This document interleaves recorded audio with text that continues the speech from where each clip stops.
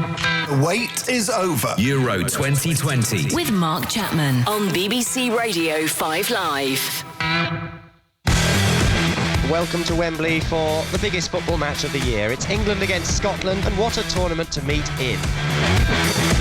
For Coleman, stabs it forward, McKimmie inside the penalty area, pulls it across and hits Pearce. I think that's the best move of the match now. That was a smashing move. Southgate with his left foot, header down by Sheringham, just wide. I'll bet the other 14 competing countries were watching that thinking, what a load of rubbish. Wasn't that a pathetic first half? Absolutely shocking. It is just a parochial little affair, unless it dramatically improves over the next 45 minutes. There's the cross in there, headed in by Shearer! Alan Shearer has got the breakthrough for England! Ball played into the near post, Jury goes down, and Adams has fouled him, and it's going to be a penalty to Scotland. McAllister with his right foot, Seaman saves for England! Fantastic save by the Arsenal goalkeeper. Well, I'm absolutely shell-shocked, to be honest. Well, thank heaven for that. Thank heaven for David Seaman. Now Gascoigne for England, lifts the ball over Hendry in the area. Oh, goal! A wonderful goal for England. Paul Gascoigne, the Scottish Player of the Year, may have gone some way to putting Scotland out of the European Championship and England into the quarter-final. What a goal that was. And you will not see a happier man alive than Paul Gascoigne at the moment. And there is no more time to go. And Paul Gascoigne trades shirts with his great Rangers teammate Ali McCoist. England have won this unique, famous occasion. That was then, this is now.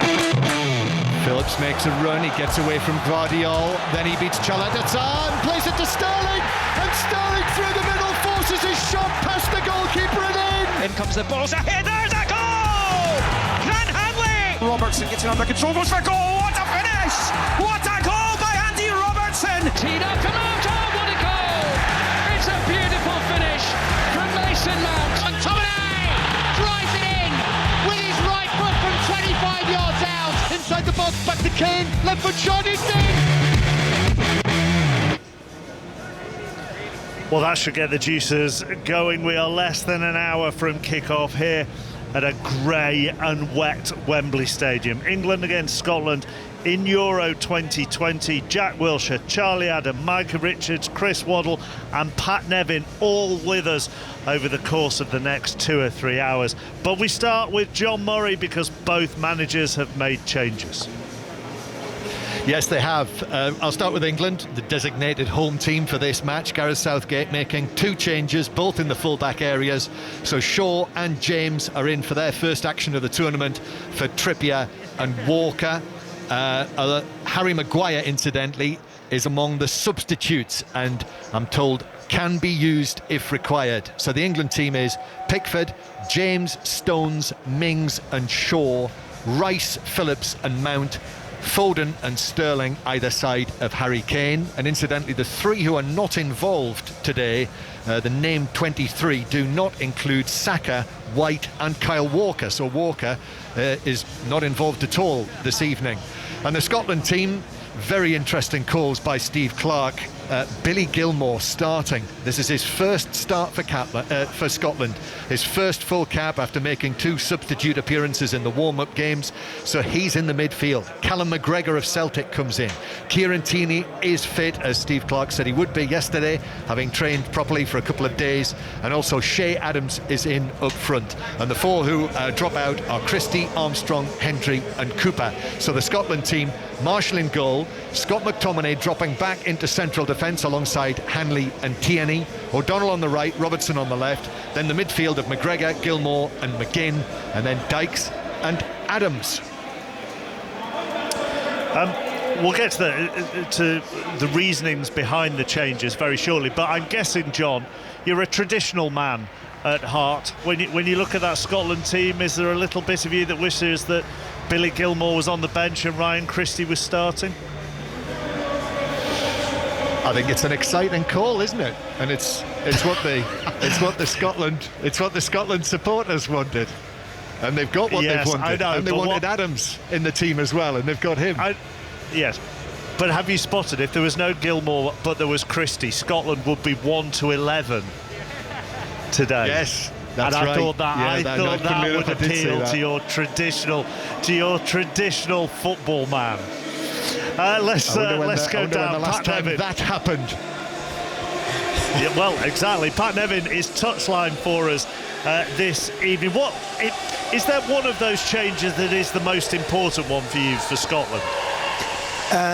Well, the most important one's Tierney back in. So he's back in alongside Hanley and McTominay. So that's a back three, which is very, very strong.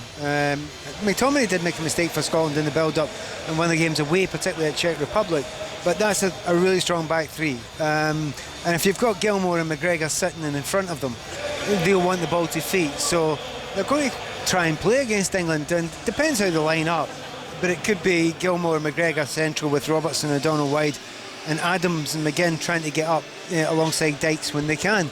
It's actually, when it's played that way, and if it is played that way, it could be really positive. As Steve Clarke thinks we've got to have a right good go at this. But yeah, the Gilmour one's big. If you ask me what I think of it, I'm not worried at all. I've watched Billy Gilmour enough. He's good enough to be able to live at this level. I just hope he has a good day, has a good game. And I'm not sitting here worried about it because he's a young man and it's his first start, because he's good enough.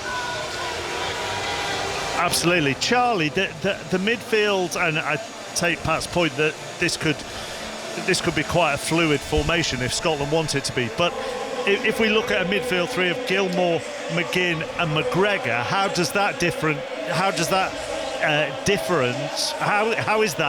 rather to a McTominay, McGinn, Armstrong midfield that we saw against the Czech Republic? Well, you're losing McTominay's height in midfield, especially against Declan, who's a big, powerful runner. Calvin Phillips is looks like they're going to play that. Mount will probably play in the hole, but I think they'll play McGregor and Gilmour together in the two, and McGinn will try and play off the two strikers of Adams and Dykes. I think they'll play up high because we will try and put a lot of crosses into the box. I think England allow you to do that in wide areas with Sterling and Foden. So if we can, I think you'll see a lot of crosses from Scotland tonight in the box, and when you've got somebody like Dykes up there who can cause that problems, hopefully we get the rub of the green. Listen, we know it's going to be an unbelievable effort to try and get anything out of this game. England are a top side with top players, but if we can have a little bit of luck and are solid defensively, keep our shape, then you'll have a chance. Chris Waddle, what do England's changes say to you? I think he wanted full-backs, so with them playing wing-backs, I think Shaw and James are going to get a lot of time on the ball, and we know James is very good on the ball and Shaw's very good on the ball. They like to come in and join in. I don't think Trippier and Kyle Walker did anything wrong. The only thing I can look at is that these two are very, very comfortable in possession, and that's the only thing I can think of. I don't think they've put them in to stop Robertson or stop Tierney's left-hand side when they come down. I just think he's put them in because they're good on the ball and they can join in. Foden will occupy Robertson, so he'll take him back. James will get a lot of ball if he steps in. Same with Shaw, because Sterling will occupy O'Donnell. O'Donnell's not going to leave Sterling.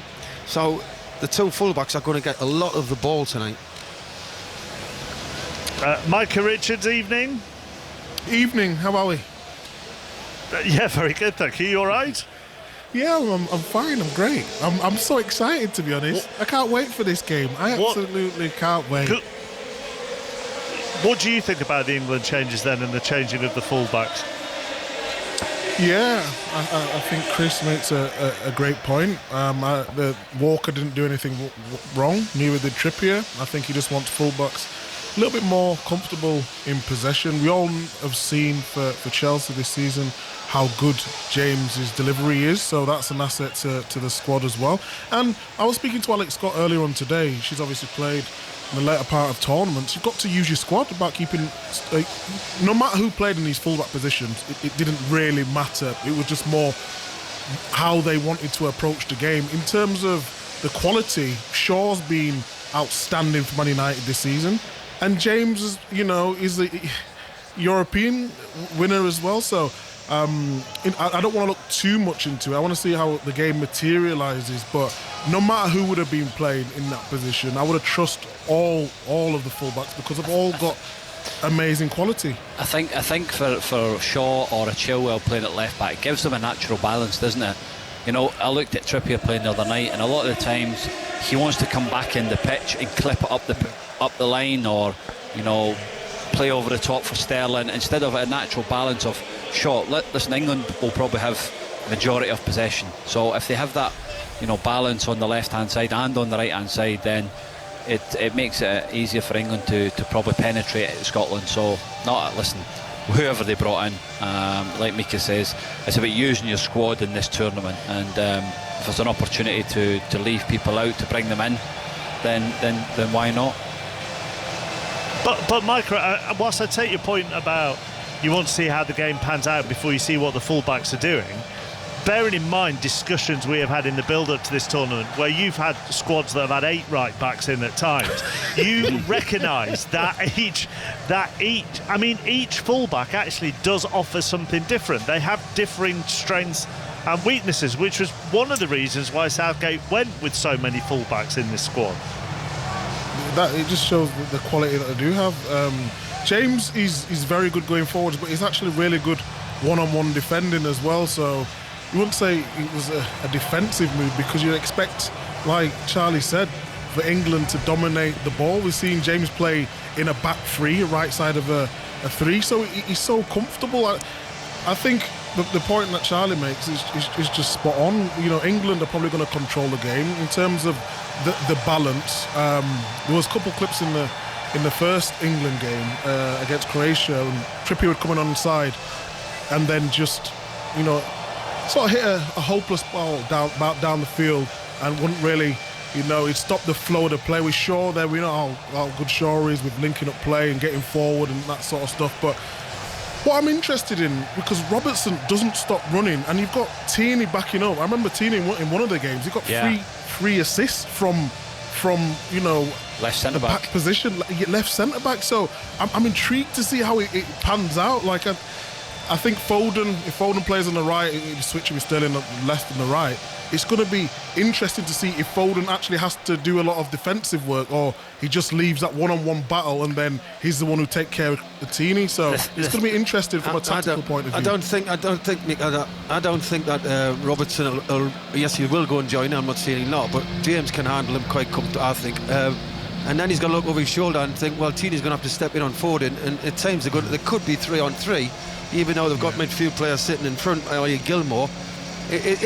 When you look at it, it's really, I think Scotland's going to set up as if to say, like, come on England, we'll bring one, we're going to hit on the break. I don't think they're going to say, let's go high up the field and let's press England back. I can't say that at all. I think they're just going to say, look, we'll wait with time, we'll bide with time, and when we get the opportunity, we're going to try and exploit it on the break. And that's what they're doing. So the two fullbacks for England tonight will just have a lot of the ball, and it's how they are brave enough to go forward with it and step in and say, yeah, we are coming forward as well. And that's basically saying to England, come and beat us. Yeah, I would agree with that. But if you look at their midfield, McGregor, McGinn and Gilmour, they're all very comfortable on the ball. I don't look at this, Scotland line up and say we're coming here to defend. They've actually got real good qualities. Johns McGinn, left foot, is really good. Gilmour, controls the tempo of the game. And McGregor, he looks very nice on the ball as well when he was playing for Celtic. So I don't see this as more a defensive. They're going to sit back and just try to counter-attack. I actually think they can control this game in that central midfield area as well. How I would be looking at it as a Scotland side of it now is that they'll be waiting, because Reece James will want to play high, Shaw will want to play high, and you'll have basically 2v2 at the back, and with Gilmour and McGregor in here are comfortable on the ball, McGinn running from midfield, we'll just be trying to play balls down the side, hoping somebody like a Mings or Stones, they make a mistake, or Adams gets in a race with one of them, and do things like that. But no, listen, Scotland won't come at attack. They'll sit, they'll wait, and there'll be opportunities when, if Stones is driving with the ball, there'll be opportunities when somebody has to go and jump to him to force him down the line. They won't have it pretty and easy, but No, I think it's defensively. It'll be organised. There'll be a shape to go from, and then they'll press from there. But yeah, listen, we're not under any illusions that England are a better side and they're going to cause problems and they're going to have a lot of the ball. It's what we do, closing the gaps, not allowing Foden and Sterling coming in between the lines and getting turned. Harry Kane dropping off. If he drops off and gets turned, then it causes problems. So that's where Hanley's got to go and play and press him inside, and the other two centre backs tuck in, and they're going to be a back five at times. Whilst you heard everybody talking, the Scotland team came out to warm up. The one thing that strikes me, Pat, and I know you're pitch side for us, but the Scotland team are at the other end, so I've got the sort of overview of them. The thing that struck me was, along with Kieran Tierney, who, as we know, always comes out in a T-shirt to warm up, always short sleeves, the only other player in a T-shirt out there in short sleeves, all the other Scotland players have got their tracksuit tops on, is Billy Gilmour. Obviously. Billy's like that. I mean, people are just getting to know what Billy's like just now, but he's not the tallest of players, but he will mix it with absolutely anyone. He will not be affected when, be it the physical side, be it the psychological side. He will not be phased at all. And as we know, I mean, a lot of people, with their first real look at him was when he was playing against Liverpool. He dominated the midfield. So you don't ask a kid to walk on and do that and not think he can go in this stage as well. So yeah, both of them are desperate. They're up for it. They're getting their first starts, obviously, of this tournament. So they're going to be big players for it. And I'm really intrigued with a number of things. I mean, you could pick this game apart completely even before it starts. The 2 against 2 that's going to be at England's backline, Mings and Stones against possibly Dykes and Adams. Adams getting there when he possibly can. Now, that's a big call for Dykes, because he's going to try and have to win in the air against Mings and Stones. I think he'll try and spend a lot of his time on Stones and try ruffling him up as much as he can. But if James and Shaw do go, which they love to do, that'll leave an area for them two to run into, and I'd say particularly Adams. And that's an area that certainly Scotland, if they're pushed back, like Chrissy was saying, they expect Scotland to be, that's fine. Just play a long up channel there if there's a gap. There's 2 players there, I'll chase it, and then you'll get a chance for them again to come on and help them. So, as you can tell, I'm getting a wee bit excited about what Scotland have put out there. I quite like the look of it. I'm delighted with that. And the other player is, I know, the other player is McGregor. He's sitting there, and Mika was saying, but McGregor is a really good player. He's not had his best season, but him back there alongside Gilmour, they'll really want to get it down and play football. So this isn't an absolute backs to the wall. Scotland do actually want to play a game of football here and try and pass it through England as well. That's going to be tough, because England are very good in that midfield. You can tell that though as well. Scotland wear yellow shirts and blue shorts.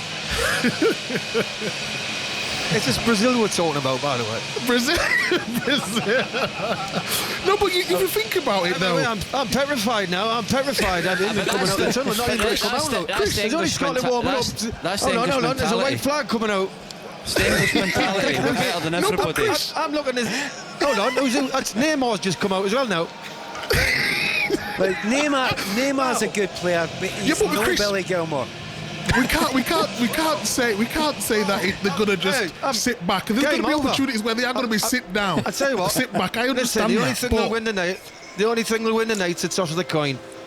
And I hope we don't win that either. You've got better confidence there. You've got a better confidence. We played it down. You remember Charlie's first words when he came on here? Well, look, we're second best man to man. You just described every player as if he's like £200 million each. Yeah, to be honest, they're decent players. They are good players. Getting this team. They are good players. I'm not saying they're not bad players, but hold on. Listen, we've been beat from Kazakhstan recently. We've just got to enjoy things like this. Yeah. No, to be honest, it's almost like going on Twitter. You say one positive line, then people then say you've rubbished the other team. We've not rubbished the other team. England, player for player, are miles ahead of Scotland. We know that. However, Scotland have set up how we're going to describe England in the best possible way. By the way, you'll let us describe England. We'll tell you how good they are as well. I will. The way you've described Scotland, no problem. But let me. It's quite hard to manage this, because the way the technicals are here, it feels like my signal goes to the moon and back before it reaches anybody else's ears. So to try and have a measured debate when we're all on different delays is slightly impossible, really. But The final thing from you, Charlie, because I know you have to leave us in a moment, and I know Chris partly has his tongue in cheek with all of this, but what the Scotland selection has done, and you can hear that with Pat, is the Scotland selection has all of a sudden, I think, just given Scotland fans a bit of energy and maybe a bit of belief that the lineup against the Czech Republic didn't give them. Well, there's no point us come here and just think because we're playing England they're a good side, let's let them have the ball, it's Harry Kane, it's Raheem Sterling. No, sure, listen, the respect is there, they're good players, the top players, the world class players, but on your day, you know, an underdog can have their day, and that might be tonight. And you know, the last 2 European wins that we've had in the Championships, 18th of June. There you go, there's an omen for you. Good. There you go. There's another omen and more positivity. Charlie, thank you, Charlie. Back at half-time here on 5 Live Sport. Chris Waddle, Pat Nevin, Micah Richards with us. Let's hear from the England manager, shall we? Gareth Southgate spoke to John yesterday. Does what happened in the first matches actually change anything going into this match? The fact that you won and the fact that Scotland lost? Well, difficult to say how it's affected mentality and preparation and how people feel. Reality is that this is in some parts a unique game anyway, and I think the outcome of the last matches is not important in terms of the outcome of this game. That's going to depend on playing well on the night. So the consequences of not winning are different for both teams, but we've just focused on preparing this game as we would for any other, looking at the tactical problems that Scotland pose and the tactical problems that we've got to solve to try and break them down. But can you play at all on the fact that it is, for Scotland, a must-not-lose match? Well, we can't affect their approach or outlook. We have to, of course, compete with them, and we have to make sure that we're ready for everything that they send our way. But we can only control our own approach and our own outlook on the game, and that's what we've spent our time on this week, really.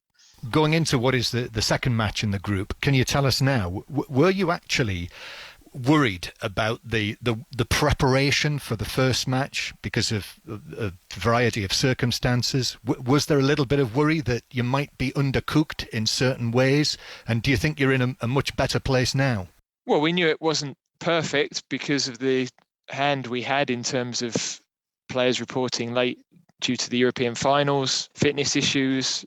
So, but, you know, we prepared in the best way we possibly could. And of course, with international teams, you are used to having only 3 days to prepare for a game sometimes. So it's not perfect. It's not what we had going into Russia. And we've, of course, still got players coming back to full fitness. But we were able to get a good performance, one that we can improve upon, and one that we've got to, you know, certainly strive to improve upon to be able to go further in this tournament.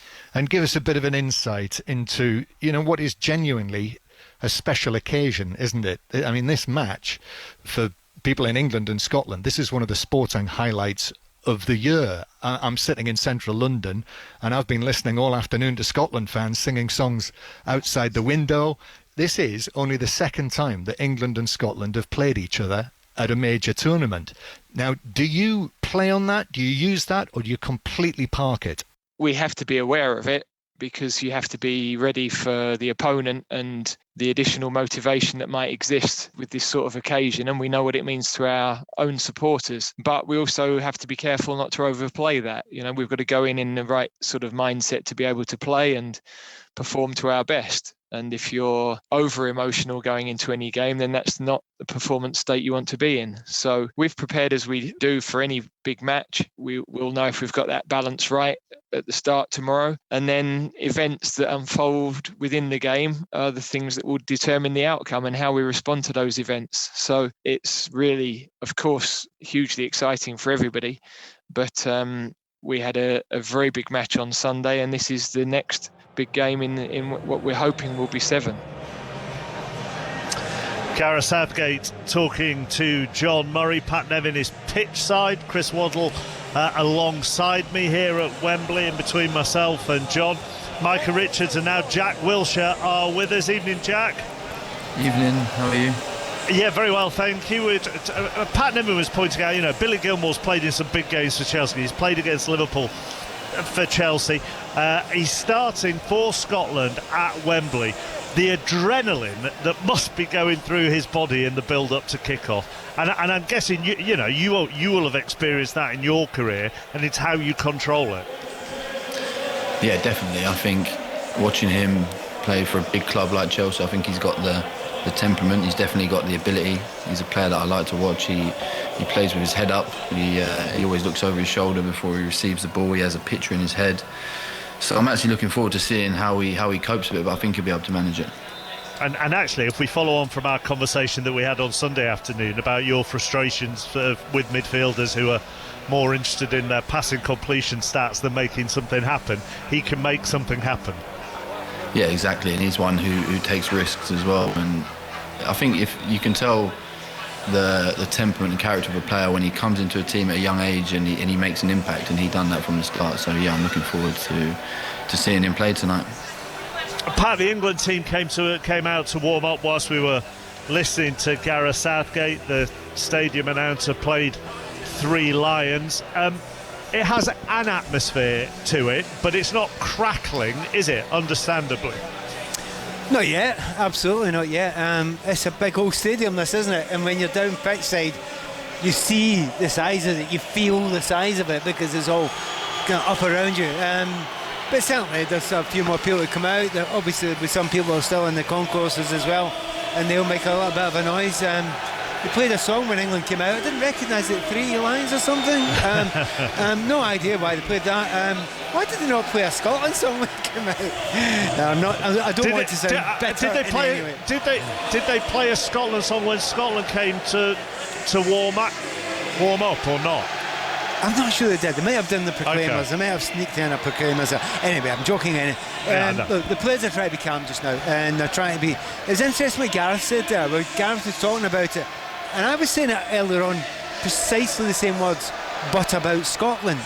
Look, you need to be up for it. But you cannot be too carried away with this atmosphere, with this build-up. So I actually think, I know Clarkey had to almost calm the players down to some degree. Didn't expect Gareth to be saying exactly the same thing.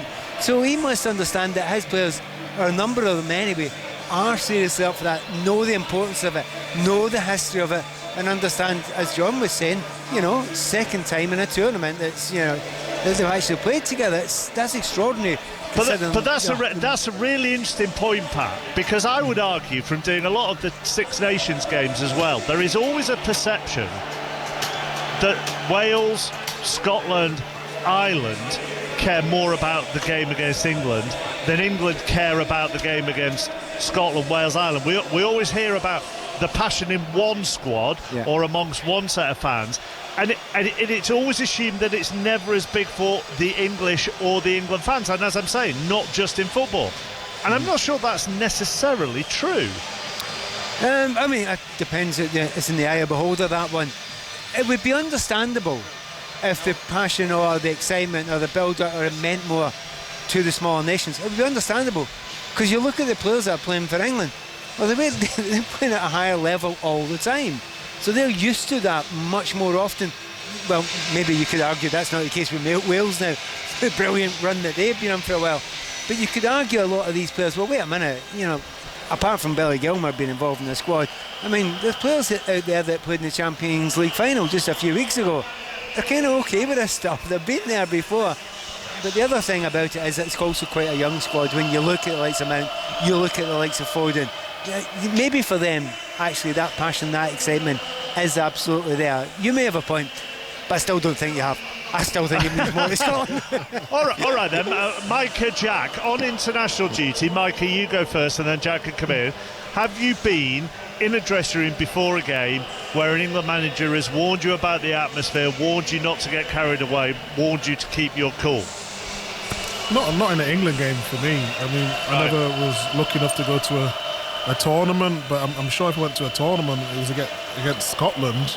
100%. It's a derby. No matter which way you want to dress it up, it's a derby, and this is the one that you want to win. This is the one that everyone's going to be glued to, and this is a massive, massive game. So yeah, a manager's not said that, but if I was playing Scotland in the Euros, of course he would be saying that. Jack? I was fortunate enough to play in 2 England v Scotlands, one at Hampden and one at Wembley. And I remember before the Hampden one, Roy Hodgson saying, listen, we have to play the game, not the occasion. And he was telling us about the history and everything, but we felt it as well straight away. I remember walking out at Hampden and feeling the passion in the stadium. The Scottish fans booed the whole anthem. And the game was hectic. Like it was almost like a Premier League derby, like the derbies you play in the Premier League. And I mean, it wasn't until we scored the first goal after 30 minutes where it sort of took the sting out of the game and we could settle down. And so now I think, listen, the England boys are going to be bang up for this one, and it will be a fight from the start. But I think that's the point, isn't it? Hang on, Pat, just a final one with Jack on that, is that Roy Hodgson could have said whatever he wanted to say in that dressing room, but you come out of the tunnel at Hampden in that atmosphere and then the anthems, when that game starts, you are surely, no matter how professional you are, no matter what your manager says, you are carried on the wave of the atmosphere. Yeah, of course. And as players, I think you get that little buzz in your stomach before a game when, if you're getting booed, you want to show everyone and prove to everyone and take the sting out of the game. And yeah, honestly, I think that is one of the best atmospheres I've ever played in. I've never felt like that walking out into a stadium. And it was almost like you could feel the hatred from the Scottish fans and the passion they wanted. They wanted to win so bad, and we actually dealt with it really well. So I hope that they can do that tonight. Pat. I'm playing a couple of games, one at Hampden and one at Wembley as well. And I have to tell you, Sir Alex Ferguson never said, play the game, not the occasion. He wanted that occasion played. He seriously wanted us to play the occasion. It's really funny. Neither way is right or wrong. Absolutely neither way is right or wrong. And it may well be that for Scotland it's better to play the occasion, because that will get you in a certain frame of mind you've got to be in. And certainly when we came here with Sir Alex, or just Alex Ferguson, he was at the time, he had absolutely had the lads whipped up afterwards. And still to this day, I have to say, walking into that dressing room afterwards, seeing his face, I've still got a slight shiver, because we get beat and it didn't matter how good England were. He was absolutely fuming, absolutely. And he kept it in, he kept the lid on it, but his face, the lid was just about to explode. No, well, my experience was you got to win, and a lot of the players at the time for Scotland were playing in your club sides and all in the top league, where Premiership it is now. I mean, it's changed slightly now, but I think there's 8 playing in England out of this 11, I think. So it's a massive rivalry. Listen, put it all. Anybody who says play the occasion, it's hard. I mean, the atmosphere. Look, it's not even going to be full tonight, and the atmosphere's starting to buzz now, and it's a massive game. Listen, whoever says let's you go out and just play your normal game, you can't. I'm sorry. This is as Mick said earlier. This is equivalent to a derby game, a massive derby game. When you used to get booed, Micah, did it fire you up? I've won a few derbies in my time against your lot chappers anyway, so it's certainly... that's because even though we didn't know each other at the time, because I was booing you, that's why I used to win the derby. Exactly that. No, but Jack's exactly right. You're going out and you're playing against Scotland and they're booing you, and it gets you up for the game. And when you're going out for a derby, Man City versus Man U, I was lucky enough to go to Celtic Rangers as well, and the atmosphere, once the fans are giving you some sort of abuse, they just say we're in for a game, and it almost makes you play better. I know, and that's what you want to be a footballer for, to show you can do it on the big occasions. So I didn't care if anyone booed me or tried to put me off my game. That would only just make me play better. Gareth Southgate looking quite thoughtfully around Wembley at the moment. He's in his technical area. He's got a dark suit on, but he's got a white version of the blue knitted polo shirt that he wore in the pre-tournament friendly. So he's looking around. There was a big cheer from the Scotland fans just 20 seconds ago as the camera in the stadium focused on Billy Gilmour. We'll continue our build-up to England against Scotland. It's an 8 o'clock kickoff, full commentary here on 5 Live. After we go to Russell Fuller watching the All-British match at Queen's. England against Scotland here. Jack Draper, definitely of England, world number 309 against Cameron Norrie, with the Scottish father, albeit Welsh mother, and a house in England, and it's very much going Norrie's way. He's won the first set 6-3. He leads the second set by 3 games to 1. Earlier, Dan Evans knocked out by the top seed Matteo Berrettini, who won their quarter-final 7-6, 6-3. Ian Carter's watching day 2 of the US Open. England going very well here, and what a story it is as well, with Richard Bland, 48 years old, the British Masters champion, 5 under par for his 16 holes today. At 6 under par, the 48-year-old is leading the US Open by 2 shots from the overnight leader Russell Henley, who has yet to tee off. It's not been such a good day for Rory McIlroy though. 2 over par for the 11 holes he's played. He's tumbled down the leaderboard, and at 1 over par is currently 7 shots off the lead and in a share of 30th place. Thank you, Ian. The Andrew Balding trained alcohol-free won the Coronation Stakes on day 4 at Royal Ascot. The opening day's play at the World Test Championship between India and New Zealand was abandoned without a ball being bowled in Southampton. England's women frustrated by the weather in Bristol. India were 83 for 1 when play was called off for the day in their second innings, and that means they're still 82 runs short of making England bat again. Let's go to Newcastle now on 5 Live Sport. Rowan Bridge is with England fans. Yes, I have to say, football in this town is the closest thing there is to a secular religion here. So it's perhaps not surprising that there's 700 tickets for the fan zone in front of me sold out in a few hours. You have just missed out on the entire place singing Wonderwall. The atmosphere is absolutely electric. I can tell you, the unofficial dress code this evening seems to be World Cup squad T-shirts. So you can take, there's quite a few 1982, we've got 66, and a few Euro 96 tops in there. I've seen a few Shearer and Teddy Sheringham tops as well. I have to say, there is an awful lot of confidence amongst this crowd that England are really going to give Scotland a pasting this evening. They're near northern neighbours here in Newcastle. So there is a lot of confidence in what's going to happen. And this is a town that has a reputation for enjoying a drink and enjoying a night out. And the people here are certainly hoping England get their weekend off to a cracking start. So that's the England fans in Newcastle. Next to the fan zone in Glasgow, and James Shaw. Yes, I see Rowan Bridges' Wonderwall, and I raise him Scotland Will Party, sung to the tune of Seven Nation Army, which seems to be the famous, most favourite song here at Glasgow Green on the banks of the Clyde. About 3,000 fans here, and by my reckoning that makes it the biggest collection of Scotland fans anywhere, including inside Wembley, and it is starting to buzz. There's definitely that air of excitement just building. As you say, there are boos sometimes when people see the England fans on the screen. It was interesting actually when Gareth Southgate appeared, it was quite quiet. There weren't any boos for Gareth Southgate, as though there was even perhaps a little bit of respect for the England manager, who knows. But I think the party aspect of it is really big for the Scotland fans, win or lose, and of course they know that the odds are stacked against the team. It is party night, it's Friday night in Glasgow, and people have been under COVID restrictions for 15 months. This at last is an opportunity to get out and have a really good time, whatever happens in this match tonight. Thank you very much, James. The warm-up just ending here at Wembley. You can hear Yasser Akinbougie as Scotland head down the tunnel.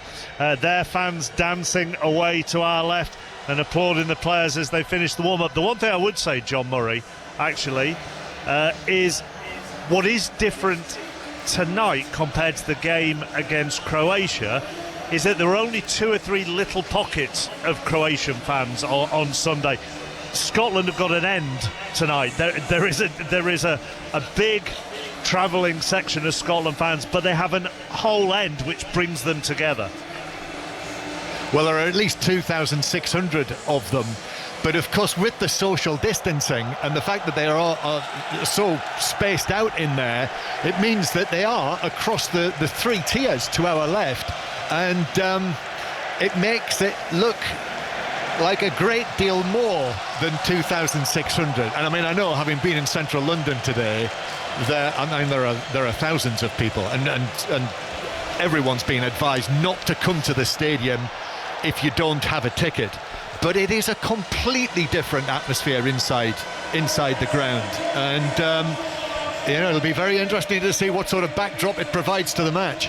Well, also, if it's Sunday's anything to go by, the social distancing tends to disappear as the game goes on, and there really was an England end in that game against Croatia with everybody grouped together. That's I'm not saying whether that's right or wrong, I'm just saying that is what happened in the game on Sunday. And Pat Nevin, from where you are pitch side, looking back down Wembley Stadium, you're the opposite end to where all the Scotland fans are. That must be quite a sight actually for you. Do you know, I thought it would be quite saddening in a way, because when we've been here in the past and the Scotland fans are in their massed ranks at that far side, and I thought it's going to be sparse and it's going to be sad. It does not look sad at all, because they've been bouncing along, singing along with every word when eventually the Scotland songs were played that, and I think it did lift the atmosphere, didn't it? You know, three lines had been played, but when the Scottish songs came on, every Scotland fan was up there singing, dancing, and it's lifted the whole thing. So yeah, there might be 2.5. By the way, I think there might be more than 2,000. Is it 600 tickets? Yeah. When I walked out of the commentary position you're in there, right? I walked down, and that's an English section, yeah? Yes. Well, unless a hell of a lot of English fans are wearing kilts tonight, I think some Scotland fans have got tickets in there as well. They're not sad yet. Yeah, you are on one wind-up mission tonight, Chris Waddle. Let's hear from the Scotland camp. John McGinn now, who doesn't want the players to get carried away with the atmosphere. It's important for us to use the knowledge of what it means to the country and the supporters, but use our heads at the same time, be cool, composed, and bring our strengths to the game. We don't want to take all our passion at the game or our emotion, because that's what makes Scotland a force to. In these games, I think when you look at the record between Scotland and England, I was surprised with how tight the results were. The English media would have you believing that the gap was humongous, so it's up to us on Friday to prove that. We'll try and be cool customers, but we don't want to take the passion out of us too much as well. I think we'll always be underdogs, no matter if we won on Monday or not. They've got a population of 55 million, we've got a population of 5. They've got worldwide superstars all throughout their squad, so we're always going to be underdogs, but hopefully it will suit us, and we've got a few wee superstars in our team as well, so hopefully we can play well and cause them problems. David Beckham is here this evening. He's just been shown on the camera, although it also looked like he was being told off by a steward for not having his face mask on, so he winked at the steward and put his face mask back on. John McGinn there. Steve Clarke has said this evening on the selection of Billy Gilmour, he says he brings good ball possession, he likes to make his teams play, he's done it for Chelsea, and I'm sure he can do it for Scotland. Interesting on the playing two strikers, he was asked if that was positive. He said you can read it that way, playing two strikers is brave, we want to try and cause England as many problems as we can, hopefully we can get the right result. Jack Wilshere, look, John Stones and Tyrone Mings are experienced Premier League defenders, but it's not often you get a dual strike force now in top level European football, so this will be something a little bit different for them. Yeah, I think it's important that England don't get too carried away when they have the ball. I think it's important the fullbacks push on, and that's why the changes have come in, and I think they're right. But also you have to remember that Declan Rice is in there. I think you'll see him holding a little bit more. In the game the other day he was pushing on, pressing a little bit more, but I think if the fullbacks are going to have that licence to push on and try and create from wide areas, Dec is going to have to be in and around the centre-back just to give them that little extra support, because yeah, you're right, Scotland will have two up there and it's a different problem for them to face. So he becomes sort of like a shield in front of them, or maybe even part of a back three if necessary at times. Yeah, I wouldn't be surprised if you see in the build-up, when England are building up, if Dec drops in to make it a free and allows the fullbacks to push on a little bit higher. But I think out of possession he's going to be really key tonight in protecting them and stopping them getting the ball and bringing it down and bringing your likes of McGinn and Gilmour into play.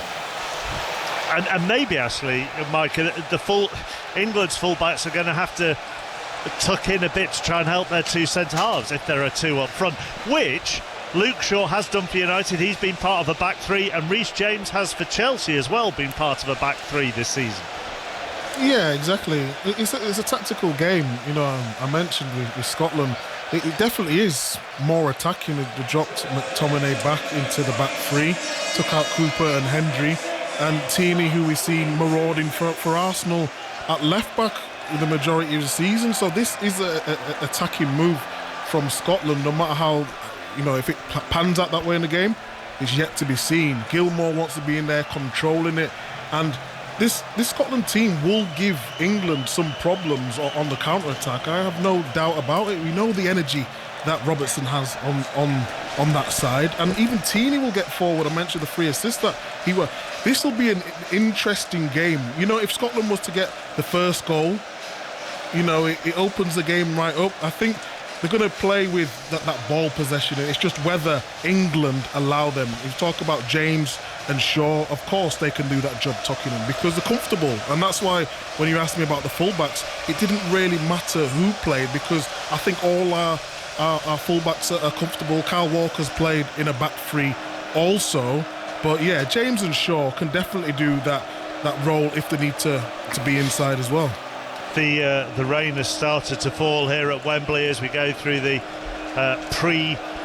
teams coming out show, and that London banner unfurled again, and shortly the shirts of the two teams will be unfurled as well. Giant shirts by the volunteers who are out on that Wembley pitch. Talking about the two Scotland strikers, to then talking about the England striker and the England captain. Does his role need to be different, or not necessarily his role? Does he need to perform differently tonight, Jack, to how he did on Sunday? Well, it's a completely different game, chappers. We're going to have a lot of possession. Scotland, I expect to be in a low block.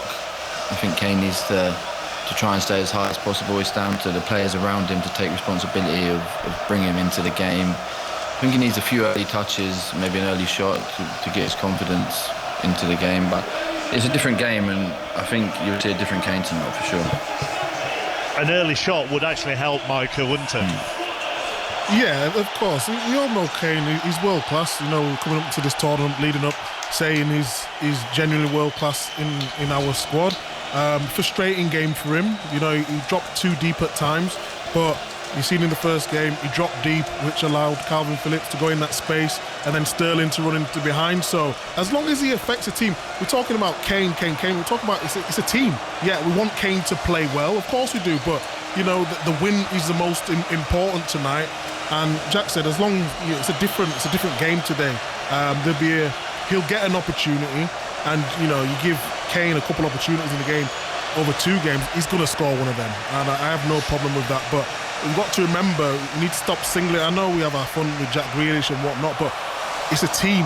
It's a team performing. Like Scotland, the way they've set up, you see John. Yeah, absolutely, Micah. I'm absolutely, Micah. It's a team, but and therefore that's my question when it comes to Harry Kane.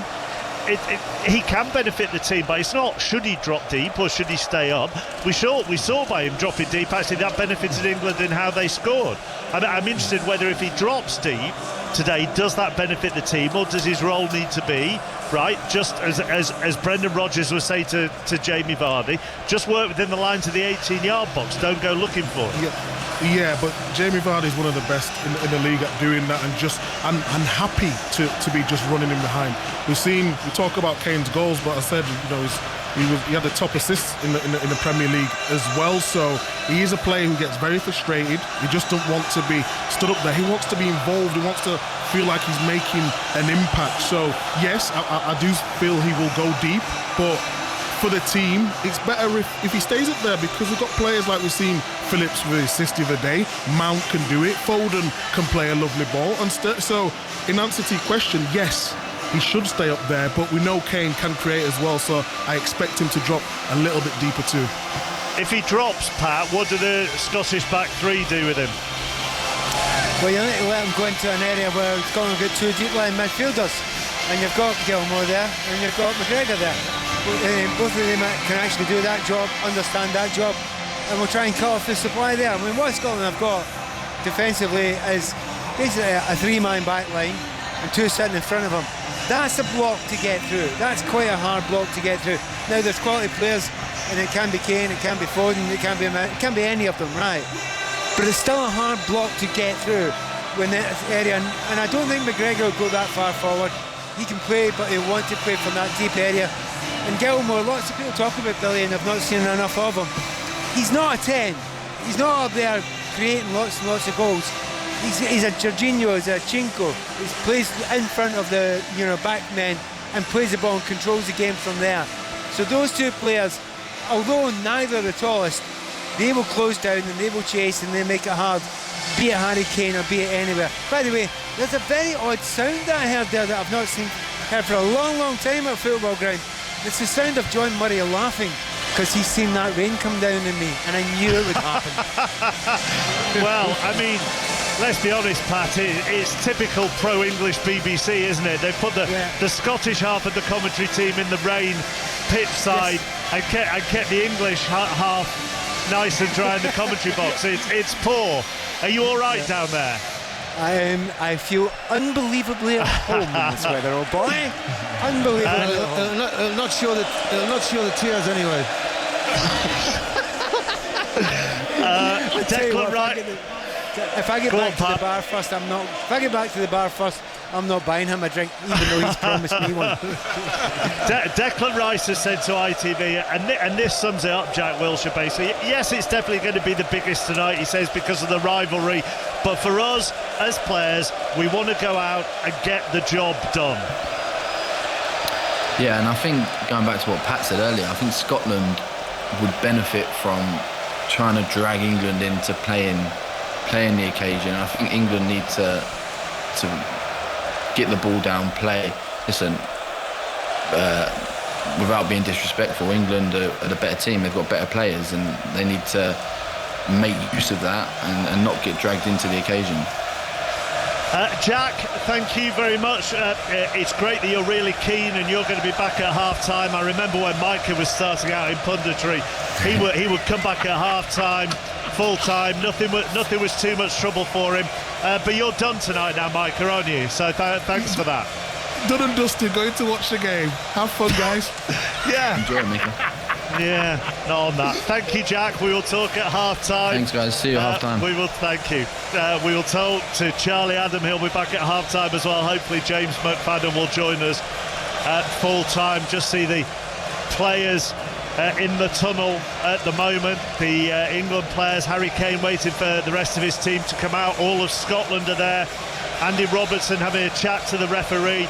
David Marshall with a towel round his neck, just took a swig of water. Is this a big game? It's a big game for all of them, Pat. I just wonder, because of what happened to David Marshall as England come out here at Wembley, what he'll be feeling going into this. Do you know what? Keepers make mistakes, and they've made them all their careers, and they deal with them, and they have to go on with it.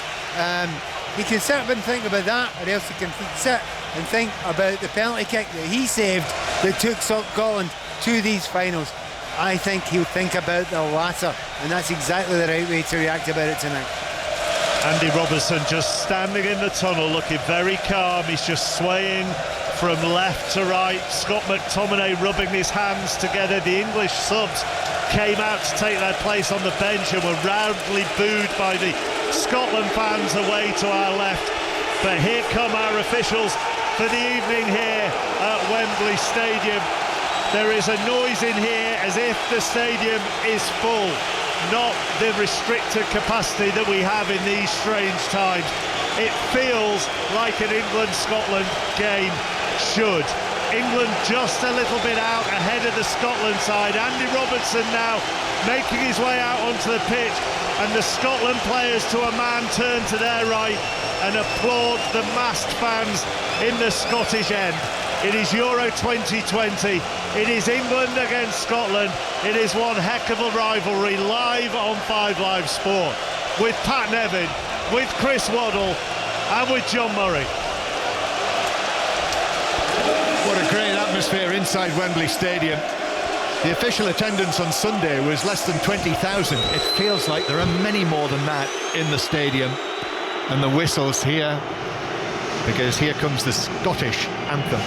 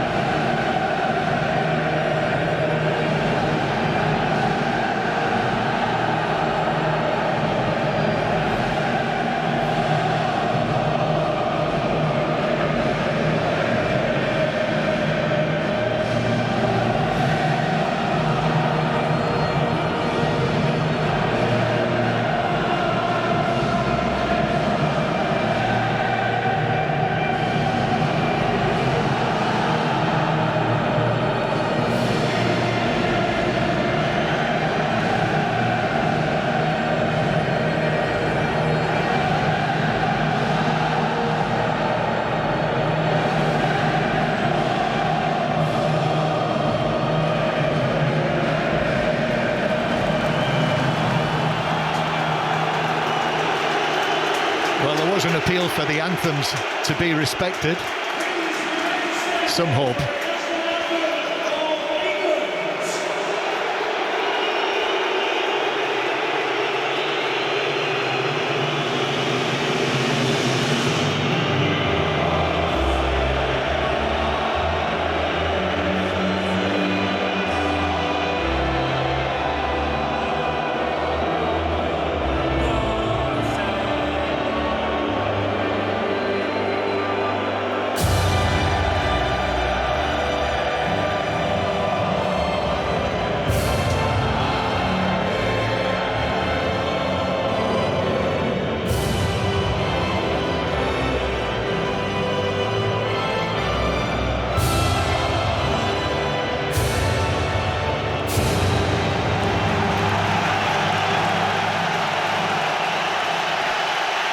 Well, genuinely spine-tingling.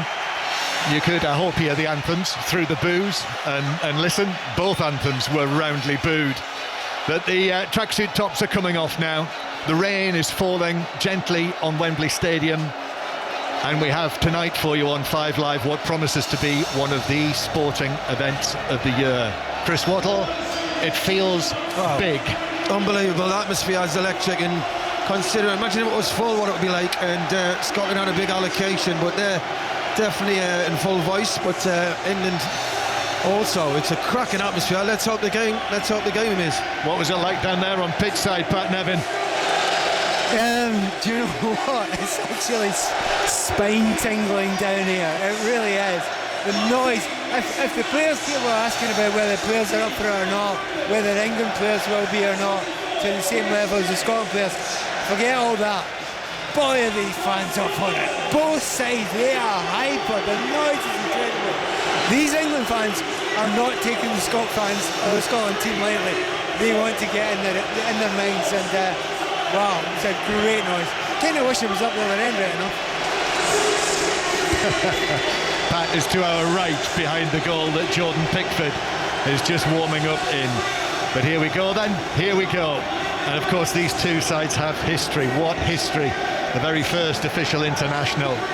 We've had 149 years of footballing memories, from 9 past Haffey to the breaking of the crossbar in 1977, to Jim Baxter here, to Kenny Dalglish and Ray Clemens, Paul Scholes, Don Hutchison, Gazza of course, right up to Lee Griffiths and Harry Kane the last time they met. And Harry Kane is just stalking around to the left-hand side of the centre circle. England all in white tonight, Scotland all in blue. And we've had the needle of the whistles and the boos for the anthems, but we're going to have a moment before kick-off where Scotland and England are going to be united. We know all of the talk and all of the discussion about the taking of the knee by the England team in the build-up to the tournament, and indeed here on Sunday. Well, Scotland, who are not taking a knee at Hampden, they're standing together, they're standing against racism. But a gesture from Scotland, Steve Clarke and the SFA, is that the Scotland team will kneel And that's what they're doing now. All players drop down onto their knees, and that is applauded loudly around the stadium in all sections. There might be boos in there as well, but they were definitely drowned out. So we're ready. It's England against Scotland. This is 2021, the delayed Euro 2020 match, 25 years after the meeting here at Euro 96, and this only the second time that England and Scotland have played each other at a major tournament. Scotland kick off, the ball's immediately fired down the right, and an England player, Luke Shaw. Well, it was a long Tierney from the kick-off, played it long diagonal. Dykes gets up, heads it on, bumps into Shaw, who's now got up and looks okay. Yeah, I think he's just taken a hand. I think Dykes' hand has just flicked him in the face. So it's nothing. It's not a head collision. It's not a head injury. He's okay, Luke Shaw. He's back on his feet. He's one of the two players who've come into the England team, the two full-backs actually. Luke Shaw at left back and Reece James at right back. The rest of the England team, Pickford in goal, Stones and Mings the central defenders. Harry Maguire is on the bench, incidentally. Rice with Phillips and Mount either side. Then Foden and Sterling wide and Kane through the middle. And the Scotland team that's provoked great discussion. Billy Gilmour in it, Kieran Tierney in it, Adams up front, and also McGregor coming into midfield. I'll run you through it in full in a moment. But England playing from right to left in the first half, as they like to do here at Wembley. Here is Harry Kane on the right. Kane to Sterling, the man who scored England's goal against Croatia, is dispossessed by McGinn. And Scotland will bring it forward from inside their own half. A couple of skips from McGregor to keep possession. And here's McTominay striding forward from his position as one of the three central defenders. But Scotland through O'Donnell turn and go back to goalkeeper Marshall. Clearance from him through the middle into the centre circle. Dykes was after it, but it's headed back to Pickford, who comes to the edge of the penalty area. So Scotland's team, Marshall in goal. The three central defenders, McTominay, Hanley and Tierney. O'Donnell and Robertson in the wing-back positions. Gilmour, McGregor and McGinn. And then Dykes and Adams up front. England 0, Scotland 0. You're listening to us on BBC Radio 5 Live. We're live from Wembley Stadium. Chris Waddle alongside me, Pat Nevin down on pitch side, and England with Tyrone Mings, who plays the ball across the back line to John Stones. And now James on the right. James getting his first experience of tournament action. What a time it is for him to be alive. Champions League winner, and now here he is with England starting against Scotland in a major tournament. Just keeping an eye on Billy Gilmour as well, Chris Waddle. You know, we just wonder how his nerves are. This young Chelsea man winning only his third cap and starting for Scotland for the first time. As England played forward, but there's a shove in the back by Calvin Phillips on Grant Hanley. The ball bounces behind anyway. It's given only as a goal kick. Yeah, England started a few passes there, getting the nerves settled, and Phillips runs down the channel, right side channel there, and it is a foul on Hanley, but he's just made it a goal kick. So but Scotland, yes, well organised. You can see the shape of them already. The three at the back, the two wing-backs are not really pushing on yet. And tight two in midfield, McGregor. And then when you go a bit higher, McGinn's playing behind the front two. They've shaped up in midfield against England. They're not going to let England control the game. Position in the group now after Croatia's 1-1 draw with the Czech Republic. We brought you earlier. So the Czechs with 4 points, England with 3, Croatia with 1, and Scotland yet to get off the mark in their first major tournament for 23 years. Looking for their first goal as well since then. A great place, great time to score it. Scotland with a throw down the right. O'Donnell's going to take this. O'Donnell level with the edge of the England penalty area. Declan Rice just hitches his shorts up his thighs. Throw-in taken short. Gilmour with an assured touch. O'Donnell's ball into the penalty area. A low shot is saved. Adams with the effort. Pickford went down to his right. There were defenders in there as well, and England have been able to clear it away. First attempt on target, Scotland, Shea Adams. Brilliant pull by Scotland. Lovely little 1-2 on his right-hand side. A great pullback. Shea Adams, all he can say is hit the target. He tried. It's a great block by Stones in a way he cleared, but good start by Scotland. Yeah, Stones standing just in front of Jordan Pickford, made the block. Scotland with the throw into the edge of the penalty area. McGilmour gets a touch, comes out. Adams now on the edge of the box. McGregor's there, but it bounces away from him. And Shaw is able to give it back to Pickford, and England clear downfield. Let's bring in Pat Nevin from down on pitch side. The Scotland attacking towards your end at the moment, Pat. Yeah, so much for the Scotland sitting back and taking a little bit of pressure. They're trying to put pressure on England. Just that start off when the ball was played long and the nod on that came from Dykes there. He will have been delighted with that, with an old-fashioned centre forward. His knee into the back of Shaw no free kick given, but laying down a marker as it was. This is old school stuff. Yeah, this is feisty as well on the pitch now. Mount with Gilmour and McGinn either side of him. Gilmour with a challenge. Chelsea teammates. Free kick England. Yeah, well, obviously there'll be a bit of banter between them, but he is picking Mount up. I've noticed where Mount's been going, he's been following him around. But yeah, Scotland, well organised, positive start. That's going to be great fun, Chris. That harks back, doesn't it, to the old days when you would see this sort of thing in the home internationals, when teammates would suddenly become enemies on the football field. Foden winning a free kick over there on the far side, in front of where Steve Clarke and Gareth Southgate are standing just a few yards away from one another. They know each other well. They've got stacks of respect for one another. Free kick that is going to be taken by Reece James. It's 0-0 if you've just switched on. You can listen on 5 Live. If you're on the move tonight, listen via BBC Sounds as well, and you can rewind the live radio, of course. Almost as England come forward, here's Phillips, one of England's men of the day on Sunday. Ball in towards Kane in a very deep position. Then a challenge comes in on him from John McGinn. Kane goes down, free kick England. Foden right in the centre circle. John, they're not give Scotland credit. They've started, I know it's really early in the game, but they've not let England settle, get their rhythm. England's trying to slow pace, trying to move the ball nice and easy. Scotland's come out the blocks very quick, and they're not letting England settle. Well, you can't argue with that approach. I feel for Scotland, it is a must-not-lose game, but Steve Clarke has been very positive. Free kick though, Foden waiting to take it, and the referee, by the way, we need to mention him. He'd be furious if we didn't mention him, I think.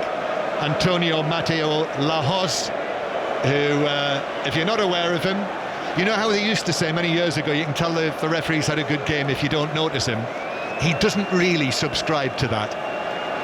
Free kick, Foden and Mount over there towards the right. Mount comes up, Mount plays it into the edge of the area, flicked by Rice, but just turned it goalwards really, and it bounced straight through to Marshall. Half chance of anything, wasn't it? The ball was very flat, what came in, and Scotland go again. Long Here ball. we go, high, long, through the middle, looking for Adams, Scotland's number 10.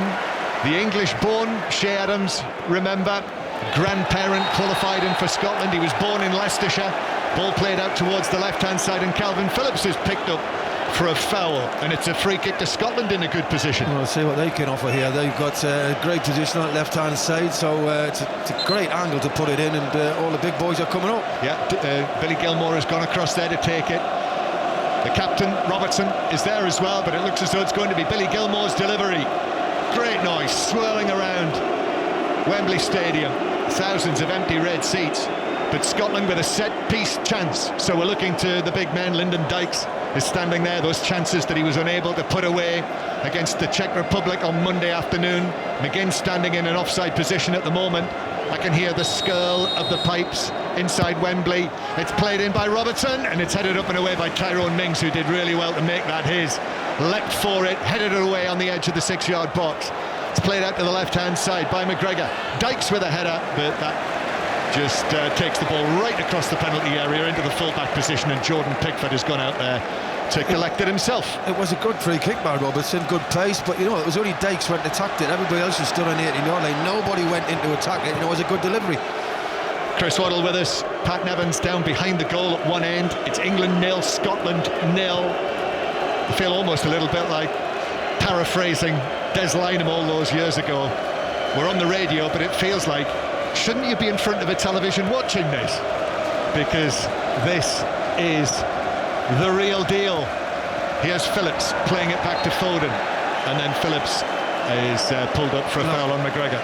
A lot of free kicks at the moment, isn't it? It really is like 1-2 passes and then a free kick, and needs to settle down the game. Yeah, well, he's an experienced guy, the Champions League referee, Antonio Matteo Lahoz. I noticed he was all over Gareth Southgate before the game. He had his arm round his shoulder. That's how he operates. He loves that sort of thing. Did you see him with the Chelsea players after the Champions League final? He was going around hugging the Chelsea players. Throw into Scotland, down the left. That is taken down the line. for the run of Adams. Dykes in the middle with a very severe haircut, Lyndon Dykes. Ball played for England and cleared. Mount challenge, no free kick. Robertson plays it in field. Yes, the free kick has been given for the foul on Mount, and it's England's ball halfway inside their own half, 0-0. I think there's been more free kicks than passes. It's just stop. There's great history that England and Scotland have, going back all the way to 1872, when they drew 0-0 in the very first match at the West of Scotland cricket ground. England coming forward purposefully with Sterling, who checks back, gives it to Phillips. Now here's James on the right. James for Foden down in the Scottish left-back position. Back to James. Looked across, plays it short to Sterling. Foden now, the two Manchester City men. Foden onto his left foot. This could be dangerous. He plays it across to Mount, onto his right foot. Curling shot takes a deflection off the back of Grant Hanley and bounces wide for England's first corner, the first corner of the match. Well, James and Foden linking up really well on that right-hand side. Eventually it comes to Mount on just outside the D. He's trying to bend that for the top corner. He could have reversed it to Shaw, who made a great overlap on the left-hand side. Mason Mount trots across there to the far side, at the Scotland end. A chorus of whistles and boos cascading down on the Chelsea midfielder. Mount standing 1 foot in front of the other. Players massed around the penalty spot.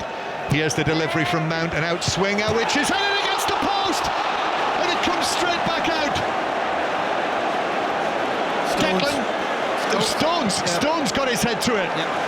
Got it brilliantly to get his head to it. It struck the face of the post and bounced straight back out, and Scotland survive. Good delivery. Scotland, to be fair, a lot of the Scotland players do mark very tight. They don't look at the ball, they're looking at the man. Stones gets a space by, gets the back of Dykes, hits the post. He'll be disappointed he hasn't scored. He's got up, he's got the power. Goalkeeper's rooted to the spot, hits the post, comes out and they clear it. Down the pitch side, Pat Nevin. Well, on the pitch level there, wow, did he get some height there? That was incredible from Stones. Well, there's nobody within a country mile of the Scotland team there. That is 7 yards out. It's central. That is terrible defending there. Got to do much better than that. By the way, can I disrespectfully disagree with Chris Waddle? The game doesn't need to calm down. Scotland need to keep it bitty as possible.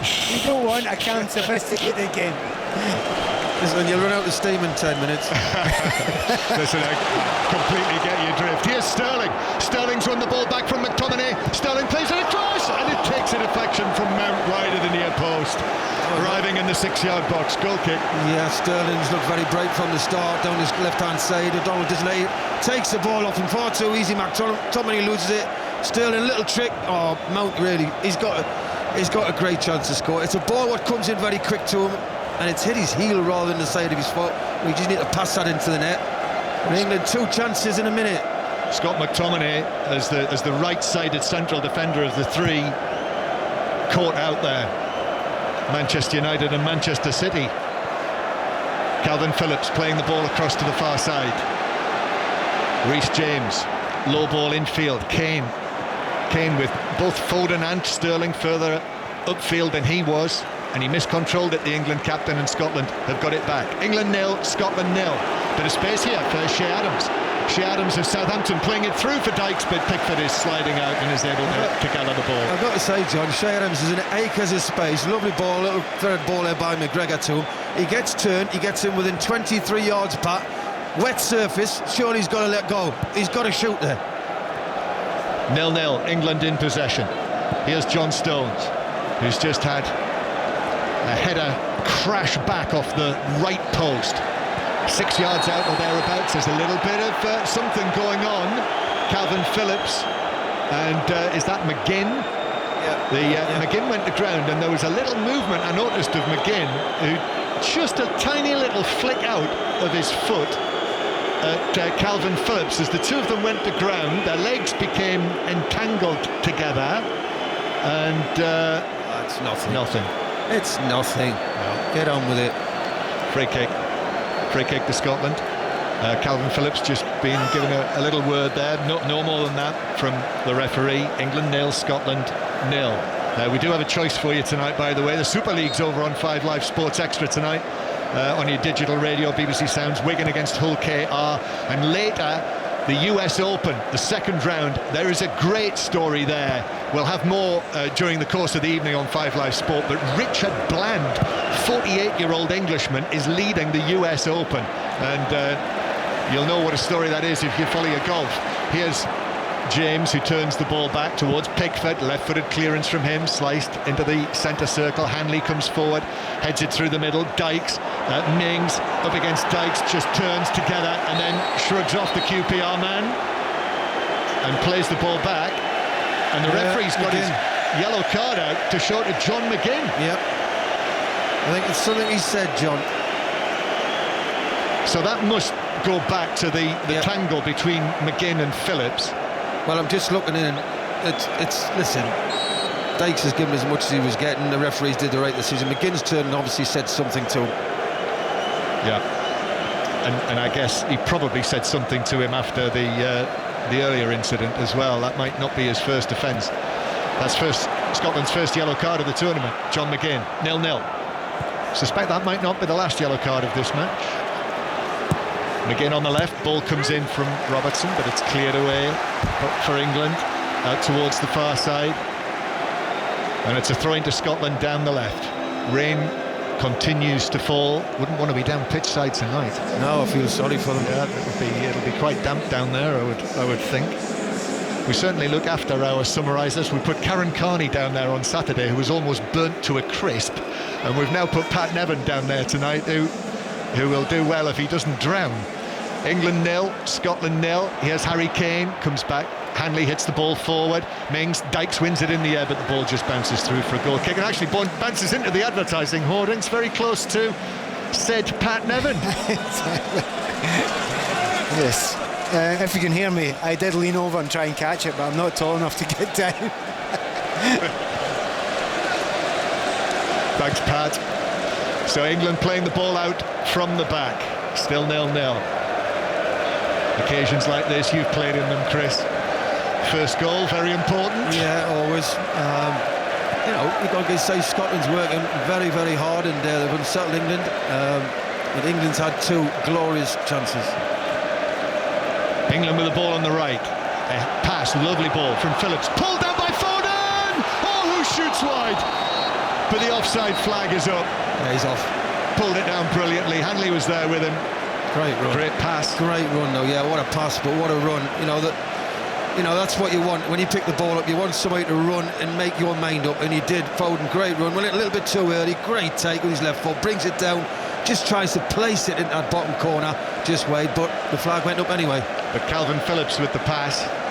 That's why they call him the Yorkshire Pirlo. Wow. I don't know if you'd like to be called a Yorkshire Pirlo, though, would you? I don't mind the Pirlo bit, but... Steady on. You're on a mission tonight. Who else are you going to upset? Aye, watch what you're saying. Scotland with the ball inside their own half. It's Kieran Tierney who plays it back infield towards Hanley. Great for Scotland to have Tierney back, the Arsenal man. Trained for the last couple of days. Harry Maguire on the bench. Could be used by England tonight. Jordan Henderson's there as well. It was his 31st birthday yesterday, the Liverpool captain, among the substitutes. No involvement for Kyle Walker at all, not in the 23. Ben White and Bukayo Saka. England with the ball inside Scotland territory. Foden, unmissable with the silver hair, as he himself, I think, described it, as opposed to blonde. Comes back to Mings on the halfway line. Mings to Luke Shaw. Luke Shaw, little ball forward, Sterling. Nice, back to Shaw.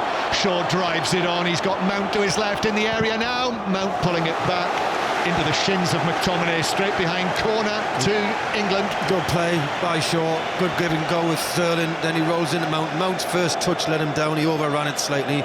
Couldn't get the ball across the 6-yard line, but he got a corner out of it. This is a corner from the left-hand side. See who's marking Stones. Is it Dykes again? It was. He let him go last time. He should have scored. Stones is just arriving on the edge of the penalty area, and Dykes indeed stands in front of him. Mings is there as well, just to his right. Rice near the penalty spot. Kane as well. Here's the delivery in towards the edge of the 6-yard box. McGinn heads it away, headed forward by Phillips, bounces back for Scotland, and now McGregor, in comes the challenge from Luke Shaw. Good challenge. And the ball bounces all the way back into the England half. And Foden is there almost in his own left back position. Yeah, quite well. Scotland looked for the counter-attack. It was a good tackle by Shaw, and Foden was chasing him back, so he picks the ball up. Foden's actually starting to wander around. He's making some good runs in behind as well. England 0, Scotland 0. Live from Wembley Stadium, BBC Radio 5 Live and BBC Sounds. And Jordan Pickford passing the ball forward towards Shaw, and then Mount scoops it infield. Foden just centrally now. McTominay heads it away back to Luke Shaw. Shaw looks up, plays it through to Sterling, controls the ball on the top of his thighs. No, he controlled it with his arm, says referee Lahoz. Free kick, Scotland. Handball, but England now are getting a lot of ball without pressure on it. Scotland playing it up towards Shea Adams. Turns towards the right, then back infield, has a look and uses little Billy Gilmour. He's a very frail looking character, actually, I'd almost say. Turned 20 last week, so a teenager no more. The reason he didn't play much last season, just 11 appearances, was that he spent most of the season recovering from a knee injury. But he was front and centre, wasn't he, of the Champions League celebrations with Chelsea. Here is Gilmour now. Mount is all over the back of him, snapping away at his clubmate. Gilmour just shrugs him off. And then that is a foul over there on the far side by John Stones, an aerial challenge on Lyndon Dykes, and it's a free kick out on the left-hand side. Well, that's a silly challenge, isn't it, by John Stones? He's not going to win it, so sometimes you have to accept that, let him bring it down and see if you can nick it off him. But that's a silly free kick to give away, and it's quite a dangerous area. Just cannoned into him, just collided into him, leapt into him, and conceded the free kick. Scotland have already had one from this sort of area. It's a little bit further out, this. So Robertson is over there with Gilmour. The line England are holding on the edge of their penalty area. Gilmour will drive it in towards the back post. It's headed across the England box. McTominay is there, got his head to it. That was headed away though for England, and it comes out for a dipping effort, which drops over the top of the crossbar from Kieran Tierney from 25-30 yards, that sort of range. So it is England 0, Scotland 0. And back down to Pat Nevin, who is behind the goal at the end. Scotland are attacking towards in the first half. Well, we described it as a right-footed shot by Kieran Tierney. You didn't have to say any more. Kieran's wonderful, many things, but right-footed shots.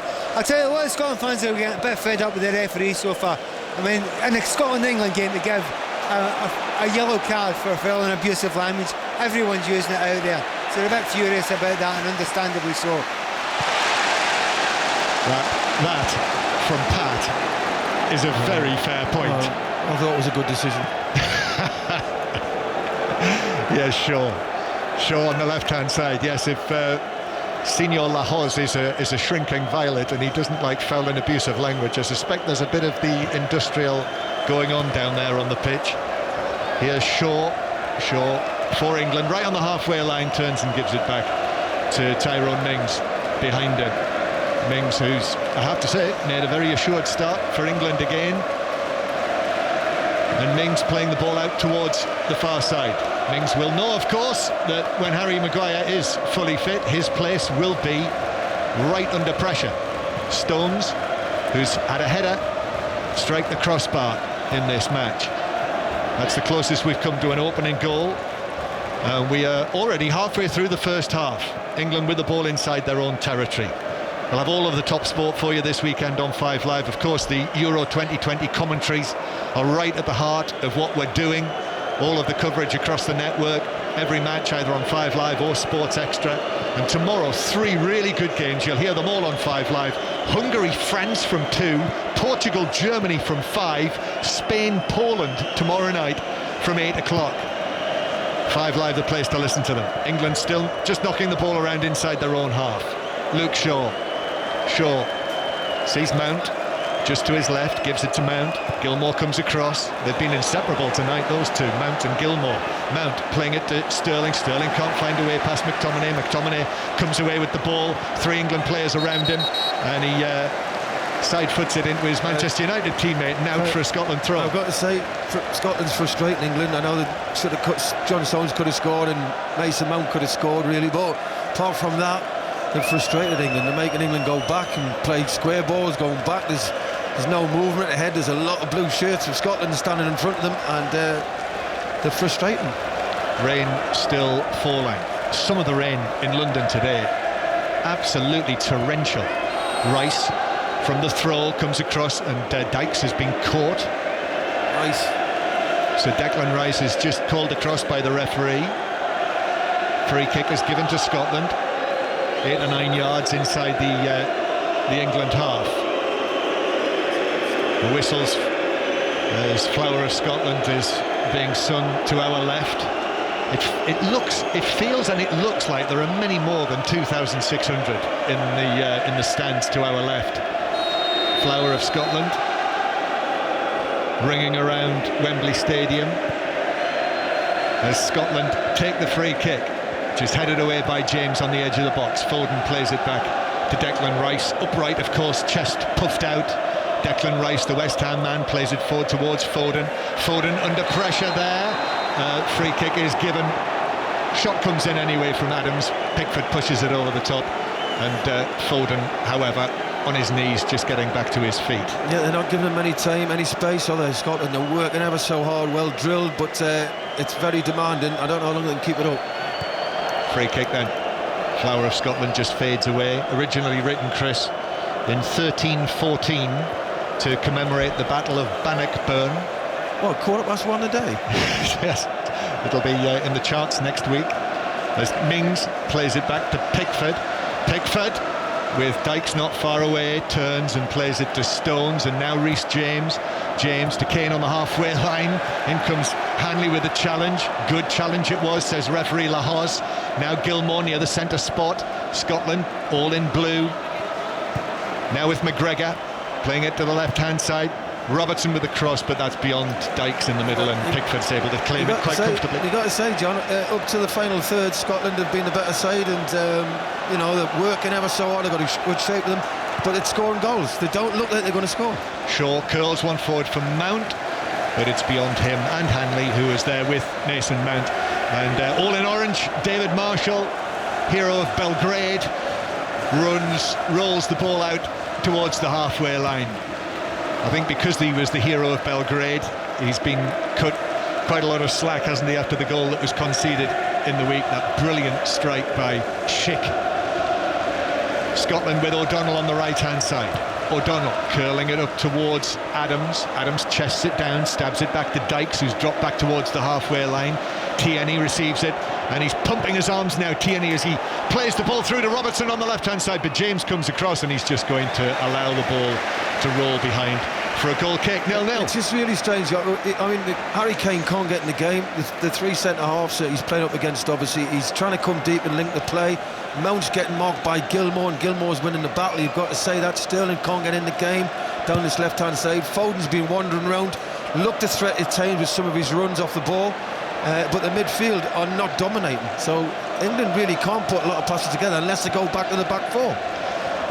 Chris, it's been much talked about, and we mentioned it on Sunday as well, but I just naturally feel and naturally think when you see Harry Kane, you need to get into the penalty area more.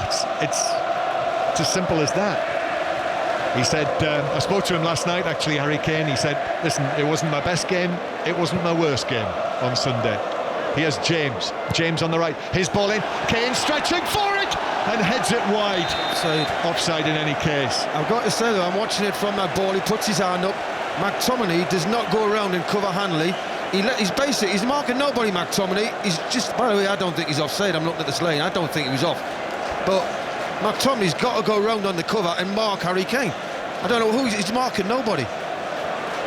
If he'd headed that in, I'm pretty certain that would have been VAR, and I think would have been a goal. Yeah, and but he couldn't reach it, stretching for it, skidded off the wet surface. Goal kick Scotland though, back down pitch side to Pat Nevin. What Chrissy was saying there, it hurts me to say, I have to agree with him completely. Scotland close, but it's going to continue to be harder and harder as the game goes on, and that's the first sight there of Scotland not closing down. The cross ball put in by Reece James, and as soon as you give him space, he is as good as anyone in the game at putting those crosses in. So yes, that tiredness will get in, and if Scotland are tired and leave space, they will be put under massive pressure. And by the way, McTominay, right centre back, turning off, that has been his problem for Scotland, and he's done it once again there. McGregor playing it out to the left-hand side. Robertson looks for the run of Tierney, the overlapping run of Tierney. This is working brilliantly. Onto his right foot, the cross to the back post. O'Donnell with a shot saved by Pickford. And then the follow-up header from Adams is put wide. But of all people, Stephen O'Donnell with a shot from the angle that Pickford got down very smartly to push away. There you go, down that left-hand side. Robertson and Tierney. Tierney does ever so well. Sells a dummy on James. Pulls at the back post. What a great strike that was. And you've got to say, what a save by Jordan Pickford. Stephen O'Donnell, he's received a little bit of criticism, Pat Nevin, since Monday. Never scored for Scotland. He was very close there. Well, he is a kind of right back. OK, he's playing right wing back, but he's a slightly more defensive player. I'm right on the line of that. That was going into the corner. You've got to say Pickford, he got his angle so brilliantly right there. And he was quite far out of his goal as well. Spot on from Pickford, and Scotland, after quite a long time, have finally looked a bit dangerous again.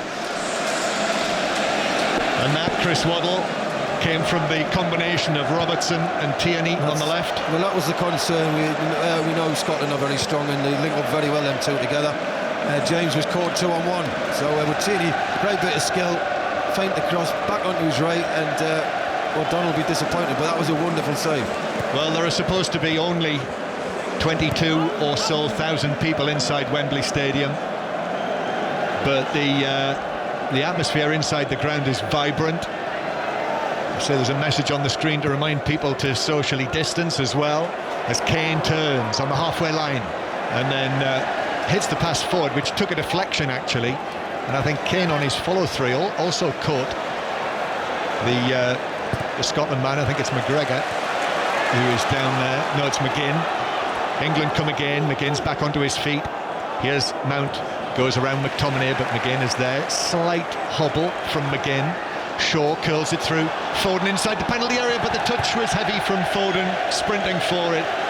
And the touch takes it behind into the hoardings. He's right next to all of the saltires there behind the goal. He's close to all of the Scotland fans in their kilts, and they gave him a bit of stick. You know what, John, you said before this tournament, I thought a lot of players will feel the pace going into these games and will tire, and you know it will catch up with them, the amount of football played. I've just looked at Harry Kane against Croatia. Yes, hot day, didn't play as well. He said it wasn't his worst game, but tonight again he's struggling to get in the game. Dykes, long ball, headed through all the way to Pickford. Very important save from Jordan Pickford just now from O'Donnell. That's the closest Scotland have come. And it's still 0-0 if you've switched onto us on this summer's Friday night. Beautiful English June summer's evening. Rain pouring down. Jumpers on tonight for the first time at Euro 2020. Stones lifting the ball to the left-hand side to Mount, and then Mount back to Declan Rice, just inside his own half. Calvin Phillips makes himself available, and the ball is turned from the Leeds United midfielder, England's number 14, to Mings. Now Reece James down the right. Dykes comes across. Foden now takes it up. Foden looks for a crossfield ball to Luke Shaw, who chests that down. Shaw uses Sterling with an angle 25 yards out, back to Mount on the left. Mount's low ball in, poor, cleared away easily by McTominay to Stones near the halfway line. Stones drives it forward towards Reece James. James to Foden, back to James again, and then Phillips. England, short passes, a little laboured, doesn't have a zip about it, even on this wet surface tonight. Rice takes it forward. Now here's Mount. I think this is as long a period of possession that we've seen from either team in the match, and it's curled into the box by Mount, a stretch by Sterling, but it runs away off his right foot straight behind for a goal kick. Yeah, patient build-up. Mount, who's playing on this left-hand side, just inside Sterling, very close to him. Sterling takes off on a run, and it's a great little clip pass by Mount from this left-hand side, and Sterling really should have brought that down. But again, you can just see England are starting to get a few more passes. Scotland are just slightly coming off the pace. 0-0. crowd want David Marshall to give them a wave, the Scotland fans, the Tartan Armoury, and he obliges before he takes the goal kick. Downfield, Dykes heads it on. Adams through the middle, flicks it infield. Mount, though, is all over the challenge and wins it back. And now Foden goes for an early ball over the top. Kane's looking over his shoulder. He looked to his left, it went to his right. And Kieran Tierney was back in position to clear it away. Arsenal against Tottenham there, of course. Here's Foden now, carrying it on through the middle. Challenges come in on him. Referee Lahoz says no foul. The crowd are incensed that wasn't given as a free kick to Phil Foden. And Scotland are able to bring it forward towards the halfway line. But O'Donnell checks back into his own half. I think the referee's done okay. I think at first I think he was blowing up a lot for little things, but as the game's gone on, he's got better. Yeah, thought he refereed the Champions League final very, very well. Dykes heading the ball through to Mings. Mings turns it to Pickford, who has to be quick there. Adams is arriving, but Pickford is able to clear into the centre circle. Hanley will be back in the Premier League next season with Norwich City. Heads it out to the far side and it bounces out of play for an England throw. It's half-time in the Rugby League. That's over on 5 Live Sports Extra. Wigan 0, Hull KR 6. And also Huddersfield 2, Salford 8 is the latest score. More on the US Open at half-time, if not before, where Richard Bland was the leader last we heard. England 0, Scotland 0 here at Wembley Stadium. England, who've never lost a tournament match over 90 minutes here at Wembley. Ball played forward for England, down into the Scotland left-back position. Mount, possibly with a little shove there. Yes, I think that's been given, a shove in the back on Tierney. And I think the referee might just have a word. Phil Foden is also in discussions with the referee. Yeah, well, he's got up and Tierney seems okay. Mount, just shoulder, just catches his neck actually. So the referee's had a word and started the play. Back down to Pat Nevin. Yeah, there's something slightly amiss here in the England bench. I think there's something wrong with one of the centre backs. Try to figure out who it is, because Harry Maguire was over there, he was shouting and bawling. He's got his shot down to dress to his shorts, ready to come on if needed. Pickford saying he doesn't know. So keep an eye on both centre backs for England just now, because Harry Maguire's ready to move. Scotland coming forward with McGinn, his ball into the box. Adams on his right foot lifts it across here to the right. Oh, it's a poor ball by Adams. He's got right underneath that, and O'Donnell had no chance, and it just floats out of play for a throw-in to England halfway inside his own half. I don't know what happened to Pat Nevin's microphone. I know. Sounded as though he was a helicopter. Video killed the radio star. It was. Buggles, wasn't it? It was.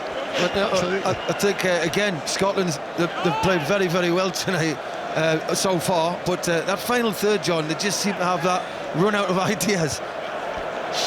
That amused me.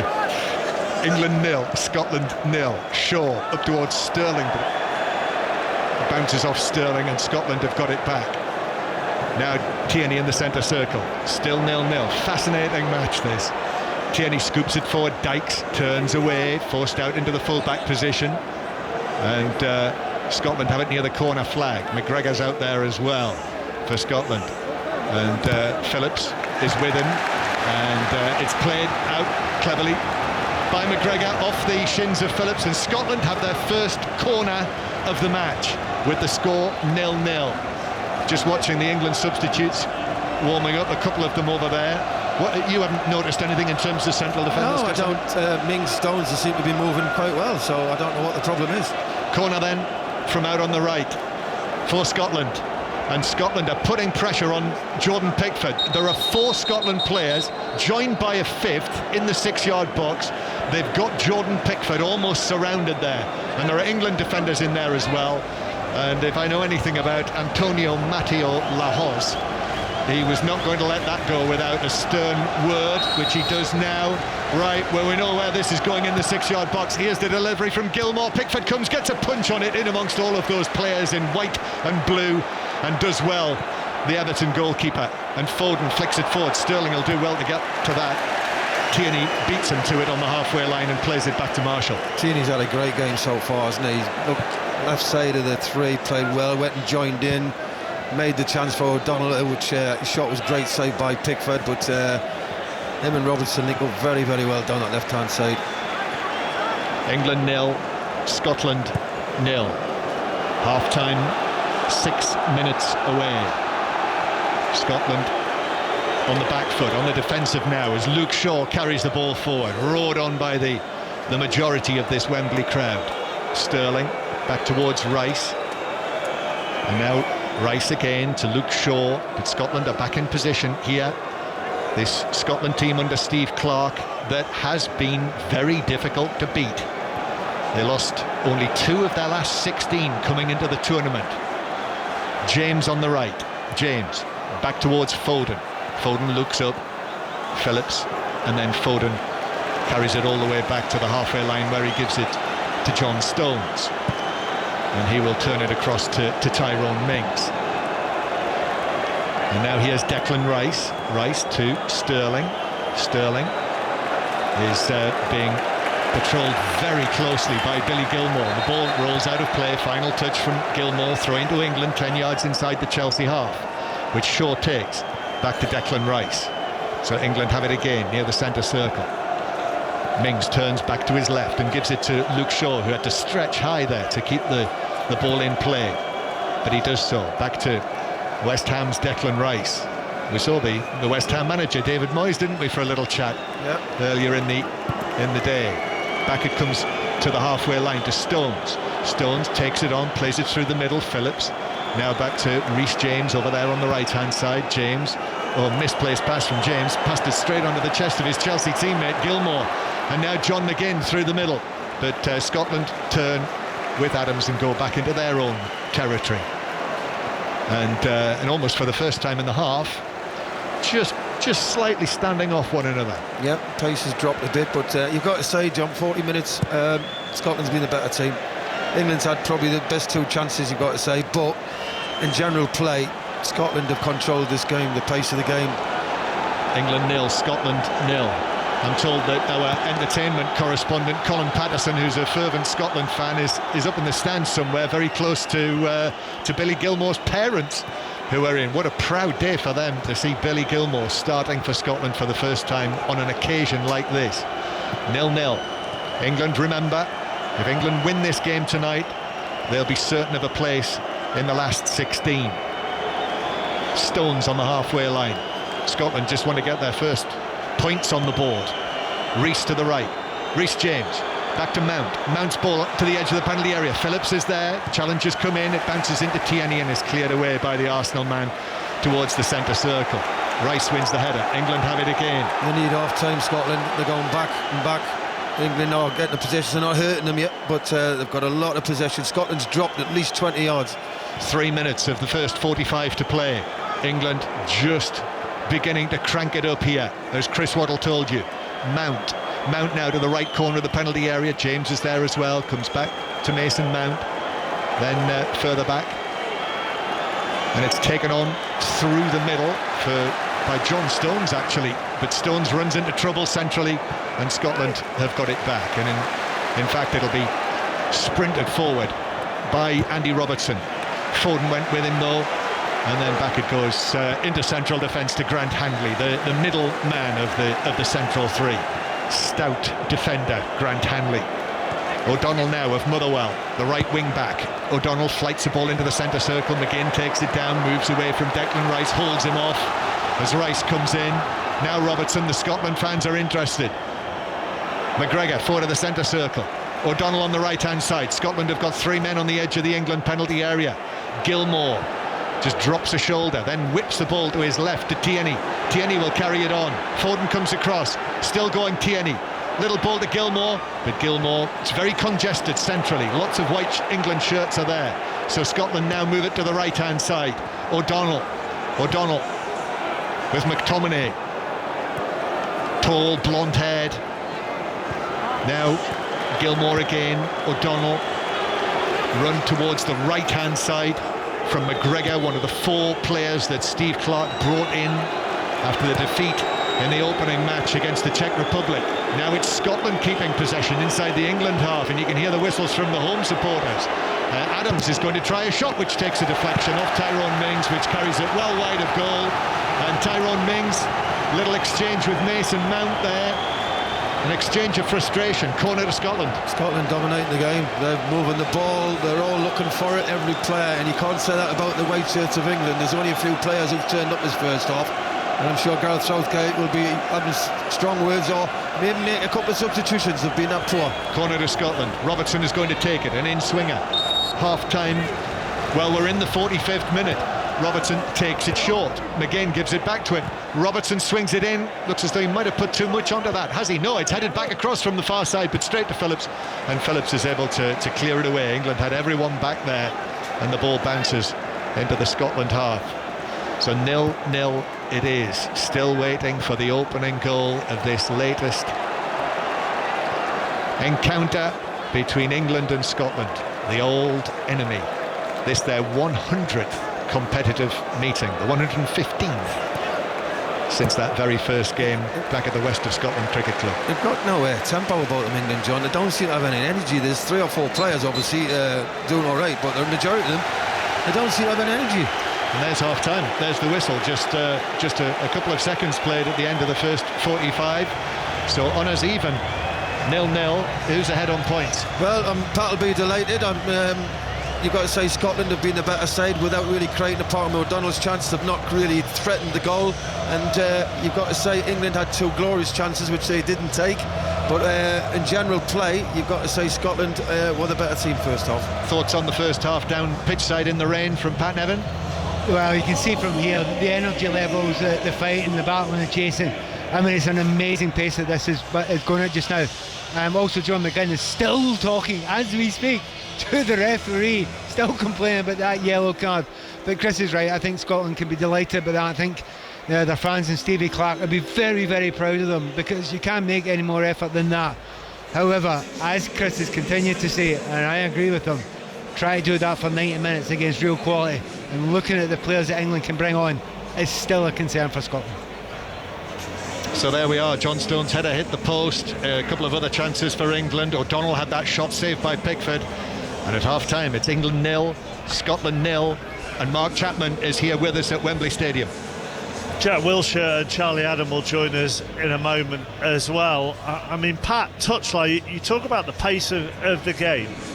It feels that Scotland, even though they haven't had anywhere near the same amount of possession that England have had, it feels that there's a purpose about Scotland, whereas England feels safe.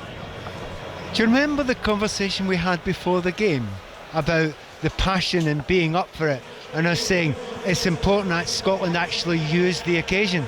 They are, aren't they? You can see they are. You can feel down here that they are. They needed to use that occasion and build themselves up to be that sort of battle. Christie said a great line about 10-15 minutes into the commentary. He goes, this game needs to calm down a bit, and I went, no it doesn't. We don't want that. We don't need that. And that's what it's been all about. It's kind of been played the way Scotland want it to play, and England want that sting to come out of the game at some point. Scotland have not let it happen yet, so call it passion, call it sting, call it energy, you call it anything you like, but Scotland want that tempo and need that tempo if they're going to get any chance again. A calm football match and England will eventually win it. Jack Wilshere, do you feel that England are being a bit safe?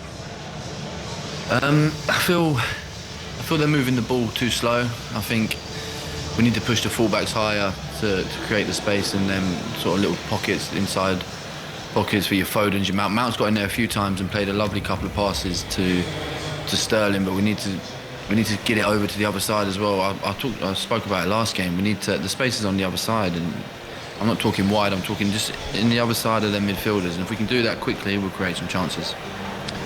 The good thing when you watch, from a Scottish point of view, Charlie, is that okay, they do try and knock it around, but what they have as well is they have an outlet, don't they, in both Dykes and Adams. So if they need to go long, they can go long, because Dykes invariably is winning it in the air, or if Shea Adams just drops slightly, the England centre-halves aren't going with him, and he then can bring it down and turn. Yeah, Chappell's, the space is incredible. The Declan's, he can't do everything, you know, and Adams is dropping into that pocket where he can get on the half turn and then run into defence, and at times Scotland are trying to put the ball in too quick, and then we got an opportunity where Tierney did a little, down the line, did a Cruyff turn, took the sting at the play, crossed it in, O'Donnell had the shot. So listen, I think Scotland have been magnificent. Like Jack said, I don't think England have moved it quick enough. I think they've had one or two little bits over the top, but everything seems to be in front of Scotland, unless it's... I noticed that it's Sterling and Mount who, once Mount gets on the ball, it's when Raheem wants to start wanting to run in behind. Apart from that, he doesn't really want to get involved in the game, and it looks everything's in front of him. Declan's a wonderful player, but at times I just want to see him get it out his feet and go and hit that long switch, or like Jack said, drop it into Foden on the in beside McGregor and try and get out to Reece James on the opposite side. So no, at the moment it's great for Scotland, but on an England perspective, it's not the levels that they expected.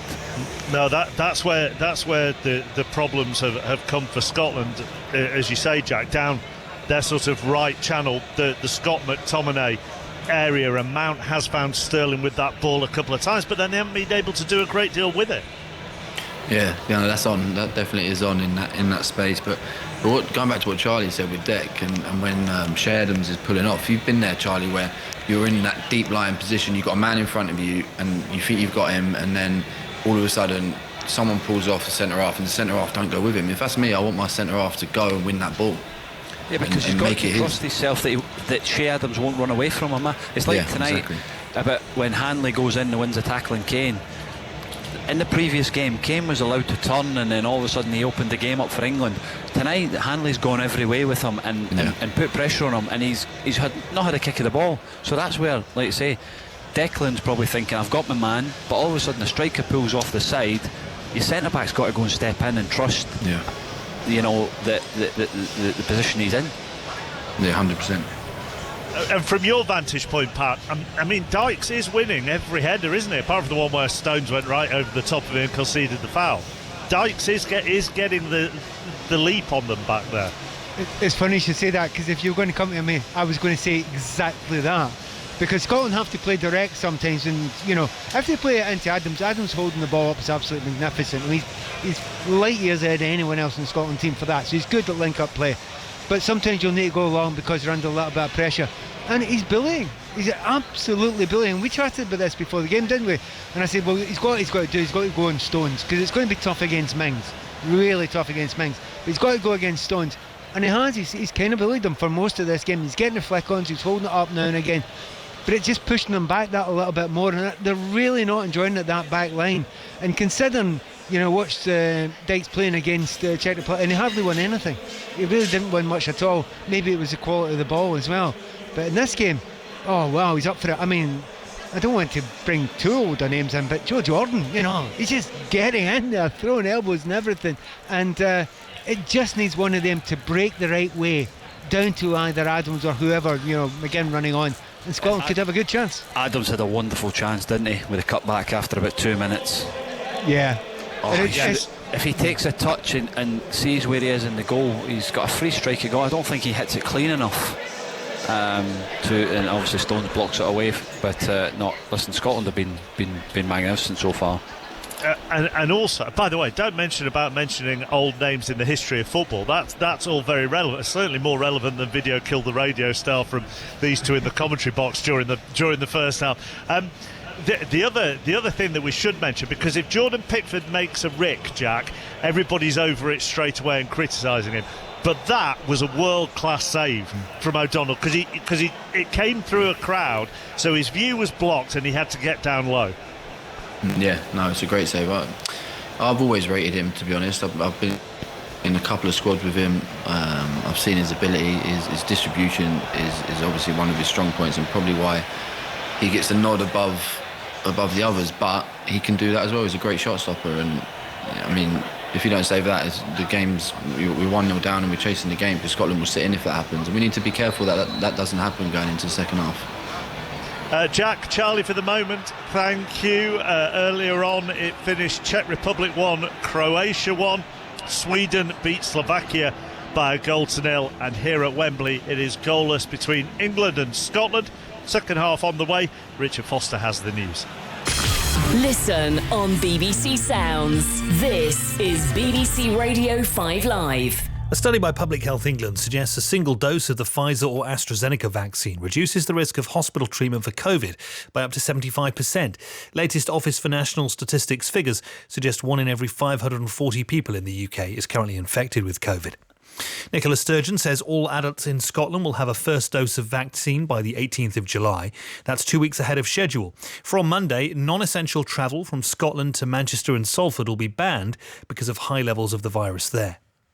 A Conservative MP is to stand trial charged with sexually assaulting a 15-year-old boy in 2008. Imran Ahmed Khan, who represents Wakefield in West Yorkshire, is alleged to have groped the teenager in Staffordshire. He strongly denies the charge. The Lib Dems say their victory in the Chesham and Amersham by-election means they're now the main threat to the Conservatives in many areas. Sarah Green overturned a big Tory majority to win by more than 8,000 votes. And Christian Eriksen's been discharged from hospital after a successful operation to fit a heart-starting device. He had a cardiac arrest during Denmark's defeat by Finland in Copenhagen last Saturday. The ultimate Glastonbury experience. 100,000 people were screaming. I'm the bad guy. What a year that was. Waiting for the sun to come up at the Stone Circle. Everyone is smiling. It was bliss. Get that Glastonbury feeling with classic festival moments, new performances and more. The Glastonbury Experience from next week. Stream on BBC iPlayer, listen on BBC Sounds. The wait is over. Euro 2020. With Mark Chapman on BBC Radio 5 Live. Well, as John was mentioning in commentary, could be a sensational story developing at the US Open Golf. Ian Carter. Yeah, the 48-year-old Englishman Richard Bland still at the top of the leaderboard. He's played quite brilliantly today and has signed for a second round 67, 4 under par on the day, 5 under par overall, and the 48-year-old is leading the US Open as it stands at the moment by 1 shot from Russell Henley, the overnight leader, by 2 from Bubba Watson, who was round in 67, and Louis Oosthuizen, who still has 2 holes to play. And then in our commentary tonight from 11 o'clock on Sports Extra, we'll be looking at Francesco Molinari at 3 under, Rafa Cabrera Bello at 3 under. John Rahm has just is nearly finished actually at 2 under with 3 to play, and Brooks Koepka, a danger man, at 2 under par.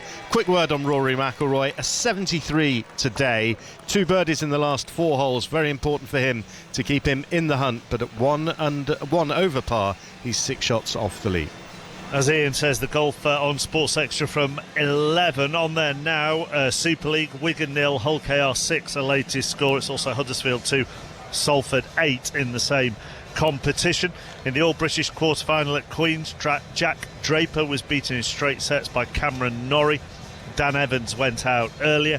Rain meant no play was possible on the opening day of Cricket's World Test Championship between India and New Zealand. Weather also affected the test between England's women and India.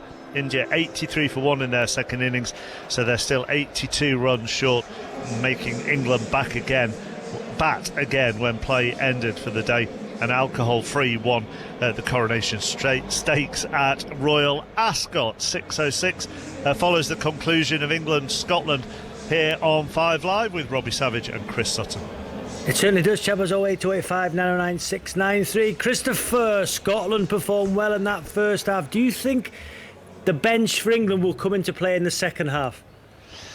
Oh, yeah, well, I think so, Rob. I mean, don't you? I think Kane has looked lethargic. Raheem Sterling hasn't looked at it. Listening to the halftime analysis, I think England have moved the ball too slowly, and I think the name on everybody's lips, Rob, is Jack Grealish. I mean, the question is, should Gareth have played a different front line to start the game? I don't think he should. I think England were excellent against Croatia. They look a bit fearful, Rob, to me. Don't know what you think. Against a team ranked 44th in the world, Chris, and when they beat Croatia, football's coming home. That's coming home in Wales as well. What about ridiculous celebrations over there? Blimey. Oh, they won the tournament, the Welsh. Come on. You're better than that, Rob. Come on. 08285 909 693, Chaffers. Just one quick one. Mark Chapman said it was a world-class save from Jordan Pickford. Come on. Wasn't world class. It was a low good down save. Low down wasn't through a crowd. World class. Low down through a crowd. Anyhow, I've got better things to do than... Could have caught it. Well, either argue with you or talk to you, so we'll fade you out. They're on the way later on. Pat Nevin and Chris Waddle still here at Wembley as England come back out already.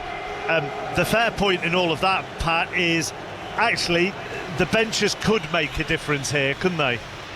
They will make a difference. I'm absolutely convinced about it. And I know a lot of the fans are saying it, but Jack Grealish, if I'm Scottish and I'm thinking, who do I not want to come on now?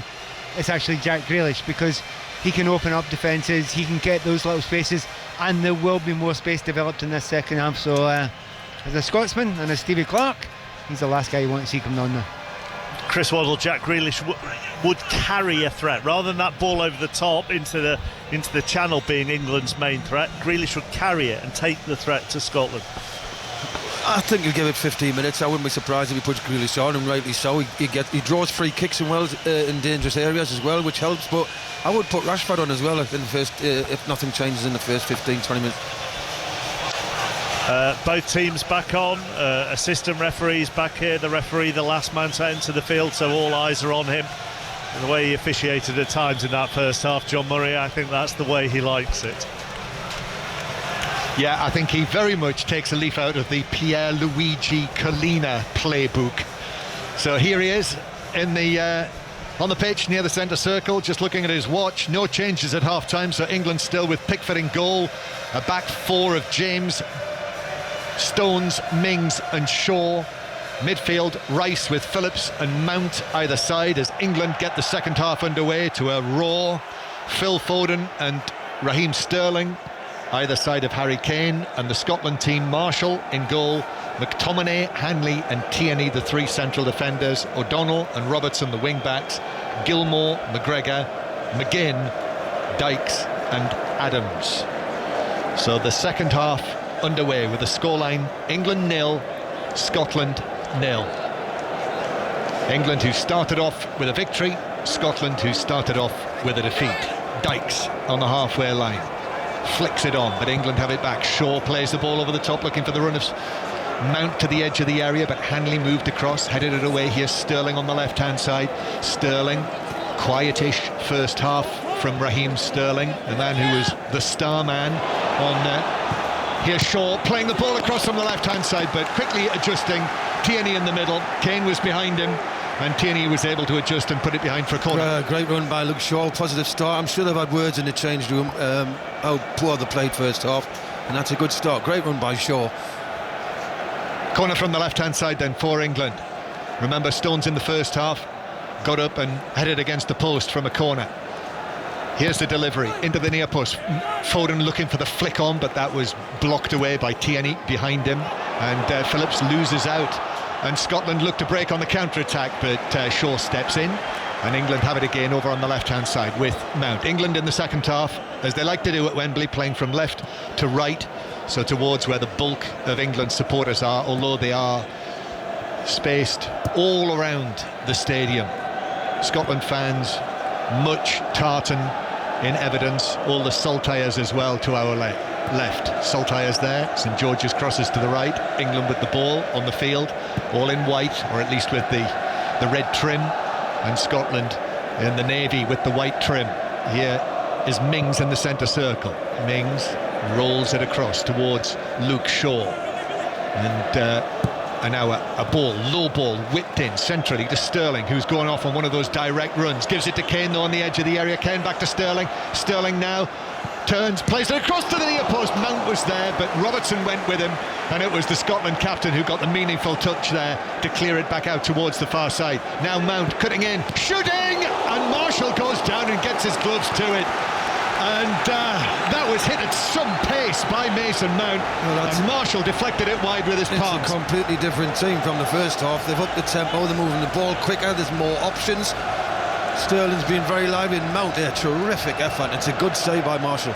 That very nearly found a way past Marshall. The deflection took it just past the post from the goalkeeper's gloves. Another corner to England from the left-hand side. Mount plays it in. Foden looking for the flick, but he's flicked it straight behind the near post. And the ball bouncing around in the stands behind, down where Pat Nevin is. Yeah, just that shot beforehand there. Marshall goes down to his right hand side. Now, I'm not going to say it was world class because somebody will still be listening, right? But it was a brilliant save, a better one than it looks, because it's so zippy down here. The pace of it was absolutely magnificent. He's never going to get full palms on it. He just gets down to his right and saves it. It's going to get put under a lot of pressure, and I agree. Left hand side, England look like a far, far better team at the start of this second half. Shaw desperate to get forward, Sterling in the mood. And the lines are open for 606 to join in the 5 Live phone in with Robbie Savage and Chris Sutton on 08085 909 693. You can text 85058 or get in touch, hashtag BBC 606. And that will follow 5 Live Sport round about 10:15 this evening, and we'll bring you as well as many live interviews as we can get on air from down on the touchline here at Wembley Stadium. And if you miss them when they're on live on the radio, you can catch up on the 5 Live Daily Euros podcast. Just download the Sounds app, search for Daily Euros and subscribe to it, and you will get it as if by magic every morning. Here's Marshall to take the goal kick after an overhit pass downfield. Marshall, right-footed towards the far side. That is going to drift over the top of O'Donnell, straight out of play, and it's an England throw on the halfway line. And out of play, just almost split the distance between Steve Clarke and Gareth Southgate, standing there with their coats on this wet Friday night in northwest London. Phillips. Now Shaw plays it infield, but McTominay steps across. McTominay through the middle, gets it back, keeps his feet after the pass from Adams, but Mings will get there ahead of Dykes on the edge of the D. Goes to ground and clears it out of play for a throw on the halfway line. Got Chris Waddle here with us, up in the commentary box in the stands. Chris played at the Euros, played at the World Cup for England, and Pat Nevin is down behind the goal that David Marshall is defending. Pat, who played for Scotland at the Euros. Throw in for Scotland that Robertson will take.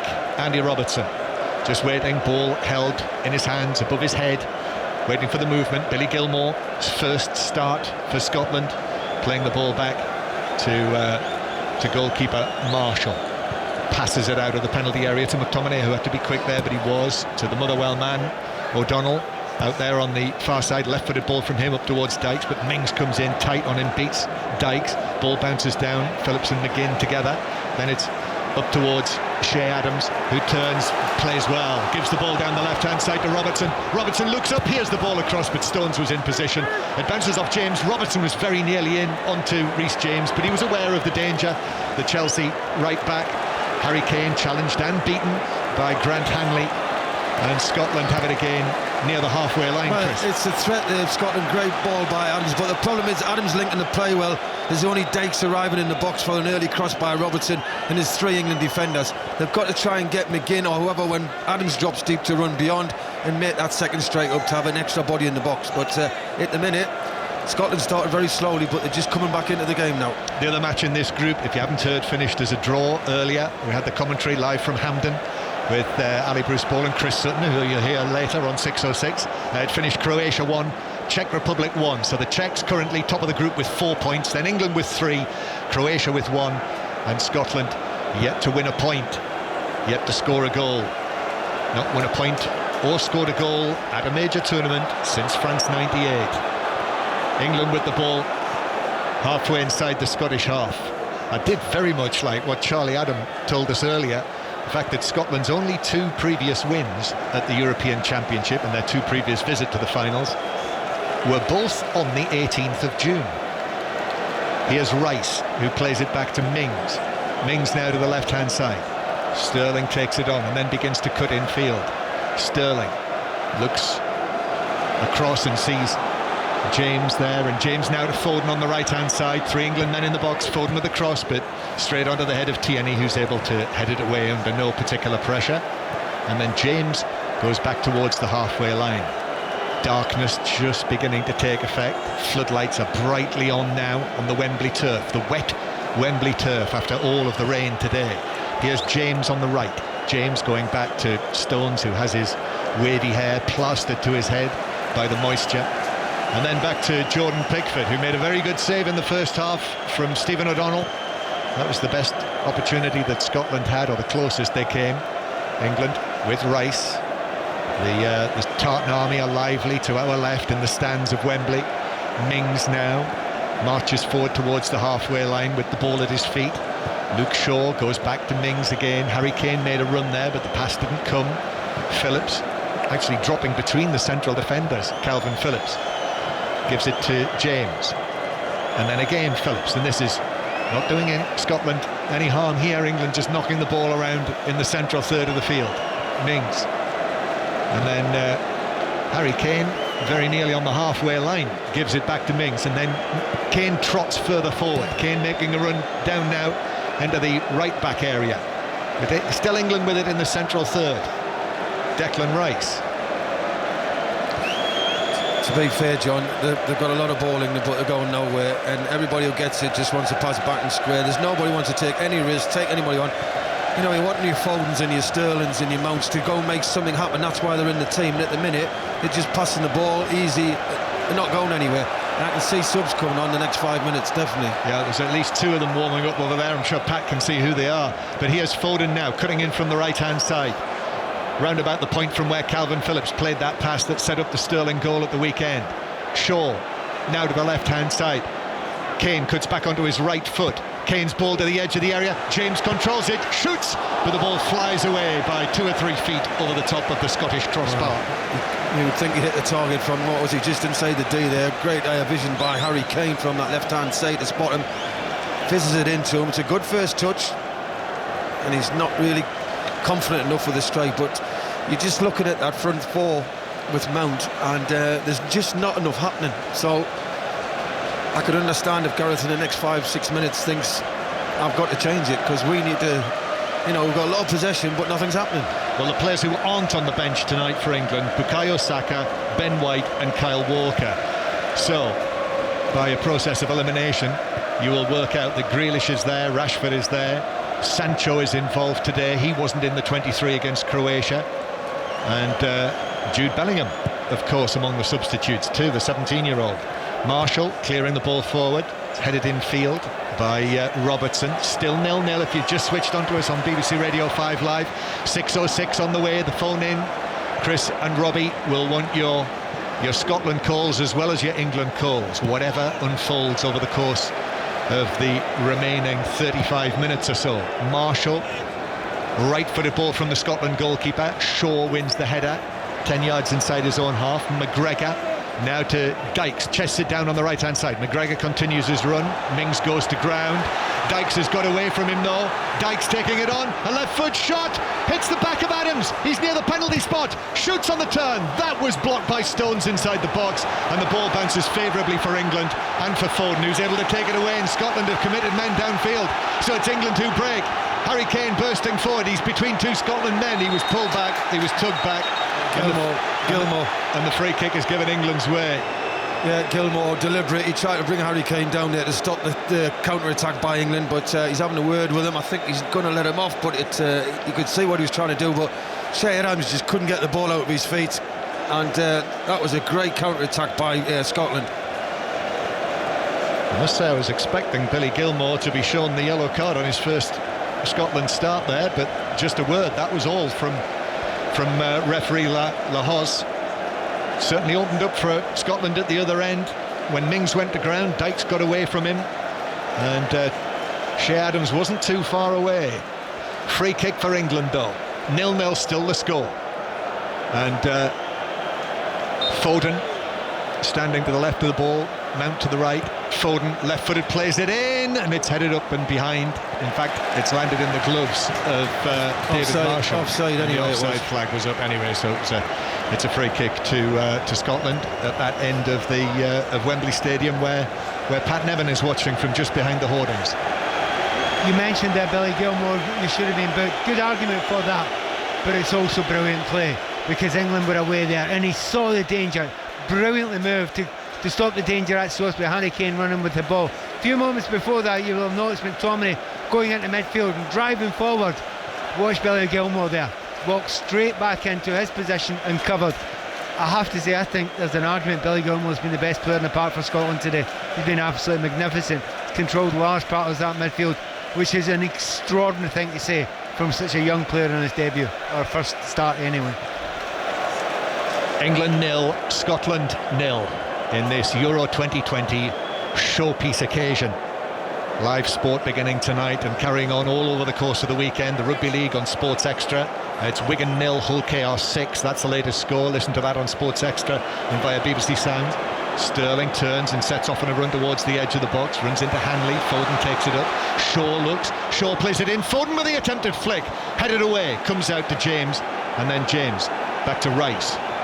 Reece James receives it again, then plays it to Kane just outside the box. Oh, lovely change of feet. Hits the shot. That was blocked by, well, there were two Scotsmen in front of that. They blocked it, and Scotland are able to get it away. Lovely first touch by the England captain, but the shot was blocked at source. It was. He got him onto his left foot, and yes, it was very well blocked. And it's becoming a game now. The tempo on both sides. Scotland have put a massive lot of effort in this game so far tonight. England have just upped it. They've got a couple of subs, Grealish and Rashford, ready to come on, I think, in the next 5 minutes. Yeah, a huge cheer for Jack Grealish again. He's such a home favourite, an England favourite, as well as being an Aston Villa favourite.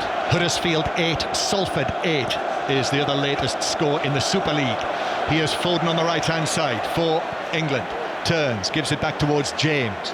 James then towards Mings, forward of the centre circle. Mason Mount drops a little deeper. Low ball into Sterling on the edge of the box. Mount takes it on past McTominay. Oh, McTominay does well though, sticks out a foot, blocks the cross. It's behind. It's another England corner. Chris England's got a lot of possession. I know they're not working the goalie enough, but they keep knocking on the door. But give Scotland credit, they are really digging in. Still waiting for the opening goal here at Wembley in the rain. Mount to take this time 4 England men grouped around the penalty spot. Here's Mount's delivery from the corner. Mings tried to fling a leg at it, not sure he got any touch on it at all, and Scotland were able to clear it. And then Tierney hits it downfield. O'Donnell gets a touch, but Luke Shaw knocks it right across the pitch, and then Pickford comes out of his area and swirls the ball downfield. It could be a very good ball. Sterling's onto it. Sterling into the box, moving from left to right. He's got support now. Foden arrives, but in comes the challenge from Robertson on Phil Foden. Foden is sent sprawling. Robertson comes away with the ball. Dykes is down in the centre circle. Scotland now countering the counter-attack. Shea Adams out here on the left-hand side. And then suddenly the pace just drops. I think that'll be Raheem Sterling's last tackling goal to see. I think he's got to make substitutions. It's not happening for England. Yes, they've upped the tempo, they're moving the ball a bit quicker, but in that final third, that's not happening at all for especially the Wade men. And Harry Kane has improved as the game's gone on, but just don't look like they're going to score England. McGinn turns away from Rice, gives it to the right-hand side. O'Donnell with a crossing. Dykes with a chance. No, Mings just got there first. I thought that was going to beat Mings. Dykes was behind him, but Mings' header takes it over the top of the bar. Totally agree. I thought he just missed that, and Dykes was middle of the goal, 4 yards out. You would have said that would have been a goal. What do you think, Pat? Yeah, a really good break for Scotland. They just don't seem to be frightened about anything at all just now. I thought they would start getting tired, but now they haven't. Word about Grealish, desperate to get on. They're not going to bring him on a corner kick. By the way, match director here. Big screens up here. They showed a close-up of Grealish 3 or 4 minutes ago. Massive roar around this place. Put huge pressure on to England to bring him on. And he's coming on soon.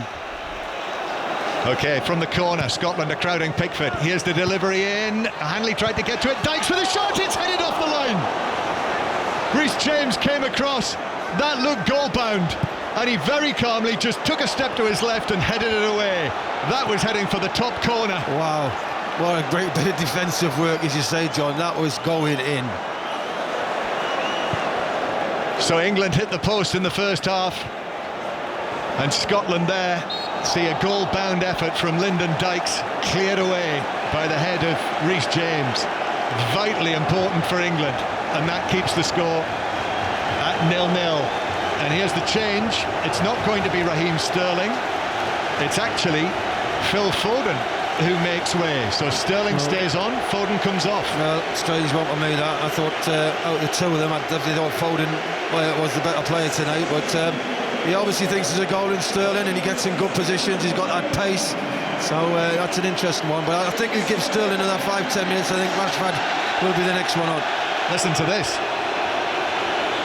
A huge Wembley cheer for Jack Grealish, the Aston Villa captain, coming on for his first taste of a major senior tournament. Jack Grealish winning his 8th cap for England against Scotland here. And the number 7 is on. David Beckham is watching up in the stands. And Scotland coming forward though, and they win another corner. Well, you've got to tell you what, Scotland's been very proud of their players tonight, haven't they? They've put an unbelievable shift in. They have been, you've got to say, the better team, the more hungrier, the more confident, which I was surprised. McGinn wins this corner. Robertson goes across to take it. Robertson just raises his right arm, looking to swing it in again. Lots of bodies in the 6-yard box. In it goes. Pickford comes, gets a right uppercut on that with his left fist. Sent the ball arcing away out of the 6-yard box. And Pickford, of all people, seems to be telling his teammates to calm down. Well, Gareth Southgate says that he has improved his composure. So it is still 0-0. James to take the throw. 6:06 on the way with Robbie Savage and Chris Sutton from round about 10:15 on 5 Live. 08085 909 693 to tell the world what you think of what happens here tonight. Mings passing it forward towards Shaw. A choice as well later on in the evening. The commentary on the second round of the US Open is on 5 Live Sports Extra from 11 o'clock right into the early hours with Richard Bland leading. Here's Declan Rice back here in London. Declan Rice to Stones. Mount's available, but Stones is reluctant to pass it that way. It finds its way to Mount in any case. From Phillips. Mount now skipping in from the left-hand side. Already seen one shot, very well saved by Marshall.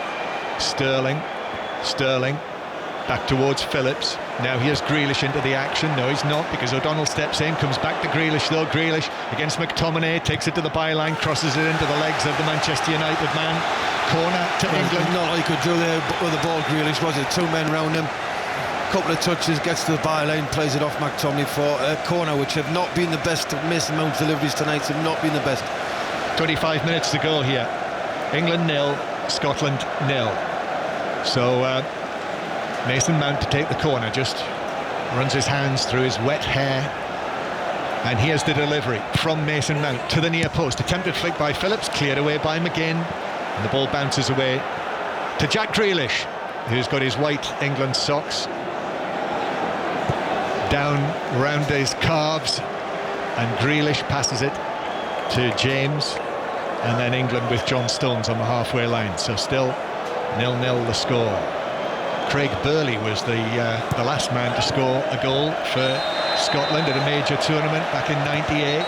They're still searching for their first one since then, and they've conceded a free kick over on the far side. Scott McTominay, free kick to England out on the left flank. Yeah, he goes down the back of Grealish. You know, Grealish does draw fouls, doesn't he, a lot. He just knows how to when they're going to hit him, he goes down quite easily, and he gets a lot of free kicks. It's a huge factor to win as many free kicks as he does, and they've got this set piece now in a position where it can be whipped in, dropped in from the far side. Luke Shaw in discussions with Mason Mount. Scotland holding the line outside of the penalty area.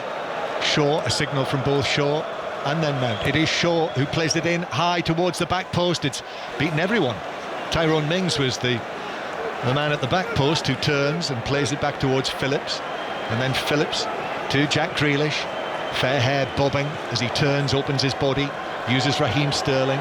Sterling now just walking the ball up towards the corner of the box. Calvin Phillips is there, little ball in, just a poke from him, bounces off Mings and is cleared away by Adams into the centre circle. Reece James allows it to bounce and will just see it back to goalkeeper Pickford with his right foot. So we're midway through the second half and it's still goalless, yeah, Chris. I've got to say England have lacked ideas tonight. Quality in the final third, and Shaw playing the ball forward.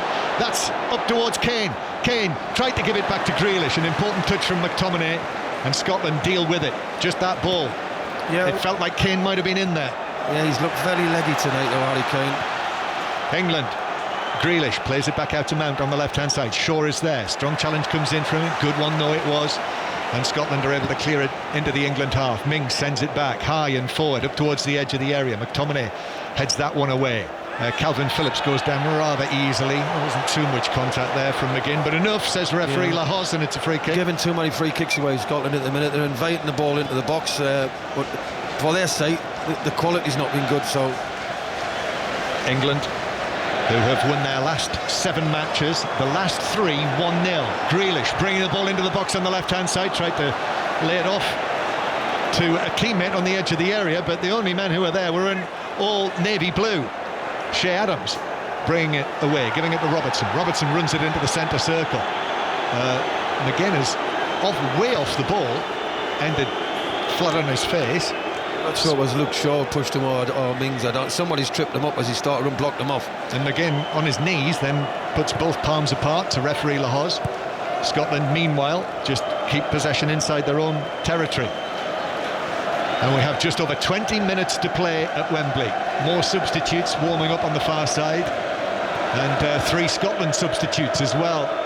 So Steve Clarke, John Carver, I think that is, standing not too... No, it's Stephen Reid, isn't it, who's standing over there, not too far away from him, obviously in discussions. Now Mount bounces off McGregor. Gilmour plays it forward to McGinn. McGinn turns strong against Calvin Phillips in centre field. Now Robertson on the left-hand side. Looks up, thought about the ball to the edge of the box. Thinks again because Tierney's arrived. Now McGregor to little Gilmour. Heavy first touch, but he's able to keep possession. Scotland to Robertson again. Now Gilmour winning his first full cap here. What a day for him and his family. His parents are up in the stands, as we heard. Here is McTominay for Scotland. England having to be content with watching Scotland in possession, but Tierney drives it forward and that ball just runs away harmlessly for a goal kick. John, there's some tail legs there, not just in England shirts, definitely Scotland, and it's been interesting that Steve Clarke is thinking of taking maybe Dakes off, who looks very leggy. McGregor's feeling the pace. There's 2 or 3 Scottish players look very, very tired. Pickford takes the goal kick. Going to go down to Pat Nevin again in a moment or two. Kane tries to flick this on, but Hanley did well. The bearded Norwich City man won the header. He's taken a little bit of a bang, but he's okay. And McTominay passing it up towards John McGinn. There aren't too many goals in this Scotland squad in terms of how many they've scored in international football. John McGinn, the only one of them who's reached double figures after his excellent qualifying campaign as Scotland won through with those final 2 penalty shootouts. Robertson. Tierney goes back into his own half, and McGregor's happy to allow it to run. England just can't get the ball, can they? Let's be honest, Scotland's had it now for 10, 15, 20 passes. England look flat, completely flat. They look really tired, England. And so we move into the last 20 minutes. Gareth Southgate, you would think, must be considering more changes. He's got to, John. They don't look like they're going to score. Rice playing it through to Kane, lays it off at close quarters to Mount. Now Sterling, it's straight into an offside position. And it's a free kick to Scotland. Got to get somebody on who's a bit fresh, whether it be a Sancho or Rashford, somebody who may just bring that spark which the England need, because they're very, very flat at the minute. Sterling on the right, Grealish on the left, Kane through the middle. So it's a goal kick, and David Marshall placing this ball very carefully. The final matches in this group, you'll hear them on 5 Live. Tuesday night, England will be here again. We'll be back at Wembley to bring you England against Czech Republic, and at the same time, 8 o'clock, Scotland play Croatia at Hampden. And with this scoreline, it is going down to the final night to decide who goes through, and whether this group will be one of the 4 from which the 3rd place team gets through. Shaw wins the header. Grealish now just holding off the challenge that comes in on him from O'Donnell, and that's a free kick to England halfway inside their own half. By the way, do join us as well Sunday afternoon. The commentary on Italy-Wales from 5 o'clock will be live from Rome. Here is Shaw playing it up towards Kane, curls a pass here to the right-hand side to Reece James, gets the ball down. Scotland are quickly back in position. Only Adams left up front. James can do nothing other than just angle it back towards Rice. Now to Luke Shaw. Shaw uses Grealish out there on the left-hand side. Mount makes a run. Grealish now, little ball into the area to Sterling, then back outside the box to Grealish. Grealish weaving the ball away from Billy Gilmour, then gives it to Shaw. Now Mount with a touch, Mount back to Shaw, could open up here, but Shaw blazes the ball across the face of goal, nowhere near Harry Kane waiting outside the 6-yard box, all the way through for a Scotland goal kick at the end, where Pat Nevin is just behind the advertising boards, but England are going to make a change, Pat. Yeah, and as Marcus Rashford seeing from a distance, he's going to come on, and his pace just now is going to be big, because I've got Grant Hanley standing about 20 yards away from me, and he is breathing so heavily. He's exhausted at the moment, and I suspect Gareth Southgate spotted that and thought, take Harry Kane off, get the pure pace of Rashford on just now. And that's a great decision. That makes perfect sense. I'm sure Chris will understand and agree with that as well, because I think he should have been on. I think he should have been on 15 minutes ago. England looked really flat. You've got to be very proud of Scotland today, Pat. They've been excellent. I know you're saying Billy Gilbert, but you can't fault the player. They've all been done the job. We cannot. I think they've been absolutely exceptional. However, you're right, they're running out of gas. There's a couple of changes they had to make. I don't think they can make changes at the back because they've done so well. I know. However, up front, they need a little bit more energy. Yeah, I agree with it. OK, Rashford is on for Harry Kane. Pat Nevin says that makes sense. The England captain substituted with less than 20 minutes to go. Makes sense, Chris Waddle? Yeah, I think, the game against Croatia, I thought the weather might affect a lot of the players, and he did look very leggy then. But tonight, obviously, it's been raining, it's cooler, and he's looked leggy again. So, he's had a whole long season, Harry Kane, we know that, but he does look if he's feeling the pace. All the stars are out tonight, Chris. David Beckham's here. The cameras have found Sir Alex Ferguson, who's up in the stands somewhere with his face mask on as the ball bounces into the England area, and Jordan Pickford just allows it to bounce up and past him for a goal kick. I had a chance to speak to Scott McTominay yesterday, and I said, when was the last time you spoke to Alex Ferguson about this game? And he said, well, to be honest, he hasn't been in touch about this match, but you couldn't keep him away, and it's still 0-0, and it's England bringing the ball forward with Grealish on the left-hand side. Challenges come in, one, then another one. Grealish goes down. It's another free kick. Scotland sub. And Scotland are going to make their first change now before England take this free kick. And just wait for the board to go up, and it is Billy Gilmour who's coming off. So what about this change, Pat? Yeah, well, it actually physically hurts to watch Billy come off. He's been absolutely brilliant in this game. Gets another handshake with the referee, which he got one of them over in Porto as well. But he's put himself to such a shift there. He's passed it brilliantly. He's held together and controlled large parts of this game from that midfield area. But you can understand there is tiredness in this. You want a bit of energy in there. And Stuart Armstrong's done a magnificent season for Southampton, so a good, strong replacement. Yep, coming on to win his 27th cap, Stuart Armstrong. And it means now you've got the two Southampton men on the field, Armstrong and Adams, for Scotland. England 0, Scotland 0. BBC Radio 5 Live and BBC Sounds. The Daily Euros podcast will be on the way in the morning. There's a brand new That Peter Crouch Euros podcast out today as well via BBC Sounds. And England have the ball with Pickford in front of their own penalty area. Mings, long and left-footed, up towards the edge of the box. Rashford gets into the action for the first time. Mount trying to reach the header back to him, can't do so. Dykes, who had that shot cleared off the line by James. That is the closest we've come to a goal in the second half. Mings heads it out to the far side. Adams is onto this for Scotland. O'Donnell is there, tries to play it in towards the edge of the box to Stuart Armstrong, involved for the first time, but Calvin Phillips was in, cleared it away, gave it back to Pickford. Comes back at England though on the edge of the area. A couple of fortunate ricochets.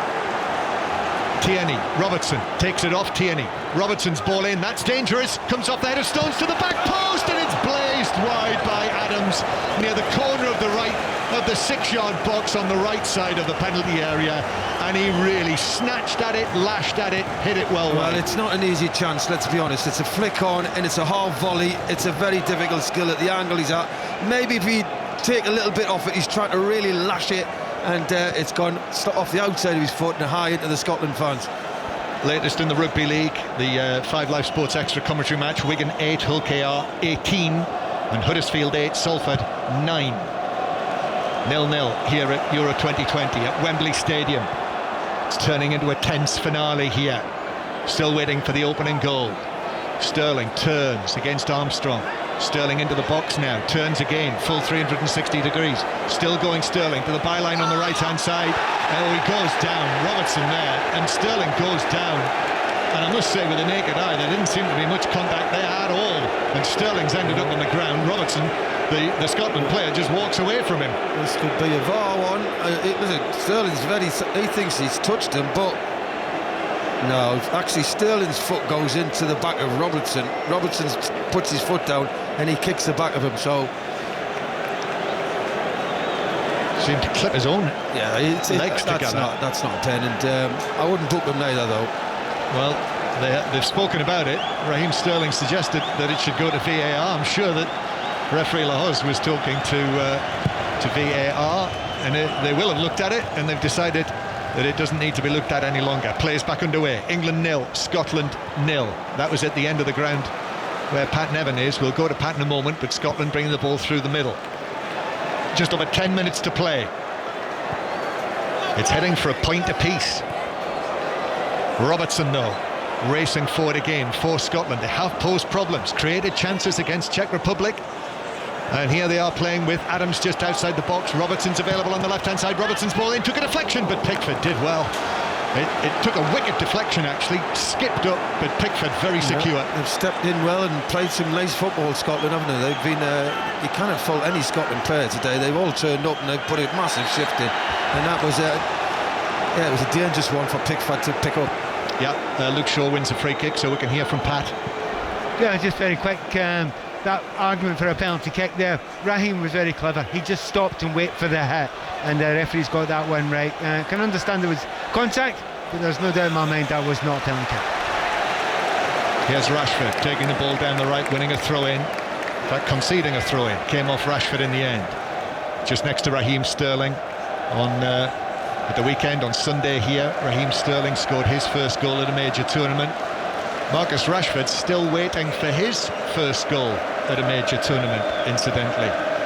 It's his 43rd cap tonight, the Manchester United man. He's through the middle now with Sterling on the right and Grealish on the left. Scotland. Phillips heads the ball forward, but Hanley just volleys it away into the centre circle. Rice heads it forward, Grealish nods it on, Rashford gets the ball down, he's against Hanley. Excellent challenge from Hanley. He stepped in there, Hanley. Rashford was very nearly away from him, but Hanley got the ball. And now Scotland bring it forward. Armstrong, Adams on the left-hand side. Phillips comes in with the challenge. Then it's played square. McGregor's there. McGregor back to McGinn. McGinn on his left foot, tries a shot, took a deflection.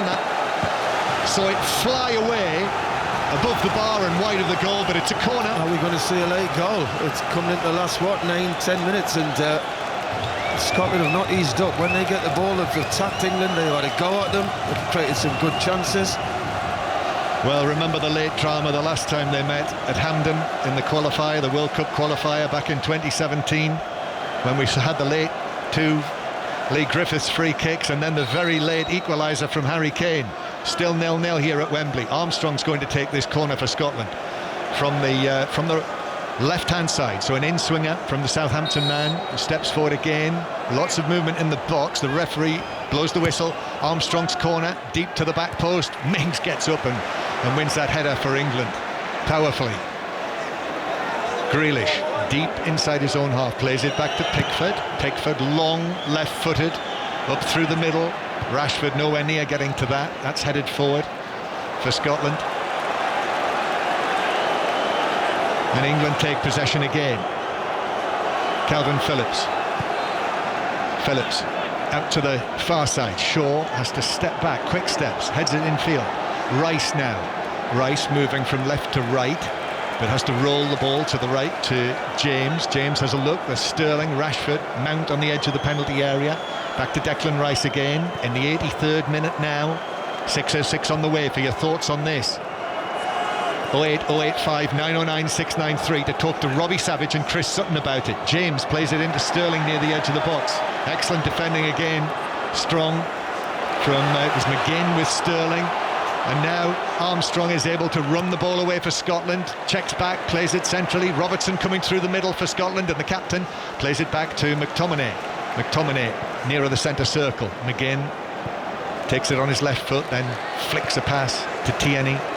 Armstrong again. There's no energy in England. Look, they can't get the ball back. They look flat. Whether that game against Croatia took it out of them or what, they just do not look fresh. They all look very leggy. He's only made 2 changes though, Gareth Southgate. Can make 5, remember. Armstrong, Robertson plays the ball across. There's going to be another Scotland change coming in a moment. That'll be Steve Clarke's second. McTominay has a little look goalwards, gives it to O'Donnell on the right. McTominay has continued his run down into the full-back position, but Grealish got there first, comfortably ahead of Scott McTominay, and it's played up towards Rashford. Rashford beaten in the air though by Hanley. Scotland have got it back. They're threatening to finish strongly here, Steve Clarke's team. McGregor chips the ball. It's behind Robertson, who allows it to bounce up into his chest, and then back it goes into his own half. I'm sure they'll be feeling the tension out there tonight. Such an occasion to play on the nerves this evening. Whistles from the England fans because it's Scotland in possession. Ball taken on down the right-hand side, and O'Donnell breaking forward does win the free kick. He was sent flying. Mings was the England player who put in the challenge. O'Donnell was sent sprawling across the Wembley turf, and the referee is just waving Mings away. It's a free kick, that's all. Here's the sub. Here's the substitute. So Scotland, the player coming off is Shea Adams. And Nisbet, is it? And it's Kevin Nisbet waiting to come on. The Hibs man, top scorer for Hibs this season. Only Hudson Edouard scored more goals in the Premiership than the Hibs man. While they make that change, Pat Nevin. Yeah, kind of happy to see that. Specialist subject, obviously, Hibernian. And he has had a fantastic season this season. Just a natural goal scorer. Won't actually necessarily create a lot himself. However, give him a chance between those sticks, and he's as likely as anyone else in this field right now to score a goal. So it could be late drama, late on Friday evening here at Wembley Stadium at Euro 2020. The match still poised at 0-0. Robertson with the free kick, which is played over everyone and into the penalty area, and it's picked up on the bounce by Jordan Pickford.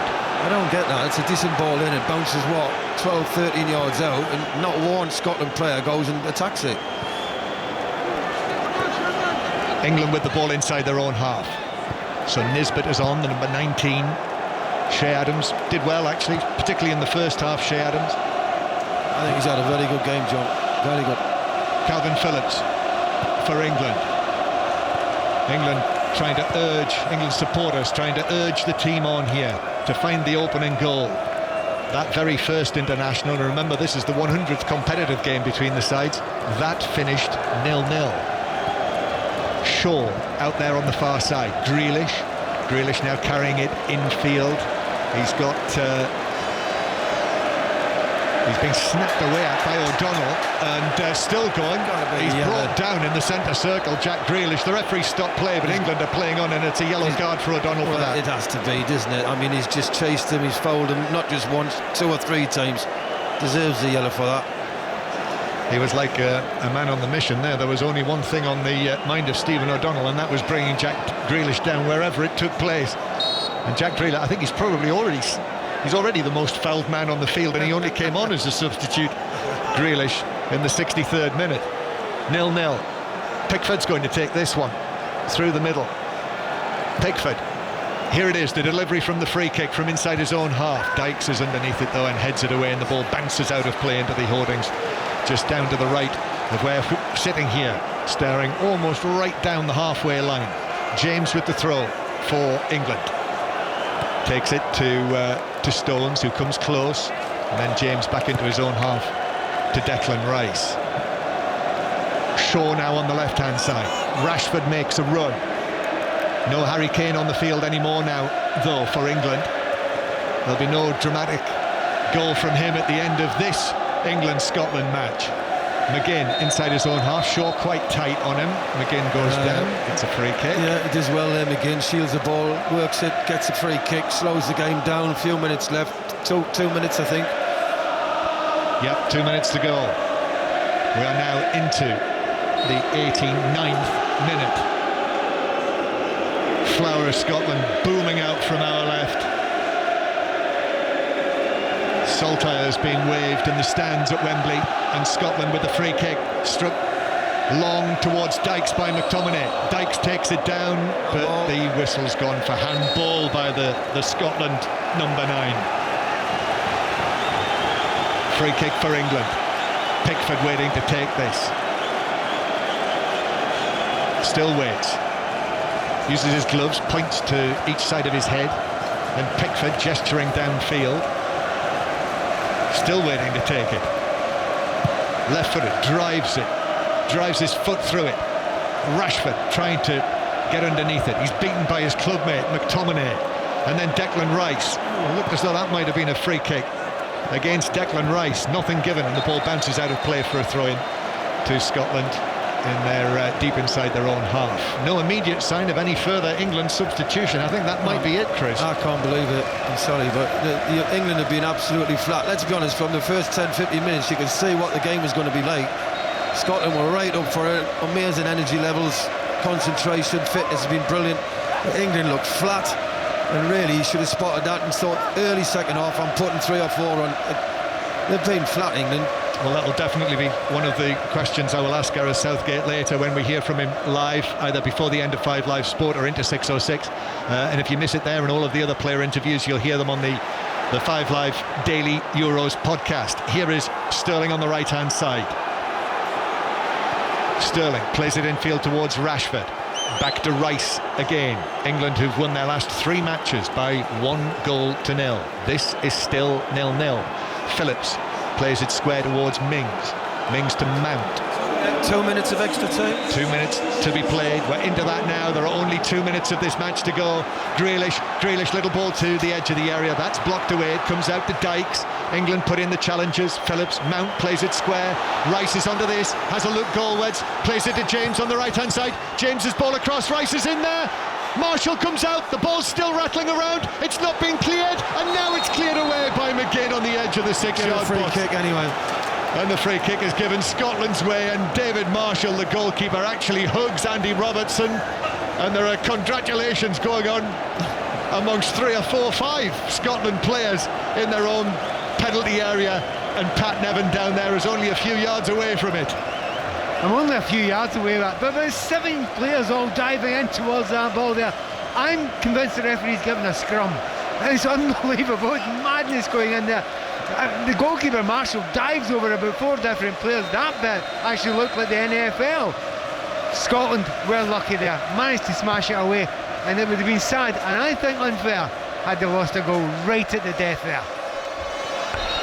Yes, well, I was curious to know why Mark Chapman had come this evening dressed as an NFL coach. Now I know.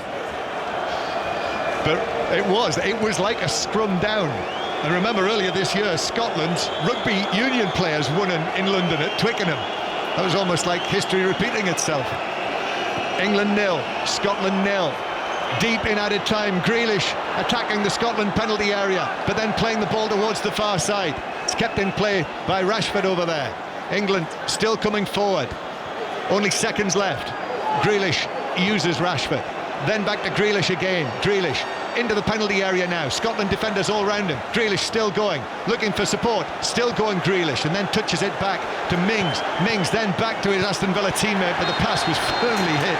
Far too firmly hit. It bounces off Grealish, and there it is. This keenly anticipated England-Scotland clash here at Wembley at Euro 2020 in 2021 has ended as a goalless draw, 0-0, just like the very first meeting all those years ago in 1872. But it means that Scotland are off the mark. They've got their first point at a major tournament for 23 years, and England move on to 4 points in the group. Well, Scotland probably think they deserve to win. I thought they were the better team by far. England looked flat. Yes, he had a couple of good chances with John Stones, Mason Mount maybe first half, and a couple of scrambles in the box end, but they did not do enough, and they did not deserve to win this game. I think Scotland can be very pleased with the way they performed tonight. They showed everything what you need of a football team, and they'll feel very disappointed because they had 2 or 3 great chances as well.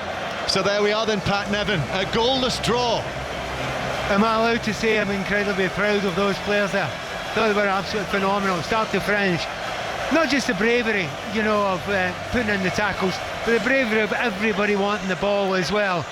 Standing up to players who are, a lot of them are world-class players, but Scotland did not look phased at any point in time there. And as Chris was saying there were periods of time where Scotland were the better footballing side, and I don't want to pick out any. You hate to pick out players in this sort of situation because it was a team effort as well. You can learn a lot from what's going on behind me here. The England fans are leaving, and they're kind of applauding a wee bit, but kind of leaving quietly. And you look at the Scotland squad fans up the other side, and they're dancing, they're singing, they're getting the fans, the players to come over beside them. They're roaring them on just now, and it is a brilliant moment for them. It's only a point, but it's a massive point, because Scotland wanted to come here and become competitive at this level. You're not going to argue after that they're anything other than competitive at this level. And to quote a line from 4 Weddings and a Funeral, is it raining? I hadn't noticed. Well, the reaction of the people in the stands tell you everything. The England supporters, many of them have actually left. Harry Kane is down there. We'll certainly talk about him. Came off as a substitute. He's got his England hoodie on. He's leading the players around. But the Scotland players, they're there in the stands, the Tartan Army, to say well done for getting a point at Wembley. It's finished England 0, Scotland 0, and Mark Chapman is here with us. Well, you could just see the difference between the two sides and the contrast in the reactions to their fans at the moment. I mean, Chris Waddle, we were here on Sunday at Wembley. The whole of the England squad went round Wembley in the sunshine applauding their fans. At the end of that game, I'd say maybe half the squad are there, and in the main they're sort of in the middle of the pitch and doing half-hearted applause to the few fans that remain. As John Murray and Pat said, the whole of the Tartan Army are still here.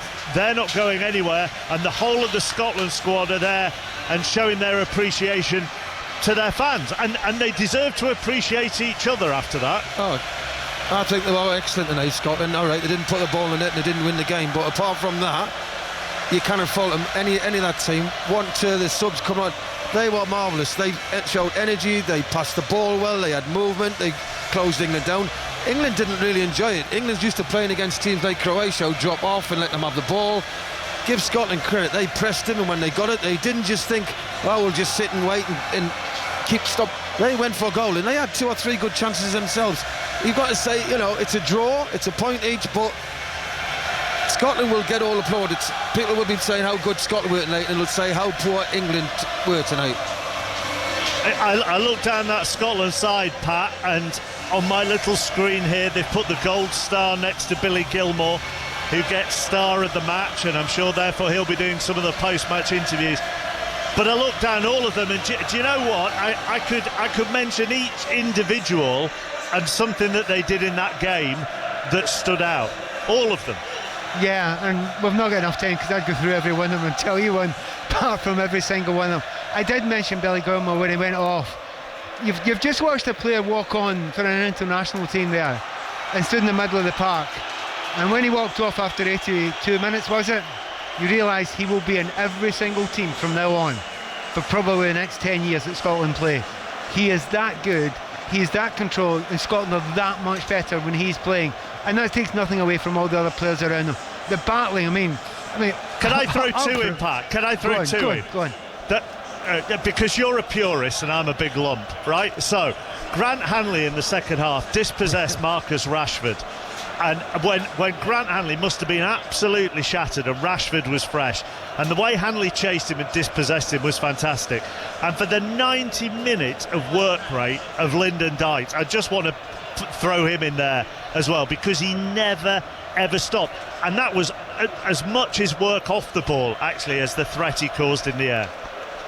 I would argue Scotland's, he was actually mirrored by Dykes. I would say if it wasn't Gilmore getting man of the match, I would give it Dykes as well. just with the fact that he bullied top international players. He's won just about every single header. He's chased everything down. He didn't actually seem to lose energy at any point during the game as well.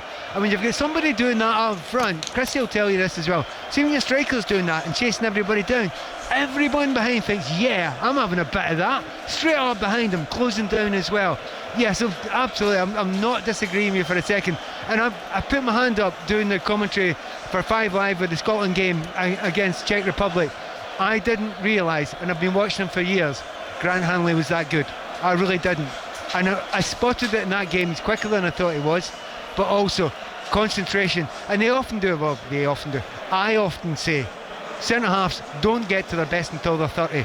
Well, there's no doubt Grant Hanley is playing among the best football of his career, so I would agree with every word you say there, chappers. Thank you, Pat. You would also say, Chris, as well, in the second half, it felt like the more threatening moments, and there weren't very many, but the more threatening moments came from Scotland. And I'm not necessarily talking about creating out-and-out chances, just when they got into the final third, you thought they might do something with it. Yeah, I did. I totally agree. They were carried a massive threat, and when they went forward, you did think. And I said to Pat, and we've said all along, the problem with Scotland is scoring goals. They do create chances. They've scored good ones tonight, and you can say they're a bit unlucky on a couple of them rather than they missed them. But I don't know.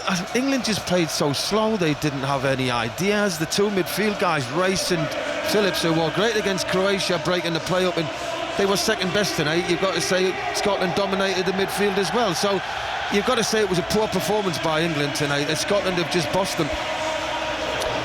In this era that we're in at the moment, the socially distanced post-match interviews are all taking place on the far side in front of the Tartan army. So I mean there is very little chance of interviewee being able to hear interviewer, and John Murray will be in the thick of that a little bit later on as we try and bring you some reaction. Jack Wilshere is back with us. Can you explain how slow and flat England appeared to be, Jack? Not really, chappers. I felt it was a big chance for England to stamp their authority on this tournament in a big game that matters for the nation, and especially as well after the last performance. I thought they played well. It was a chance to build on that, but they just failed to get going, really. And that can happen. I was a little surprised that the manager didn't change it a little bit earlier or make a few more subs. But yeah, overall disappointed. I think that will be the questions will come, won't they, post-match? Because and over the coming 24 hours, that if England were a bit leggy, if there were any after effects of playing in the heat against Croatia, you know, that's a decent, talented bench. We spoke at half-time that the bench could make the difference, and yet he only used 2 players off it.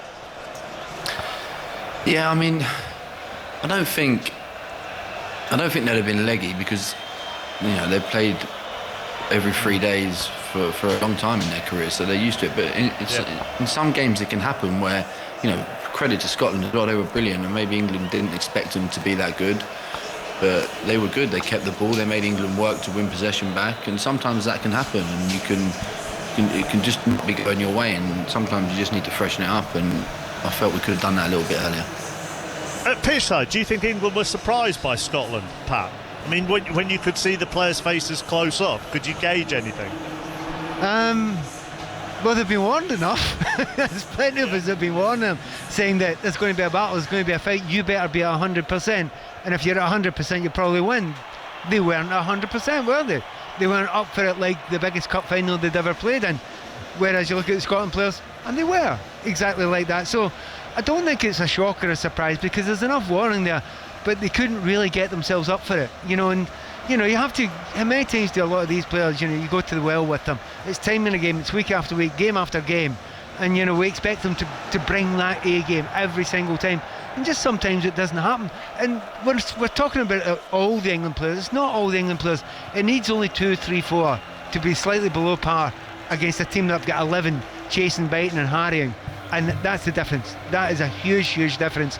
So, you know, they didn't look up for it, and I have to say, apart from Grealish at the end getting the ball and that, like, 18-20 yards out, you kind of weren't that scared for Scotland the vast majority of the time. apart from those chances, a couple of chances right at the start. Other than that, you thought, no. Again, don't like using the phrase, but we've got this. And it felt a wee bit like that.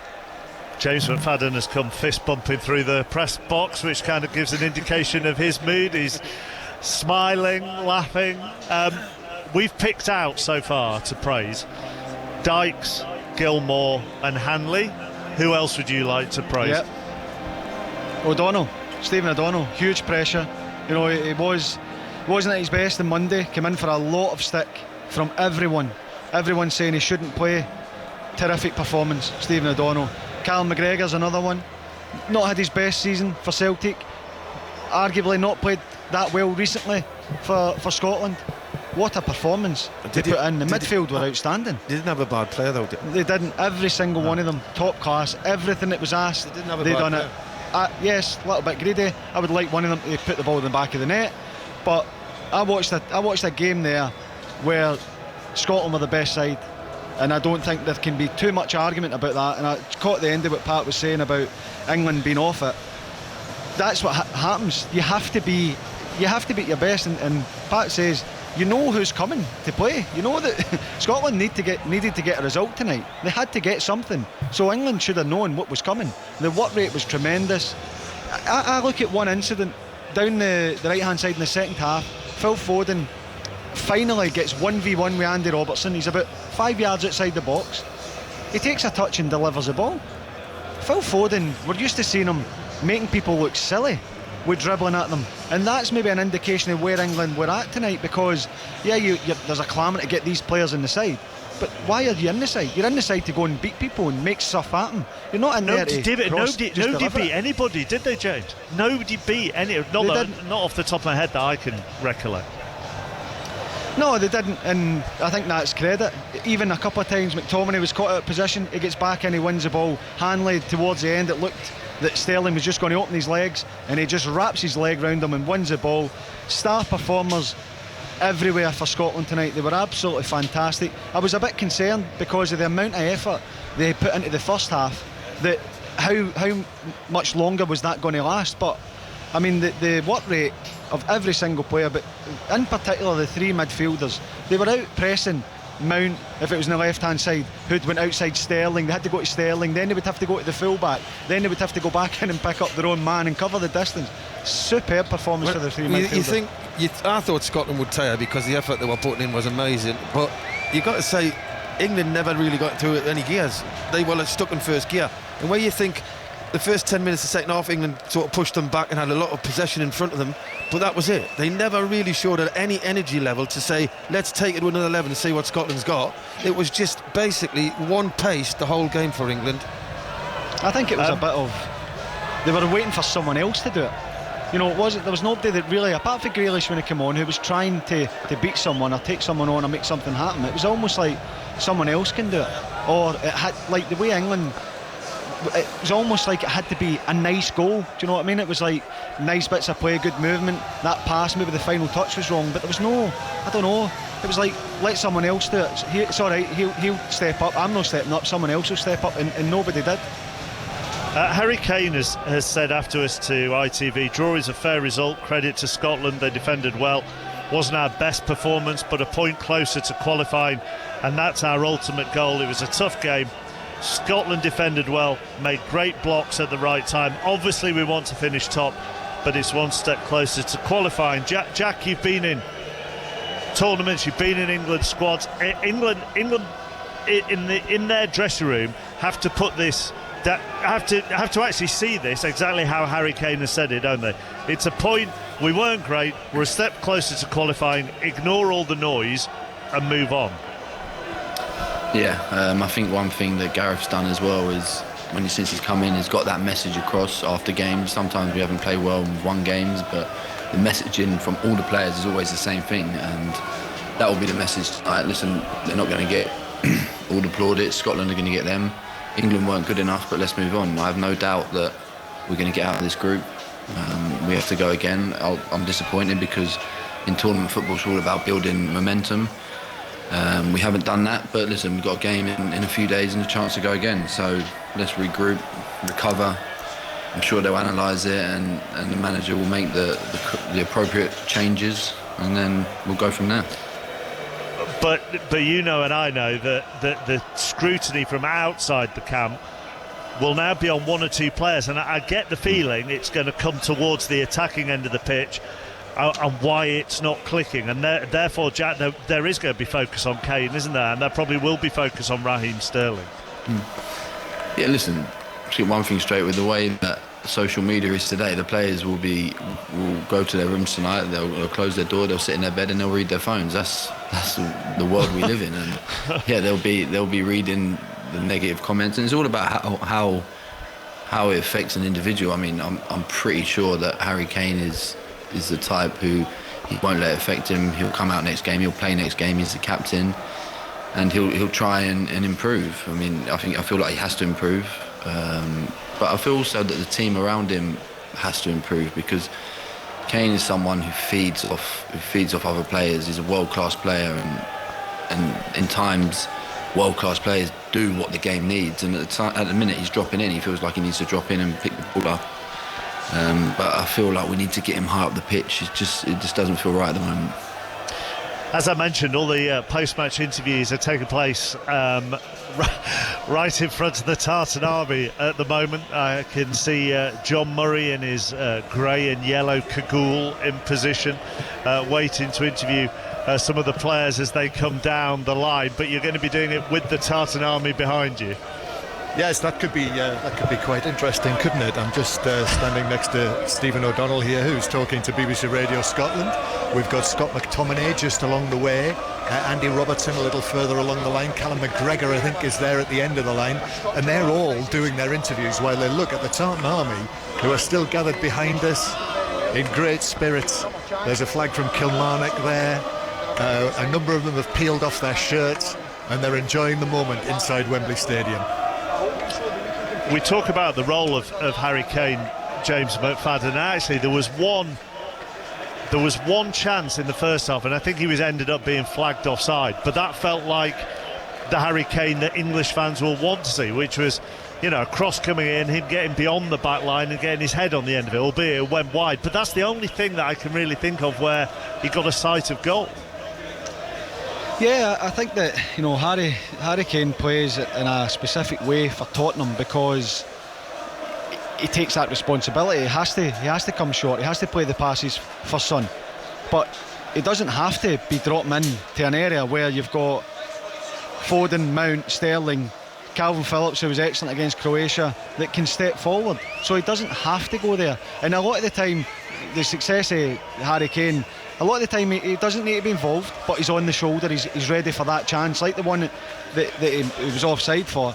So I don't know if it's a bit of just get back to being a 9, just lead the line and be a nuisance, because Grant Hanley, who we spoke about, stuck to him like glue. He could not get anything out of him, and that was he could release himself because there was a man either side of him. You know, that Tierney outstanding again, and McTominay beside him, plus you've got guys covering round. So I understand the frustration of Harry Kane. He wants to get involved, he wants to get a touch of the ball, but he needs to just stretch the game for England and allow the other players, your Sterlings, your Mount, Foden, Grealish when it comes on, to go and pick up those little areas where they can go and hurt you. Maybe even if it's a bounce pass, you look at some of them and it's like they're coming inside, maybe looking for a little 1-2. He's not there because one of the times he's down the left wing crossing the ball into the box. That's not what you want. I just think he doesn't look fresh.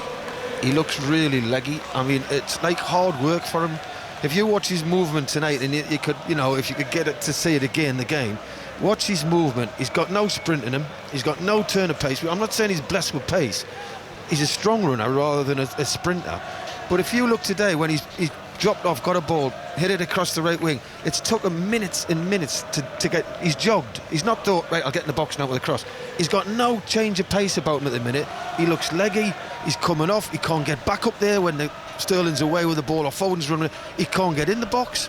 Now, it's all right saying Harry Kane, just stay as a number 9, but it's not his game. He doesn't like playing up against people. He likes to come off and get that pace, that little bit of space where he can turn. But he just looks as if he's had a long, hard season, and he really looks like he's feeling the pace. Change of pace is an interesting phrase, isn't it, Jack? Because Scotland were able to change the pace. Yes, they did knock it around when they wanted to, and also, as we talked about half-time, they could use the long ball to Dykes or to Adams, might drop 10 yards off the centre-halves and pick it up and then turn. England didn't feel like they had a change of pace like Scotland did. They didn't go long. Maybe those 2 Mount balls round the corner for Sterling in the first half. But you kind of know what England are going to do on the evidence of that. Yeah, I think, and that's credit to Scotland. They got it right defensively, especially in the second half. I can't really remember a spell where England had a period of possession in Scotland's half. When then you can get the ball to your Fodens, your Sterlings, who have little changes of pace, little 5-yard burst, beat a player and make something happen. They didn't really have an opportunity to do that, and that was credit to the way Scotland defended, and when they could win the ball, they went and won the ball. And they kept it as well. When they got the ball, they kept it. 08085 909 693 if you want to call Robbie Savage and Chris Sutton. 606 on the way shortly here on 5 Live. Here's the Scotland captain, Andy Robertson. To be honest, I thought we were the better team. Look, obviously the fans are delighted with a draw, but on another night we could have won it, and I don't think anyone can really argue that, to be honest with you. Of course we had our tough moments, but England are one of the favourites to win this tournament. They're always going to have it, but look, the feeling that we have just now, the feeling the fans have just now, it's important that we keep that, and it's not, it's not for nothing. We still have a long way to go in this group. We're still not in a position that we want to be, but we take it down to the last game, and that's all we can ask. And look, credit to the manager and credit to the coaches. Since he came in, he's tried to install belief, and it helps when you've got people like myself playing at Liverpool. You've got KT playing at Arsenal, McTominay playing at Man United. By the way, Billy Gilmore, my God, the boy, honestly, he's that calm. I think he's fell asleep on the pitch at times, but what a competitive debut for him. And by the way, some heavily critics the last game. Stephen O'Donnell was different class tonight. Unbelievable he was. But look, they too. I'll point out, but to a man we were brilliant. But they too deserve a wee bit extra credit. Marshy keeping a clean sheet at Wembley, not too bad.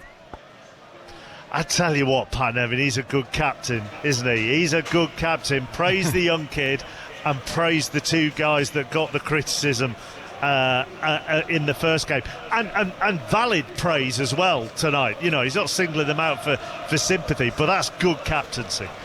Yeah, I mean, nothing less than you'd actually expect from him as well. An absolute classic team player, so he's thinking about his teammates all the time.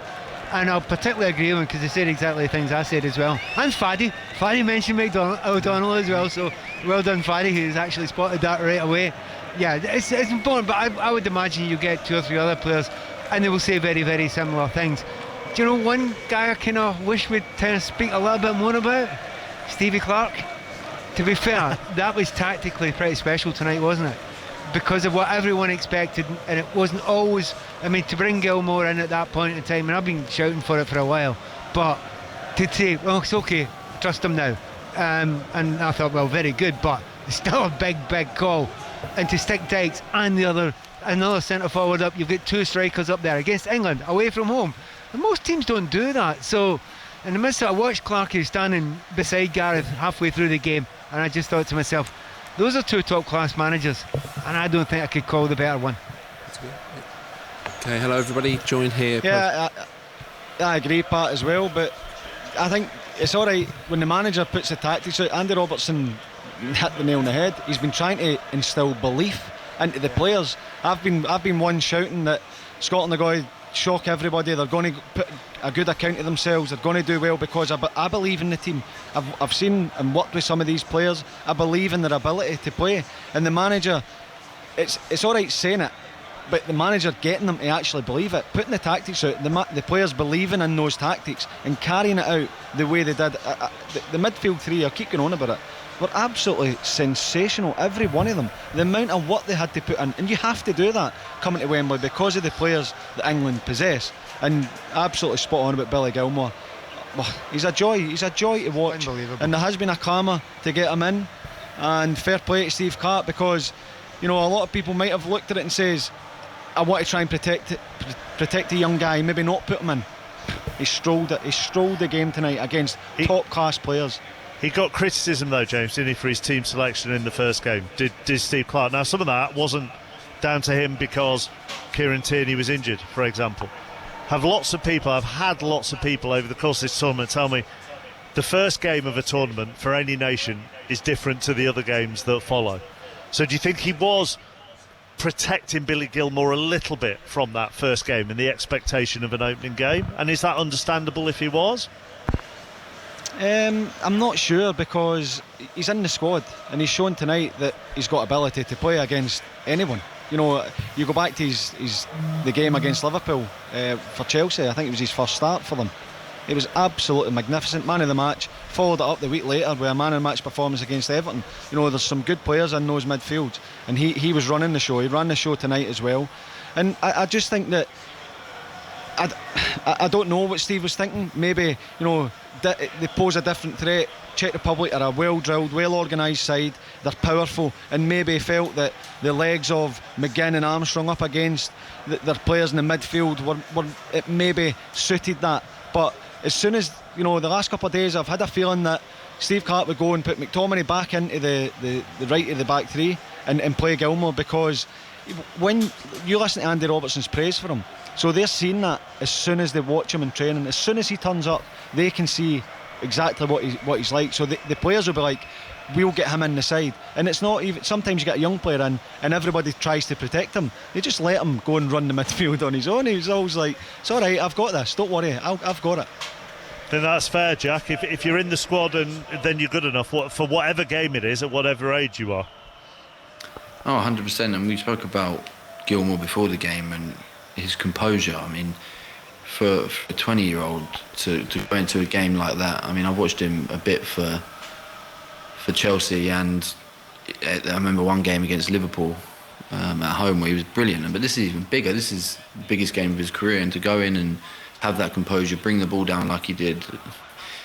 For me, he's a player who just understands the game. He knows when it needs to speed up, and he can do that. He can play one or two touch, and then when it needs to slow down and he needs to play off his fullbacks and get the ball back, he does it. Yeah, he was sensational tonight. Billy Gilmour said to ITV afterwards, I was really happy. First start here tonight against England. It doesn't get better than that. The performance will take a point and focus on the next game. The team worked really hard. It was a proper shift. It was hard work against them. You know they're going to have the majority of possession, but when we had it, we were good in spells, keeping the ball, moving it around and causing them problems. Pat and James have both singled out Stephen O'Donnell. Let's hear from him with Jane Lewis. Stephen, that was a terrific performance. Just talk us through how tough a task that was for you. You stuck to your jobs perfectly, didn't you?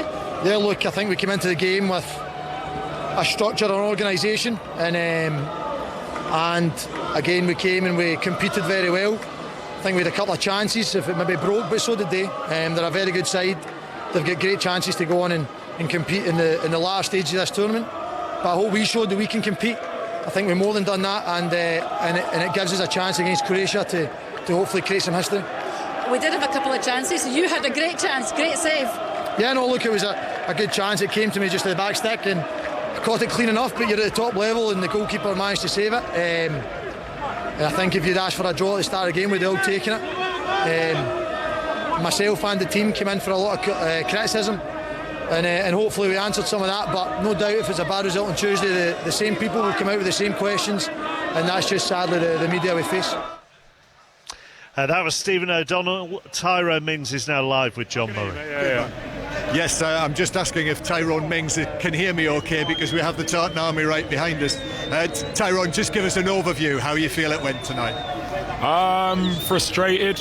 I wouldn't say disappointed. Of course you wanted to win the game, but no point is ever a bad point, especially in this competition. And we kept another clean sheet, and when we don't win or look like winning, it's important that we don't lose. So I think we have to focus on the performance rather than the result, and the performance wasn't quite our fluid and attacking dynamic best, but we kept another clean sheet. We were hard to beat, we defended well, and ultimately it's another step closer to our goal, which is qualification.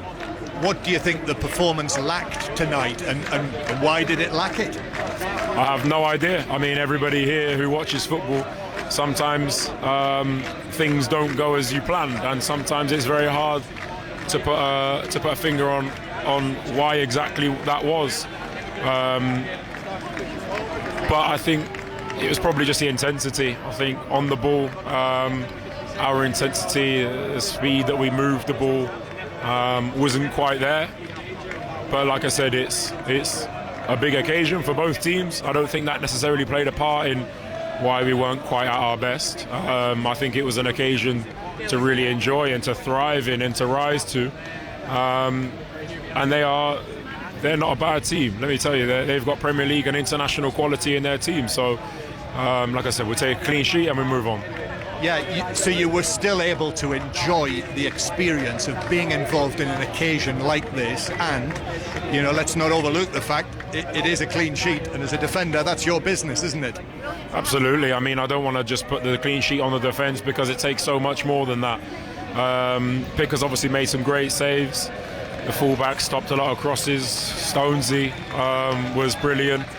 Midfielders have to give us protection. The attackers have to press from the front. So there really is a team effort. But as defenders, of course, we pride ourselves on clean sheets. And that was a real positive. Lovely. Tyrone, thanks for coming to talk to us again. Thank you. See you next time. Tyrone Mings. I think he was probably England's best player, wasn't he, Chris? Tyrone Mings today? Yeah, I would say tonight, yes. Him and John Stones, you know, they're not a bad partnership, and let's be honest, I mean, there'd be cries now for Maguire to come back in, but they've had 2 clean sheets, and Mings, as you say, was arguably our best player tonight, England. So I can't see Maguire coming in, but you don't know what's going to Garrett. Will he change it again for the last game? I think it tells you all about the Scotland performance, that Tyrone Mings, you're singling him out as being England's best player, because Scotland were so good all over the pitch, and the big players, you know, the exciting players never stepped up for England, but Scotland worked hard as a team and put them under the pressure that they had to deal with it.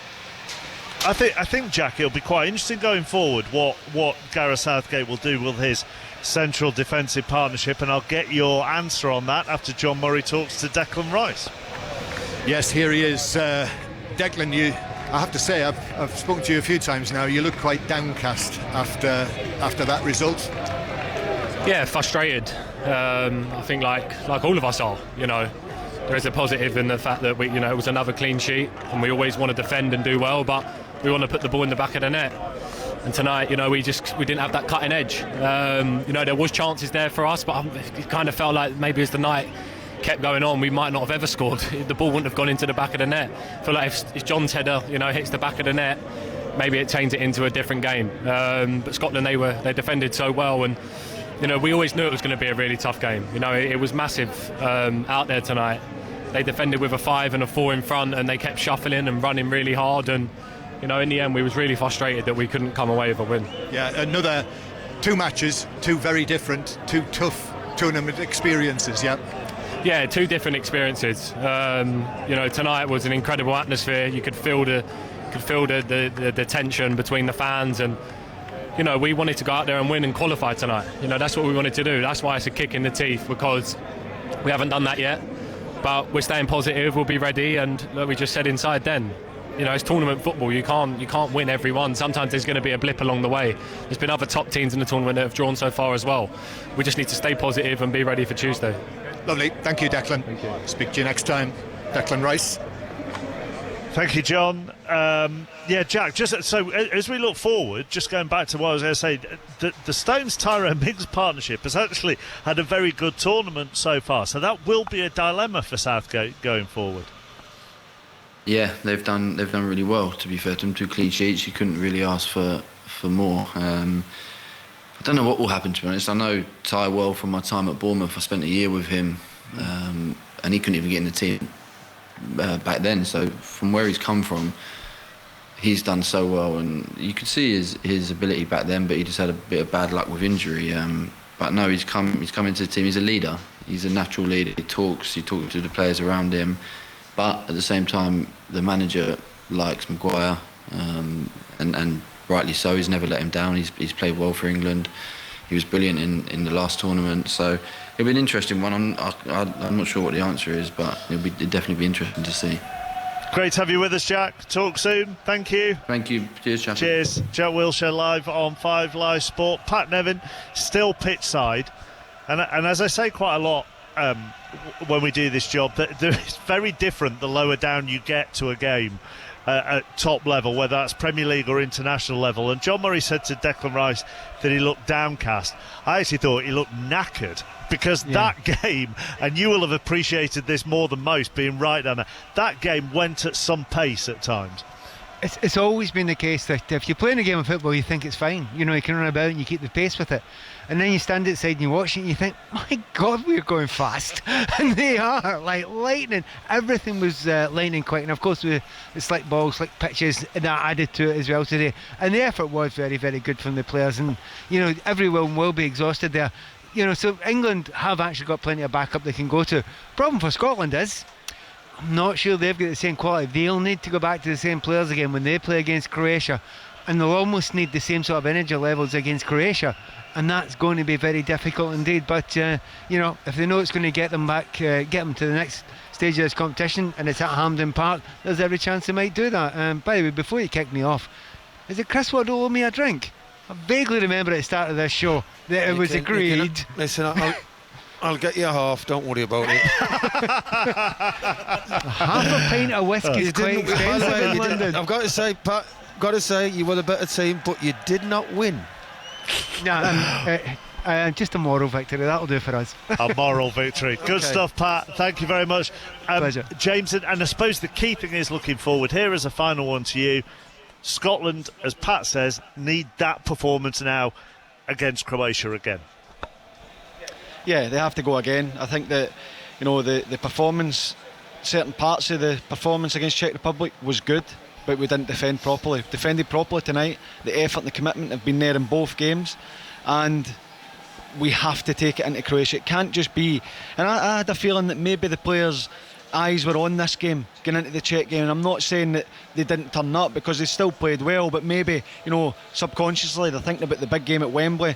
The big game is now Croatia at Hampden. What a chance that we've got to go and win the game, and if we perform to the levels we did tonight, we could win that game, and we've got a chance of qualifying. So it has to be same again. And yeah, I agree with Pat as well. There will be some tired bodies out there, but the feeling of the tiredness in the England camp, the disappointment they're feeling, will be a totally different one to the Scottish ones, because they've put the work in. To them, they've got the rewards. Fantastic performance, so they'll be dying for that next game to come round, and will all be ready and burst into play in it. And if they, as I said, if they put the performance in, the effort, the commitment to the tactics, we'll be all right. I'll leave you to go fist bump some more people in the press box. Honestly, you, Neil McCann down there high-fiving people, McCoist is around high-fiving everybody. Oh, very happy Scotsmen around in this press box. England need a spark from somewhere, don't they, finally? Yes, they do. I mean, he's got to make changes for the game. I think the next game, he's 2 subs and 8 came on. I think he's got to start Grealish definitely the next game, and maybe even start Rashford. But he's got to mix it up. It was very flat tonight for me, England. 08085 909 693 to talk to Robbie and Chris. They're on the way here on 5 Live. The golf will be on 5 Live Sports Extra from 11 o'clock. Ian Carter is watching. And a good start for Brooks Koepka, picking up 2 shots in his first 4 holes, but he's in danger of dropping a shot at the 5th. Currently at 4 under par, the 2-time champion, alongside the overnight leader Russell Henley and also Louis Oosthuizen, who was round in a level par 71. But the man who is still out in front, here is an Englishman who's had a good day. Richard Bland, round in 67, 5 under par, leading the US Open at the age of 48 by 1 shot. Sports Extra for the golf, the Euros daily for all the reactions to the game here at Wembley. That will drop in the morning, and 6:06 the other side of the latest BBC News. Listen on BBC Sounds. This is BBC Radio 5 Live. And with the 5 Live News, I'm Shabnam Yunus-Jewell. Boris Johnson has said it's bizarre and peculiar to suggest Conservative voters in southern England feel neglected, and that led to the party's surprise by-election defeat in Chesham and Amersham. The Liberal Democrat Sarah Green overturned a 16,000 majority, winning by more than 8,000 votes in the Buckinghamshire seat. The Conservative MP Imran Ahmed Khan has been charged with sexually assaulting a 15-year-old boy in 2008. He strongly denied the allegation. Mr Khan, who represents Wakefield, will appear at the Old Bailey next month. The Palestinian Authority has cancelled a deal under which Israel was to give it at least 1 million coronavirus vaccines. The Palestinians said the jabs were too close to their expiry date. And in sport, as you've been hearing, the much anticipated Euro 2020 match between football's oldest rivals, England and Scotland, has ended in a goalless draw at Wembley. It was the first time they've faced each other at a major tournament since Euro 96. Are you ready to have your say? In the UK's biggest football debate, your teams, your views. Get ready. This is 606 with Chris Sutton and Robbie Savage on 5 Live. Football's coming home, or is it? Scotland deserved more. This is 606. Here's the delivery from Mount, an outswinger, which is headed against the post, and it comes straight back out. It struck the face of the post and bounced straight back out, and Scotland survived. From the corner, Scotland are crowding Pickford. Here's the delivery in. Hanley tried to get to it. Dykes with a shot. It's headed off the line. Reece James came across. That looked goal-bound. Mings then back to his Aston Villa teammate, but the pass was firmly hit.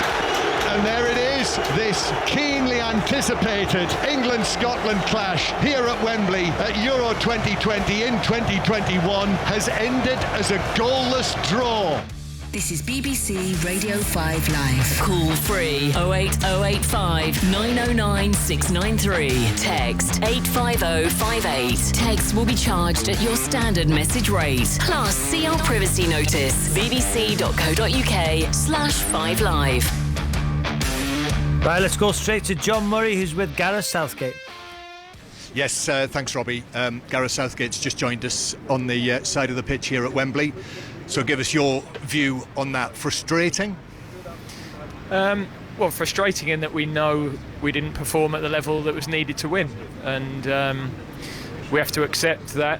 I think we also have to give Scotland great credit. They defended brilliantly. They used the ball very well. And I've just been talking with Steve there, you know, they deserved the point from the game. So, difficult night for us. We know that we wanted to send our fans away happy. We haven't done. But in terms of qualification in the group and in tournaments, that's key. If you can't win, then you've got to make sure you get a point. And I've seen games like that end up with one in the back of the net in the 85th minute, and everybody's walking off in an even worse mood than we are now. So, a game we've got to learn from, a performance we have to improve upon, but we will. However, you will understand, won't you, with the attacking players that you've got at your disposal and the talent that you have, that people will expect more.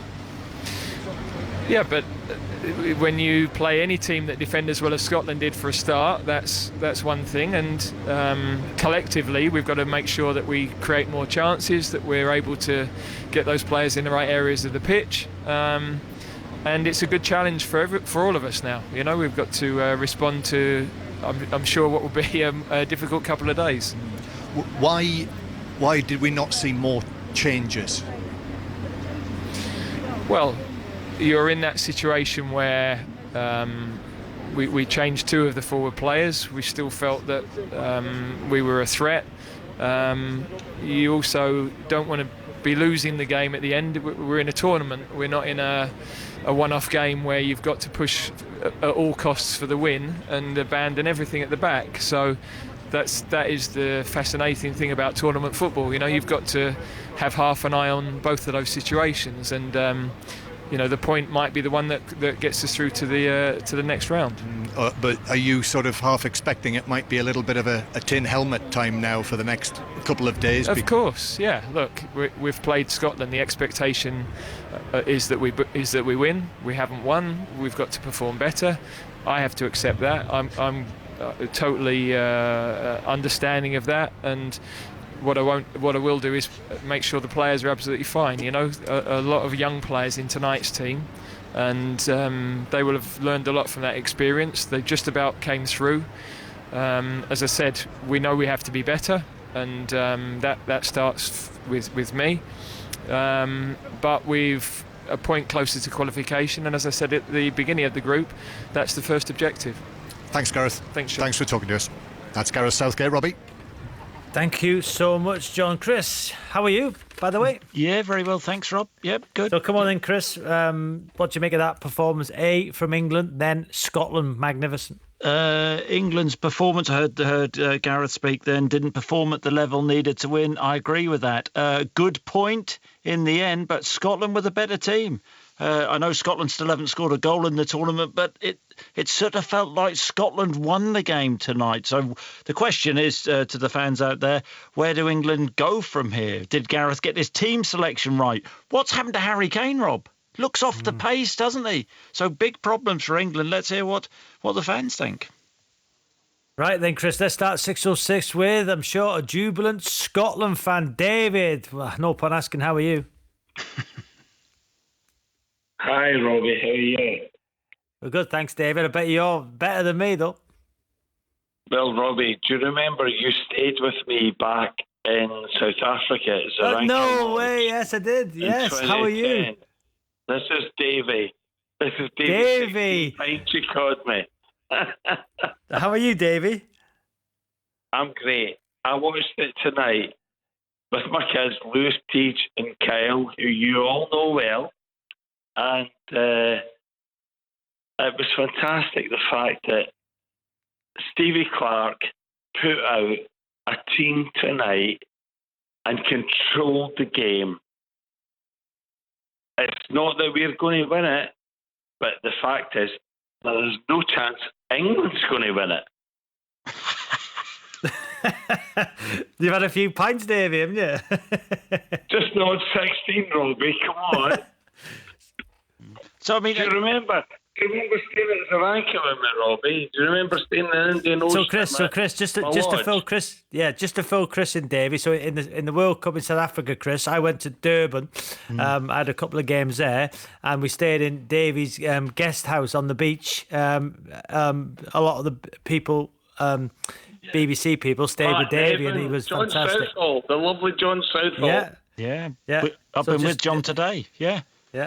Unlucky John. So Davey, you are very happy, and Chris, what do you say, Davey?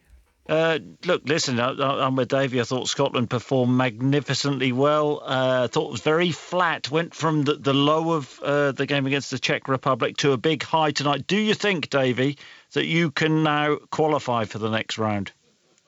Do you think you'll beat Croatia? Honestly, I went to. Geez, my dad took me to every World Cup and Euros that we could, and we never got past the second rounds. I really just hope that we can do it this time. I really just hope we can do it this time. Davey, lovely to speak to you. Listen, love to the family. Well, thanks for ringing, Davey. Great to speak to you. Right, let's go to Alex, is an England fan, Chris. Hi, Chris. Hi, Robbie. How are you both? Hi, Alex. Very well, thanks. Good. I'm probably going to be the first of many deflated England fans, I'm sure. That just feels like a defeat, to be honest. But it was absolutely terrible from start to finish. So we heard Gareth talk there, Alex, about didn't perform at the level they need to learn from it. Do you think he got his team selection right? What do you think went wrong? What do you think was wrong? I don't even think it's down to the team selection. If you look at the team now, there's more than enough quality there to go and win that game. I think it's lack of intensity, lack of creativity, passion. You know, you don't need quality for passion. You look at the Scots; they put everything into that game. They're so well organised. Do you think passion's a fair word, Alex? Do you think it's fair to say to the England players it's an enormous game against the biggest rivals that they lack passion? Do you think that was more that they lacked fear than passion? Maybe it was definitely intensity. Maybe passion is a strong word. Even off the ball, we're not closing players down. We get the ball, we're sideways passing backwards. They're just you watch some of the top teams in the tournament. You look at Belgium, you look at the Netherlands, you look at France. They go at teams, they run at players, they use those attacking players. Alex, I've heard a few people say about, England looked flat, looked a bit tired. It was hot on, in the last game against Croatia. I'm not having that nonsense. Wales played in Baku against Switzerland. Are we going to have every reference point back to Wales? It was 30. No, it was 32 degrees, and then Wales put in that performance in 30 degrees temperature, albeit later at night, against Turkey in a must-win game. So all this nonsense, well, it was a bit hot in England's game against Croatia. They looked a bit flat tired tonight. Well, who said it was a bit hot in the game against Croatia? I've heard it on the radio tonight. I don't know who said it. I don't know who it was. Somebody said it. I'm not having it, Chris. Yeah, I think there's a lot of excuses, and you look at our team. As I've said, where's Harry Kane? Where is he? The top goal scorer and assister in the Premier League. He didn't have a sniff. No service into him, to be fair. He came short. His first touch was heavy. I don't know what it is. He always looks leggy in an England shirt compared to a Spurs shirt. I don't know what it is. Do you think he should have got? Do you think he should have got taken off earlier? Yeah, I would have brought Calvert-Lewin on a lot earlier, probably 20 minutes to go. Do you think, Alex and Chris? Do you think? Listen, I think England will do well in this tournament, but in the games like that, do you think they need to play with two holding midfielders? Yeah, but against a team who are 44th ranked in the world and the third lowest ranked in the tournament. But Phillips is playing a bit of a different role, Rob, isn't he now? He's not playing as a 6. He's an 8. Rob. Yeah, I wouldn't say he's an 8. I wouldn't say he's playing. How many times did he get beyond the ball? Did you watch the Croatia game? Yeah, he set up the goal. Yeah, seen it, Chris. Yep. But tonight, how many times did he get beyond the ball? 2 or 3 times in the first half. Predominantly, him and Declan Rice were 6s tonight. So listen, Rob. So when I talked about courage, and I thought England played with a bit of fear. You were a midfielder yourself. Do you think they moved the ball quickly enough? No. Do you think that they were tentative? I thought they were tentative. Yeah, I thought they did move the ball from side to side quick enough, not forward enough. So why would they be tentative?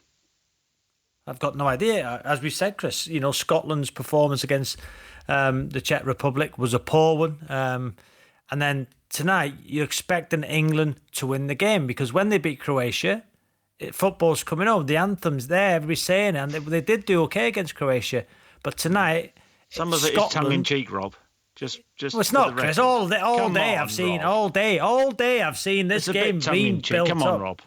It's not, Chris. Come on, bearing in mind, Rob, Wales celebrated like they won the tournament. Hang on. England, Chris, have had a home game. They had a home game at the weekend. Wow.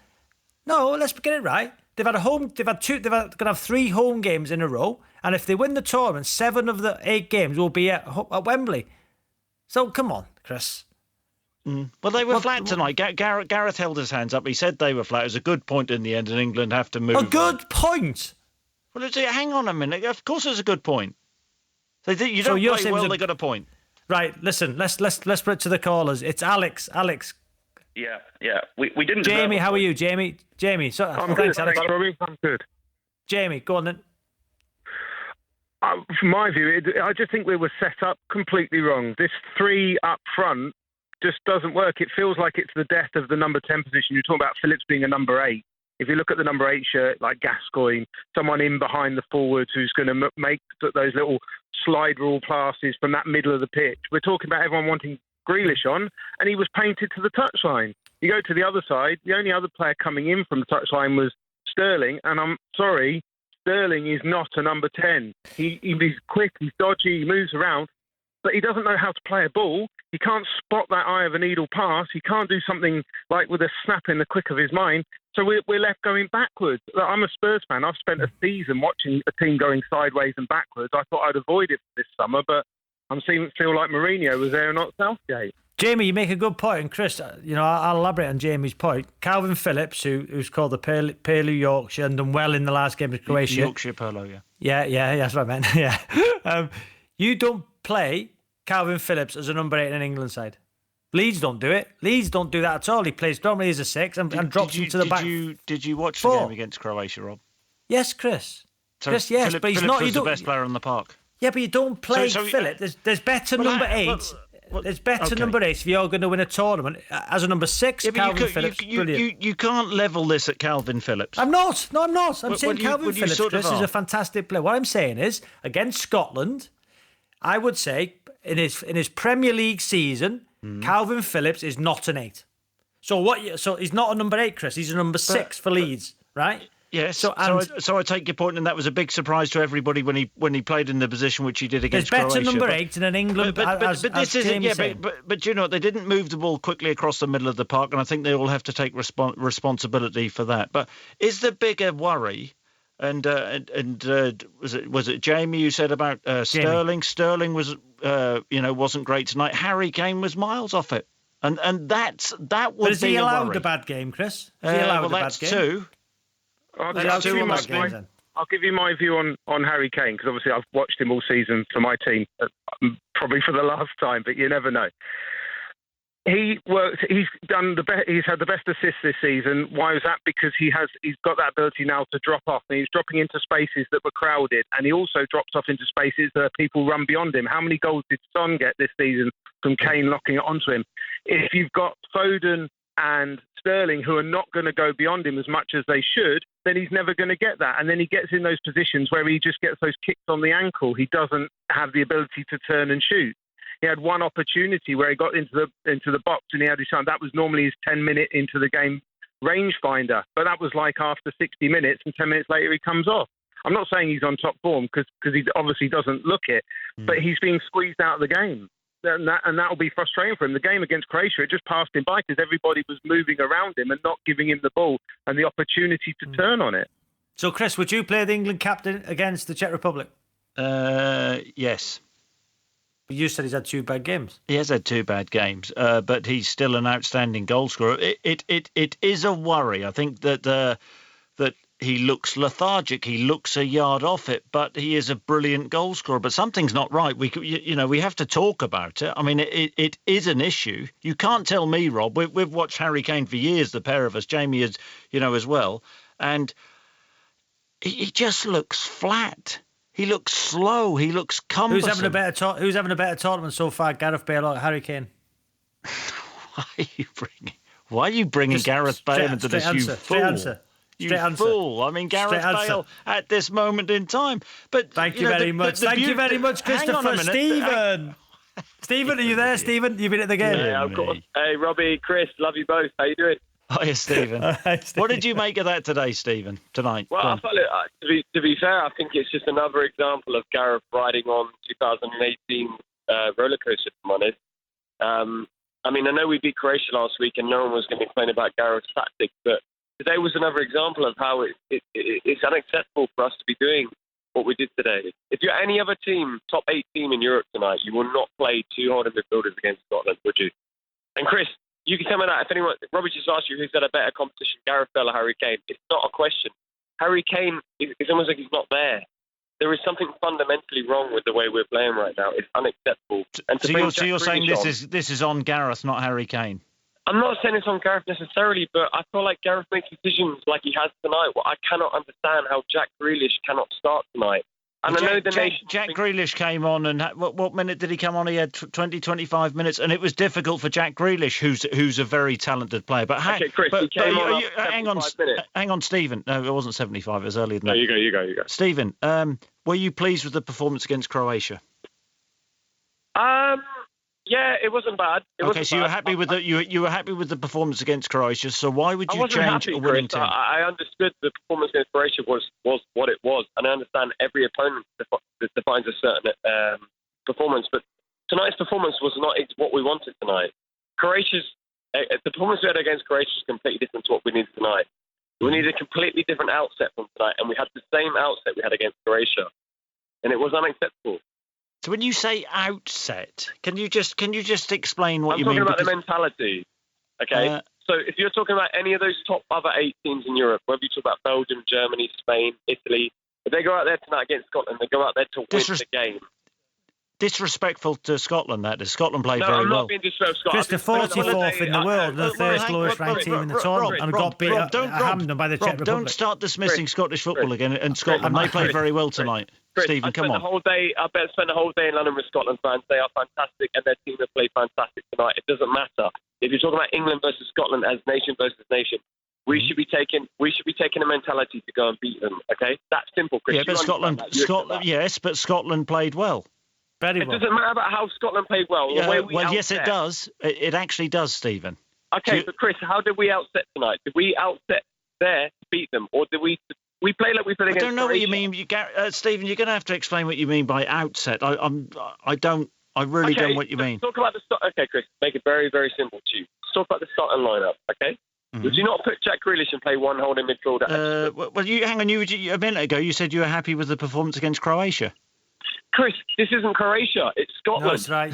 I get you, Stephen. I agree with you, Stephen. Okay, so you're saying, well, I know what you're saying, but you were happy with the performance and you'd change a winning team. No, Chris, I'm telling you, you play the team that's in front of you. We're not playing Croatia anymore. We're playing Scotland. Point. So who would you have left out?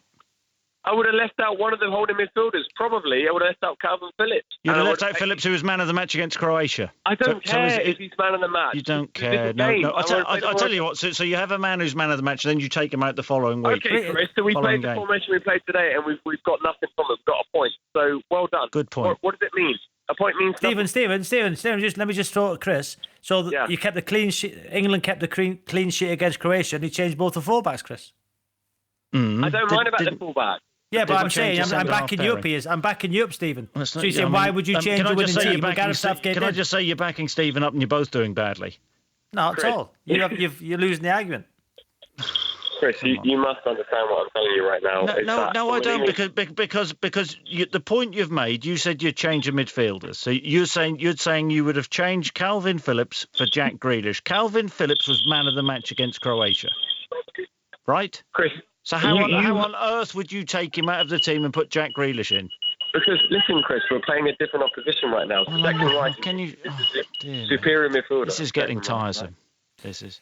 Stephen, listen, Stephen, I think you've made some fantastic calls, some fantastic points. You can't even say fantastic. I couldn't. We need to hear from more Scotland fans. 08285 909 693. Do you know what? Do you know what? I think you made a good point. We've started this programme. I don't. We've started this programme, and do you know what? Stephen there has come on, and he's been very dismissive of Scotland. Very dismissive. And I thought Scotland were fantastic. Okay, but I think the point Steve was making, Chris, Scotland... is he would have dropped Calvin Phillips for Jack Grealish. But I wouldn't have. I'd have left Declan Rice out and played Phillips as a 6, and I'd have played Mount. What did Declan Rice do wrong against Croatia? Okay, what did Kyle Walker and Trippier do wrong against Croatia? But Trippier doesn't. They don't have to balance. But make your mind up. He was magnificent, Trippier. So what did they? You've just said what did Declan Rice do wrong against Croatia? Nothing. Did a good game. What did Trippier do, and what did Walker do wrong against Croatia? Gareth made that decision, Rob. Come on. You're just going back to your own point. Listen, 08285 909 693. What's happened to you in Baku? What have you been eating, you idiot? Honestly. What are you talking about tonight? David's a Scotland fan. David, how are you, David? I'm good. I'm proud. I'm a proud Scotland fan. I'm for Edinburgh, you know. So tell us about the performance tonight, David. Exceptional. Regardless of what England put out. Trippier or whatever. Right? We done these. We done England. End of story. When you say you done England, you drew. Right, we drew. We should have won. Yeah, should have won. But you should have done. And and as Pat Nevin said, Scotland may have had a moral victory, and it was a great performance. But in the end, you haven't scored in the tournament yet. Well, they never scored. No, but England have scored in the tournament. No. David, you should have won the game. I'm with you. You should have won best chances. Well, I'm with David. Should have won the game, but you didn't. If you let me speak, right? The fact of the matter is we had mere clear-cut shots on target. Should have scored. Yes, I agree with you. We should have scored. But we never. The one clear-cut chance they had was a header off the post. Mason Mount had a clear-cut chance a couple of moments later. You call that a clear-cut chance? It was a nutmeg, and he put it wide, mate. He put it wide by a distance. Yes, but it was a clear-cut chance. As a clear-cut chance, I would have just slotted that. Yeah, no, you would know. Right, trust me. Harry Kane couldn't slot that shit because he already came on. And he had that. Yeah, David, just mind your language, P's and Q's. I apologise. Please. Yeah, that's okay. Go on. I apologise. Go on. But it was a positive performance.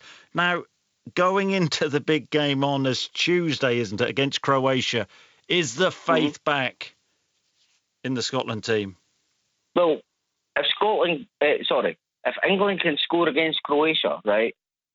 Well, why can we not score against them? They couldn't score against us. So you're saying England, Scotland? you know? So you're saying on the basis of tonight, Scotland are better than England, and will go further in the competition? I never said that. Everybody's making out that England is this big team. They've got so many like superstars and all of that, and basically everybody else in England specifically are making out that Scotland are minnows, and we should have put they should have put 4 past us. Yeah, but that was based on the Scotland performance against the Czech Republic, and let me just say, I'm a big fan of Rio Ferdinand was slating Scotland. No enough respect there, right? Right, you've got other English fans. That's poor from Rio. Slating Scotland, right? And all right, the Czech Republic, we should have won that game. To be fair, we should have had like 3-4 goals up. 19 attempts, you had 19 attempts, David, just didn't take one. Exactly. Yeah. Right, we never had that against England tonight, but we were the better team. We pretty much humbled them, and I just feel like no other English person or in the world, even Welsh like yourself or whatever, are actually giving us credit. They're just saying no. In fairness, Robbie just gave you credit. Yeah. I'm a big fan of Scottish football. I gave David credit. The thing which I can't quite get my head around this tournament, and this may be me being miserable, Rob, but there's like the Welsh celebrations and Scotland. David's come on tonight.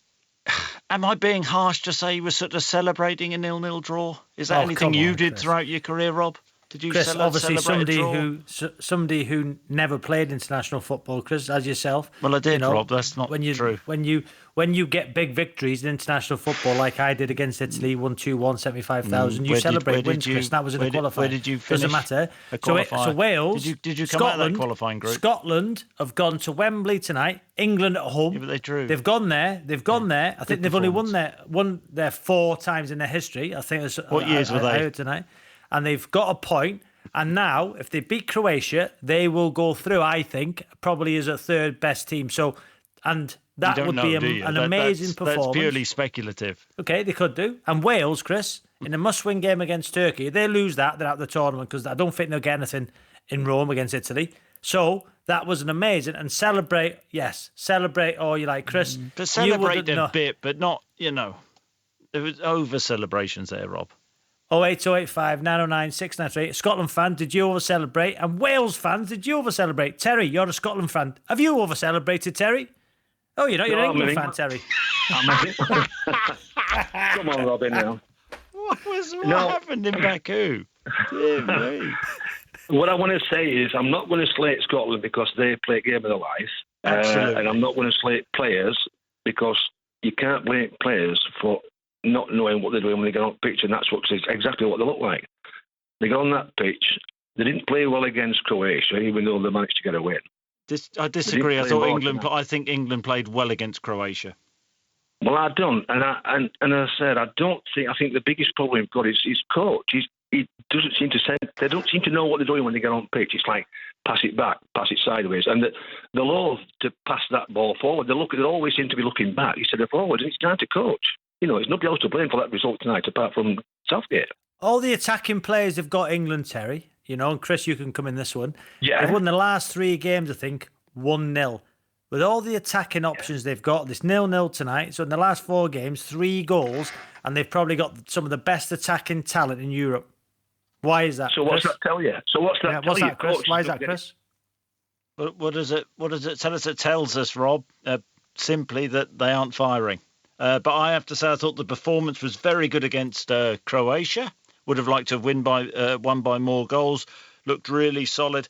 Tonight it was difficult, and Terry came on. First thing he said is, "I'm going to give Scotland credit," and I think that's one of those tonight where Scotland defended superbly.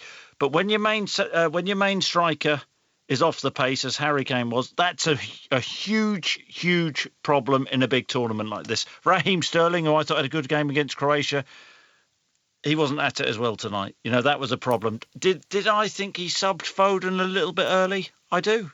Didn't you think that, Rob? I thought, he was a bit premature with that one.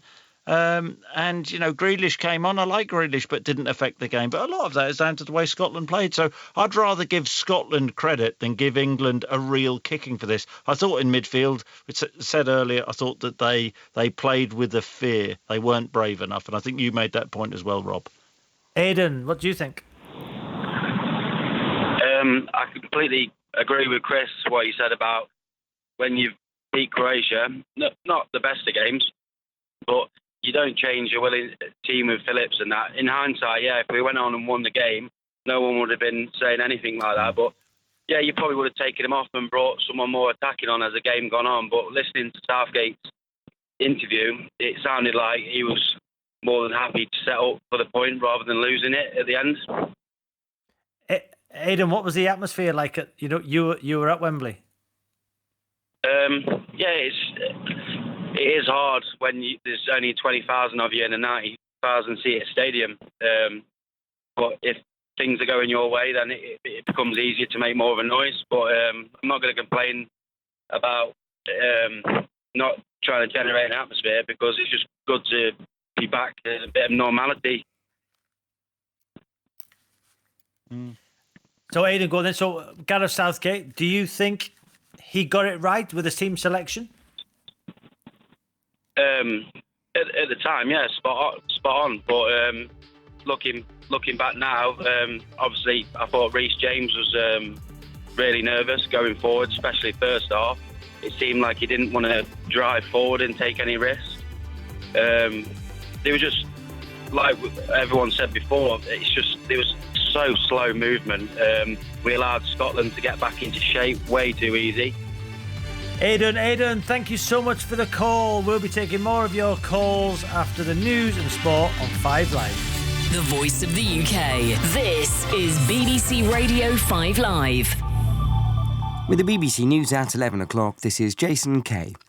England and Scotland's hotly anticipated group game at the European Championships has ended 0-0. It was the first contest between football's oldest rivals at a major tournament since Euro 96. The result leaves both sides still able to qualify for the next round. From Wembley, here's John Watson. Victory for England over Scotland would have secured their passage into the last 16 of Euro 2020. And it was the hosts who fashioned the best chance of the first half, John Stones' header bouncing back off the post. Scotland came close when England defender Reece James cleared off his own line from striker Lyndon Dykes midway through the second half. A goalless draw means both Scotland and England can still qualify for the knockout phase. That would be a first for the Scots at a major tournament. They face Croatia in their final group game at Hampden Park. England face the Czech Republic here at Wembley on Tuesday. Boris Johnson has said he's disappointed by last night's shock defeat for the Conservatives in the Chesham and Amersham by-election. But he said the government would continue what he called its mission to untie, to unite and level up. The Liberal Democrat candidate Sarah Green won the Buckinghamshire seat, which had been Conservative for half a century. The Conservative MP Imran Ahmed Khan will stand trial, charged with sexually assaulting a 15-year-old boy in Staffordshire in 2008. The MP for Wakefield denies the allegations. New analysis from Public Health England suggests that a single dose of the Pfizer or AstraZeneca coronavirus vaccine reduces the risk of needing hospital treatment by 3/4. The study found that having one of the jabs was highly effective in preventing serious illness, including from the Delta variant. Our health reporter Jim Reid says the data suggests that having 2 doses is even more effective. It goes up from that 75% mark to about 90%, but nevertheless showing that a single dose is pretty effective. And when you look at the numbers for admissions with the Delta variants that we had also announced today, about 8% of admissions are people who've had those 2 doses, about 35% 1 dose, and around half then completely unvaccinated. So it's again showing the importance of that vaccination. An NHS trust has been fined almost £750,000 for failures contributing to the death of a baby boy. East Kent Hospital has admitted failures in the case of Harry Richford, who died 7 days after his emergency delivery in November 2017. The trust's chair, Neil Dixon, apologised and said that improvements were underway. Learning lessons and efforts to improve should never stop, and we will work tirelessly to provide high-quality maternity services which continually strive for improvement and are safe, effective and centred on the women and children we care for. Lord Lloyd Webber has rejected Boris Johnson's offer to add his new musical Cinderella to a COVID pilot scheme for full-capacity live events. He said he refused, as the theatre industry had been treated as an afterthought and had been undervalued. That's the BBC News at 11:03. Trending now. It's about redemption, justice, family, compassion. Kind of what would we do when we were faced with our own moral compass? Time on BBC iPlayer. Joan Armatrading. It's always seemed like she's been very authentically herself. Really grateful for her music over the years. 6 Music's Loud and Proud on BBC Sounds. Who's Gary? Gary's a builder. Gary's way more than that. I trust him with my life. I feel like that about Claire Balding. Motherland on BBC iPlayer. Stories worth talking about across the BBC. Now, more 606 on 5 Live.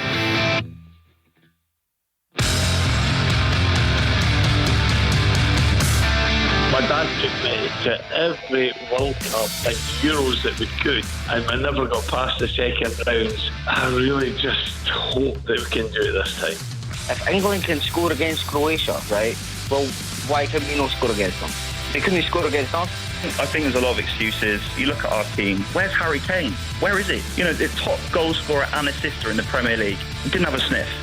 This is BBC Radio 5 Live. Call free 08085 909 693. Text 85058. Text will be charged at your standard message rate. Plus, see our privacy notice. bbc.co.uk/5live.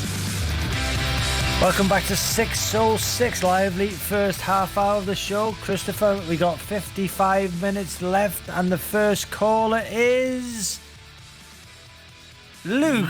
Chris, who's an England fan. How are you, Luke? Yeah, not too bad, thanks. How you doing, Robbie and Chris? Yeah, very well, thanks. So what did you make of it tonight, Luke?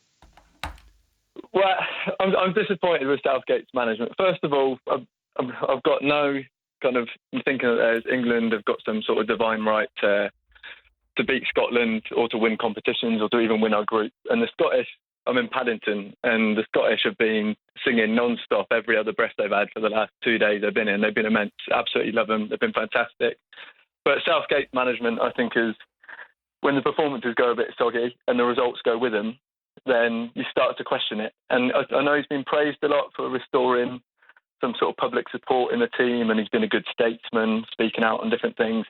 But he's paid to win games and matches at the end of the day, and I think his selection, even for the tournament, I think you look at our options up front, compare it to 96, for example, and I know he doesn't decide the players that he has available to him, but we had, Shearer, Wright, Fowler, Sheringham. At the moment, you can't really say there's a top Luke, around.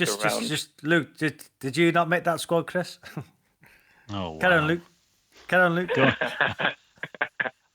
Got more caps than you, Luke. But then, I'm sure you have. But he didn't even try and get Vardy out of retirement. And I think you look at a game like today, Vardy's a prime player. You'd want to be coming onto the pitch for that. And he did say, I think he'd be open to having a conversation with Southgate about it. And then you look at the subs. He's not put Bellingham on for Rice. I don't necessarily agree that Phillips is also playing as a holding midfielder. So it's not too necessarily. But I don't think you're more likely to lose the game really by bringing Bellingham on for Rice maybe, and then putting Phillips back into a more holding position. Good point. And he's brought off Foden for Grealish instead of Mount. And Mount, I'm a big fan of Mount, but he was invisible for the first half. And then he's put Rashford on down the middle when we all know that's not what he's suited to. It's not made for him. I don't get that. In the first half, and even for most of the second, we were slow. We were just plodding around. You could move a forklift truck in the time it took us to make each pass. So I don't understand some of the changes. And when you can understand that if we win the last game, even if the performance isn't great against Croatia, people just shut up, and people like me, fickle fans, they just don't speak, and they're happy with the result. But when the performances go and the results go, you've got to question it a little bit. I mean, Robbie said it. I think you've made some excellent points. I was a little bit baffled with the Rashford, bringing him on and playing him as a centre forward over Calvert-Lewin, because the Scots were sitting deep at that particular time. And we know Calvert-Lewin is superb in the air. Marcus Rashford, I don't know how many times, Rob, you'll probably be better served to answer this. He has played as an out-and-out striker for Manchester United. It's been Cavani, hasn't it, this season? I think Rashford's better off the left. But just the way the game was panning out with Scotland defending deep, I thought, well, it was tailor-made for Calvert-Lewin really to come on and offer that presence. And maybe if England wanted to, go a little bit more direct, he's brilliant at that. I think Luke also makes a good point, Chris, about Bellingham. So, yes.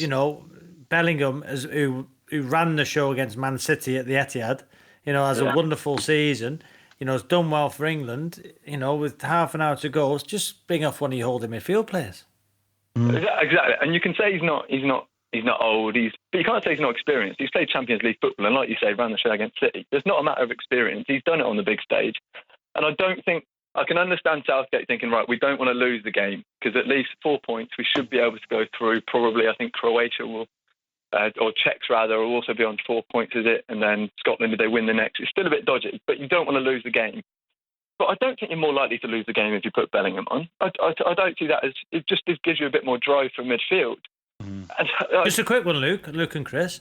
So, because I've been in, watching a fantastic team in Wales do exceptionally well. They've beaten the Swiss and Turkey.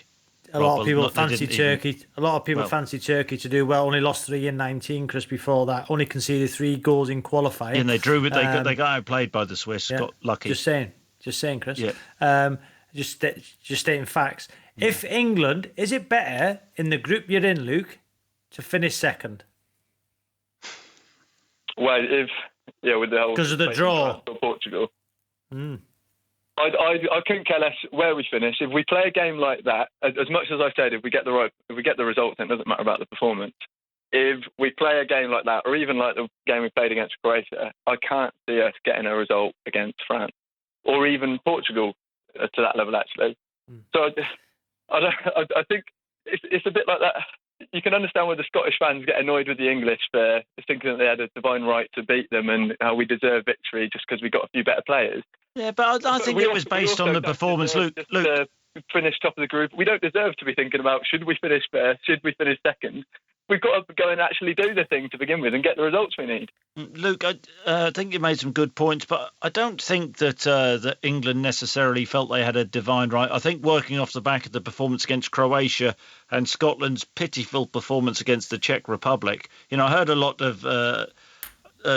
of ex-players, pundits, saying that Scotland were unlucky against the Czech Republic. I'm sorry, they weren't. Czech Republic were a better team. So this performance, I'm not saying it was a massive surprise tonight, but Scotland had a point to prove. England were off the pace, and Scotland have some good players. Kieran Tierney, big player for Scotland, didn't play against the Czech Republic. Came back in tonight. Scotland looked a different team, a team with greater confidence. So when they have all their players fit, then Scotland aren't a bad team at all. John in Dundee, how are you, John? I'm quite happy, Robbie. It's a point we're still in the competition. Yeah. It's plain and simple now. We beat Croatia, we're going through. Yep. It's winner takes all. So it's, the way everybody was talking before the game, that was it. England were going to thump us, and that was us. Yeah, but Dave, John, did you think that before the game? Honestly, after the performance against the Czech Republic, I thought if we only lose 1-0, fine. We could maybe still beat Croatia, but really, it was 2 different performances. It was a different team tonight as well. I was glad he played Gilmore tonight, and I was glad he played 2 up top at the start, Dykes and Adams. And of course, like you say, Tierney coming back made a difference. But they were all immense tonight. All the players were immense. They never dropped their level. England, they had that one chance with the Stones header in the first half, and then near the end you had the scramble in the box. Thankfully it broke away. But it was an immense performance. Maybe England just thought they could walk on the park and that would be it. We'll win the game, but it didn't happen that way. I don't think they thought that, John. Yeah, I don't think they thought that. I think that I thought England played with a fear. A lot of pundits were saying that. Rio Ferdinand basically yesterday said England won 2-0 easy. It's this. You've got. What did you say, Chris? What did you say, Chris? What was your prediction, Chris? I said that England would win the game. If you how many?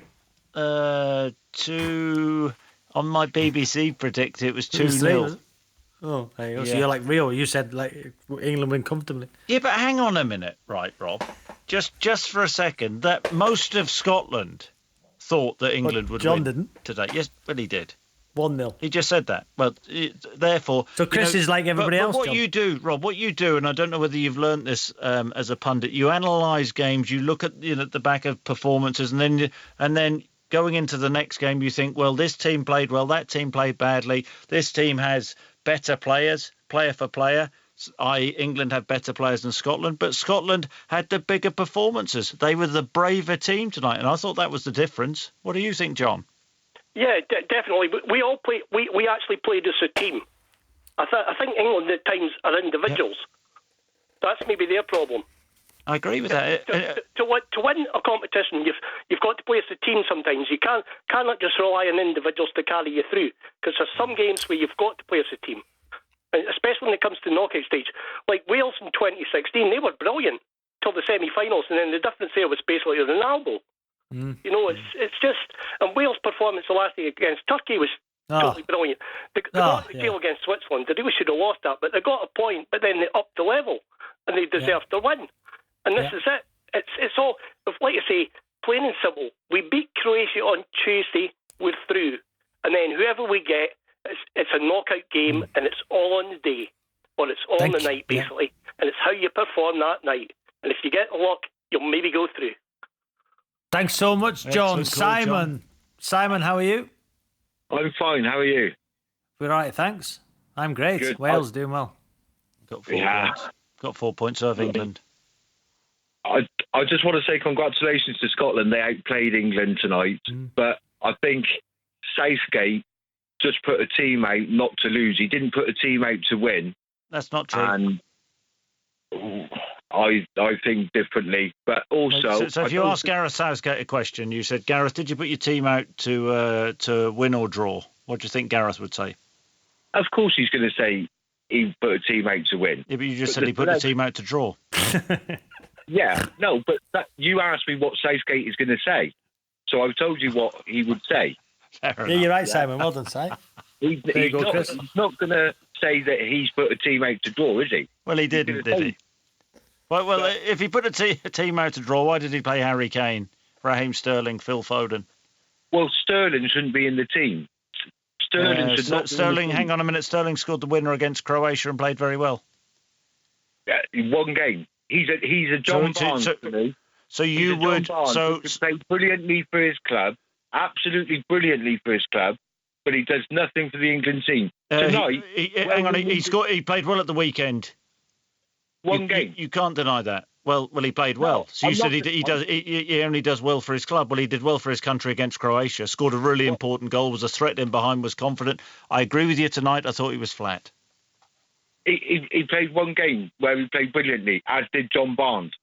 But then, where was he tonight? Where we needed somebody with pace to create space to run at Scotland, he went missing. He wasn't the only one.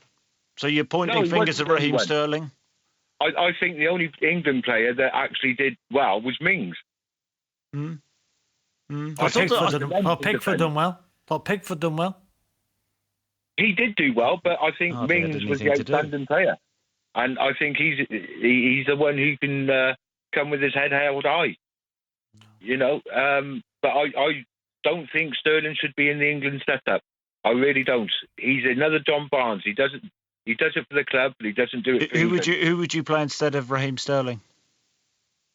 I'd probably play Grealish. Would Grealish have made that run at the weekend for the goal against Croatia? The good player that Grealish is, but... I think he would have done. Oh. I think he's not afraid to... He's one of those players who runs in behind, is he, Jack Grealish? What do you think, Rob? He can do either. I think Grealish is a better player than Sterling. He gives us more options. Sterling just stands there waiting for the ball. Unfair. Yeah, and then he thinks he can do everything himself, and he can't. He does nothing. Thanks, Simon. Simon, thanks for your call. Didn't answer that, Rob, did you? Didn't answer that about Grealish. David, England fan. Oh, yeah. I'm a massive England fan. By the way, thanks for your support on my trip round the grounds a couple of weeks ago. I thought you supposed to be in Newcastle, and we got round and we raised quite a bit of money for outsiders. Oh, fantastic. Just thought I'd get Fantastic. that in. Well done, David. I Well do done, remember that. Yeah. Listen, why are people knocking Sir Gareth Southgate? Right, he will be a Sir. He will take us forward. I'm not having this criticism of him at all. But they didn't play well tonight, England. Why will he be a Sir? Okay. Why will he be a Sir? Why will he be a Sir? Because he's going to win something with England. I'm absolutely convinced he will. He's the right man at the right time. And the man's got integrity. He's got England through and through. And people need to get a bigger picture of what we're doing here. He's worked with the young players all the way through. I cannot stand it. One slightly off game. Scotland were fantastic. Let's not take anything away from that.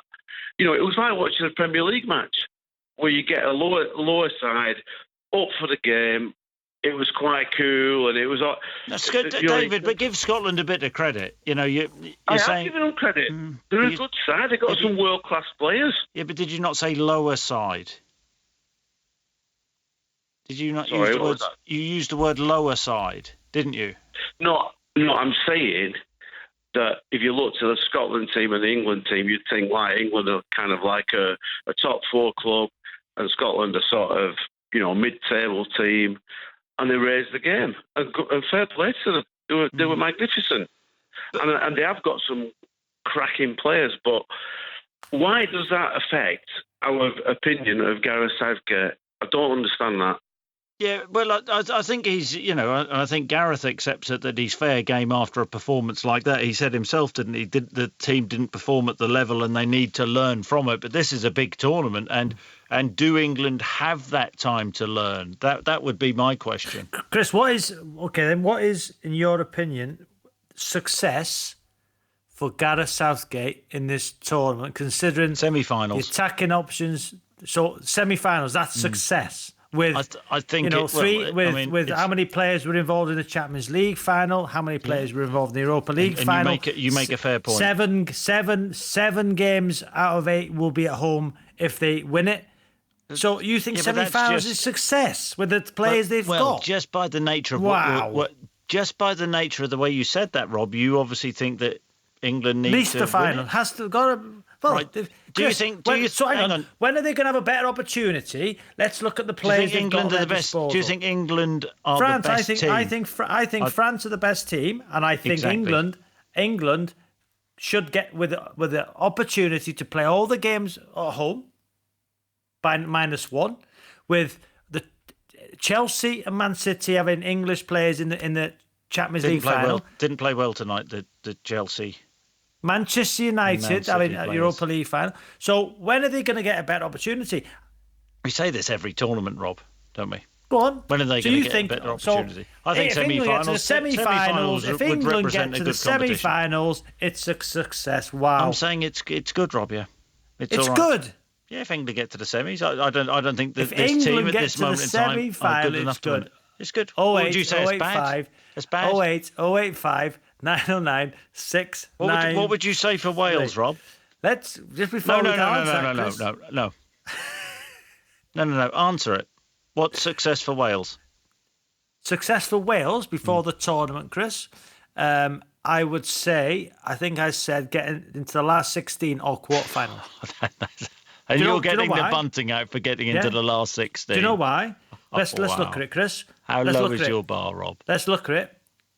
Against Switzerland, the equaliser, across from a Luton Town player to a Cardiff City player. Yeah, but the whole of England's the 7 players England left out of the 33 would get in Wales side. The whole bench of England would get in the Wales side. But But I don't really understand that argument, because if Wales players are playing for Luton and that's all they have to pick from, then they need to improve to get in Premier League teams, Rob. So what do you think success for Wales is? The last 16 is a low bar, isn't it? The last 16 that's like Torquay getting into the FA Cup third round, isn't it? What do you think success is for Wales? Semi-finals. Done it before, Rob. So you think... We've done it before, Rob. You think Wales should be on the same level and get to a semi-final. I'm saying you asked me what's a success. Absolute nonsense. That would be what success. An idiot. Right, let's take a break from this, Chris, because it's time for the Euros simulation game.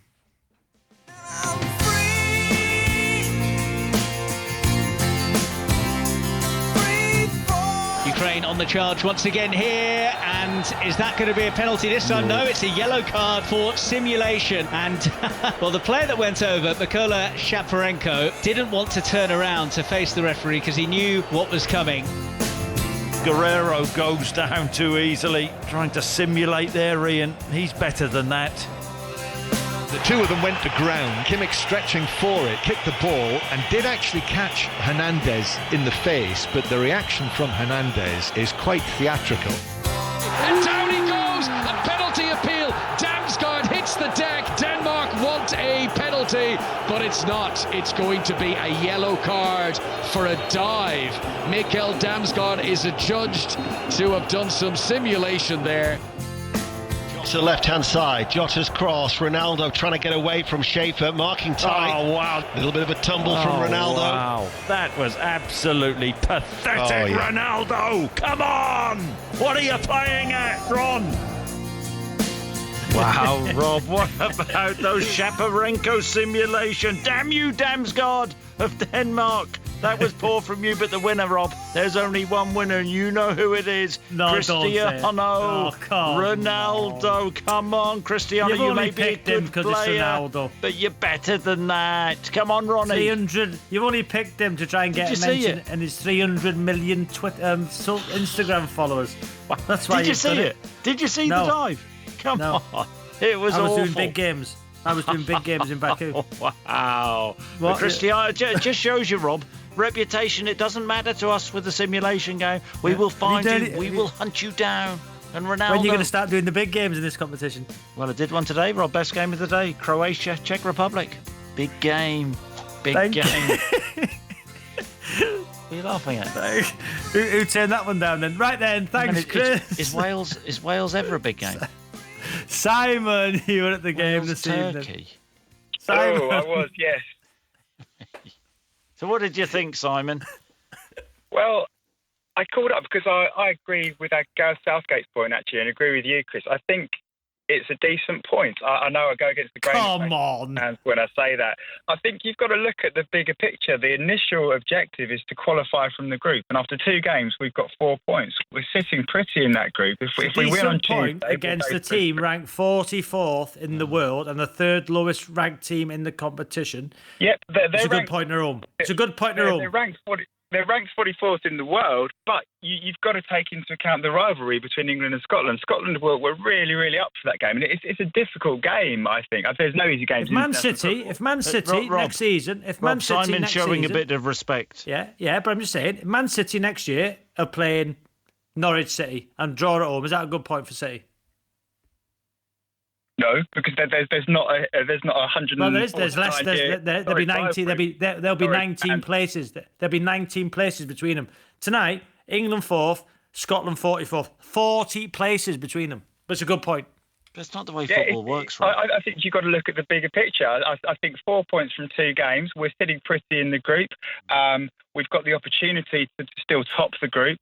The only way we can not finish second in the group is if Scotland beat Croatia, we lose Czech Republic, and there's more than a 3-goal swing. So we're almost certainly to finish first or second in the group, which, considering where we've been in previous tournaments, it's not really going down to the final game. I don't see how we can go out with the final game. I think you've just got to look at the bigger picture. There's 7 games to play, Robbie, not 8. So 7 games potentially to play, and you're not going to win the tournament with 7 absolutely belting world-class performances. Hopefully it was a blip today, and we move on from there. And I agree with Chris. I think Scotland played very well. Scotland was brilliant. So what was worse, England's performance tonight or against Iceland? England's performance. What was worse?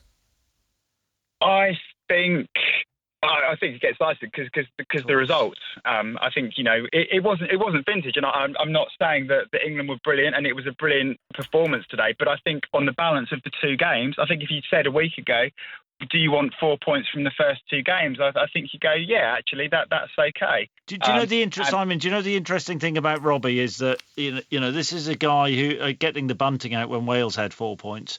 And the Wales players Wales players are celebrating tonight. Scotland honestly, tonight. like they've won the tournament. And the England players have 4 points from two games, walk off disappointed.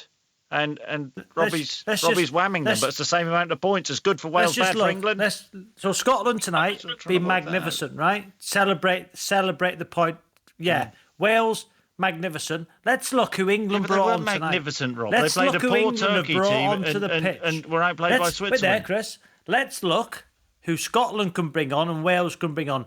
England tonight have brought on two players probably worth over £200 million. Mm-hmm.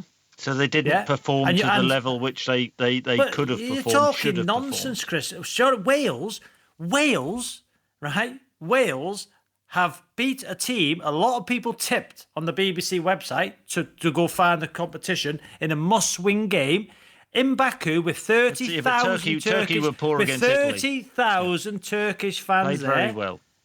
Yeah, so they can celebrate. Scotland tonight, Scotland fans can celebrate. What, a 0-0 and you're draw? saying they shouldn't. How many, what an absolute clown you are. Yeah, but I understand, Rob, why someone with your mentality would get excited about celebrating a 0-0 draw. I understand that. Most people wouldn't. Most winners wouldn't. Keeney, you're a Scotland fan. Tell this idiot it's a good point. You should celebrate a point.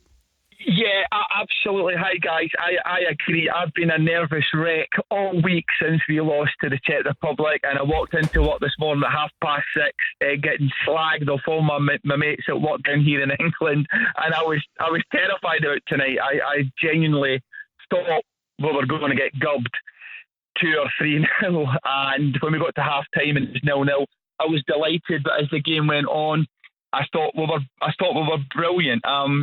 But I would like to I don't want to stick up for England. I wouldn't go as far as that. But I would like to say, as a Scotsman, I wouldn't go as far to say I'm going to stick up for England. But I do think Southgate needs to be braver, because when I saw Grealish wasn't on from the start, I was over the moon. I was delighted.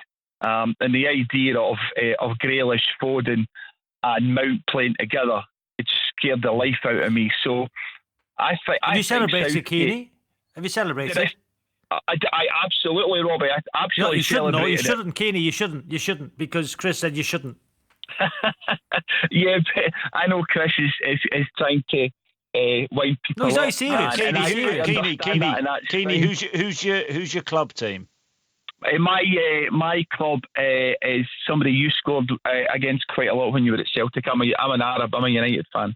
Dundee United fan. When was the last time you celebrated a Dundee United draw? 0-0. That happens quite regularly, Chris. As you probably know. Fair play to you. No, but it's true. Watching Scotland and United, there's similarities. We know we're not going to push Celtic and Rangers to their limit. That's just a fact. It used to be the case when I was wee in the 80s. We could do that, but we can't do that now. And it's kind of the same for Scotland, I think, too. The fact that we've got to a tournament, I have to celebrate that, because a couple of years ago I never thought we would I didn't think we would qualify for another tournament.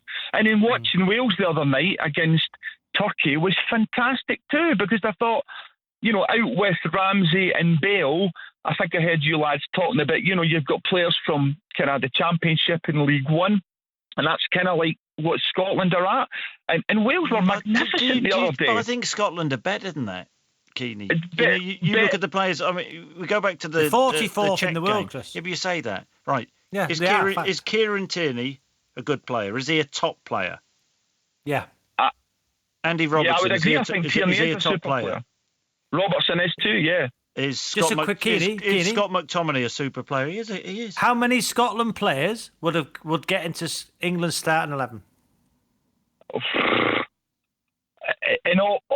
on paper, I'm not sure, hand on heart, we would have any, if many, in all honesty. Andy Robertson, but again, Kieran Tierney, possibilities. Okay, yeah, absolutely, maybe, yes, perhaps. We'll say Robertson and Tierney. They're not going to play two left. They're not going to. Hang on, Chris, that's ridiculous because those two.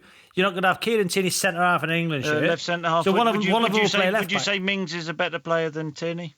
Harry Maguire will play, Chris. Hang on, hang on. You're just changing arguments to. Come on. Tierney's a top player, Rob. Look at Arsenal when Arsenal don't play him. Tierney's a very good player. And John McGinn's a good player, but I'm saying these are good players in their own right, aren't they?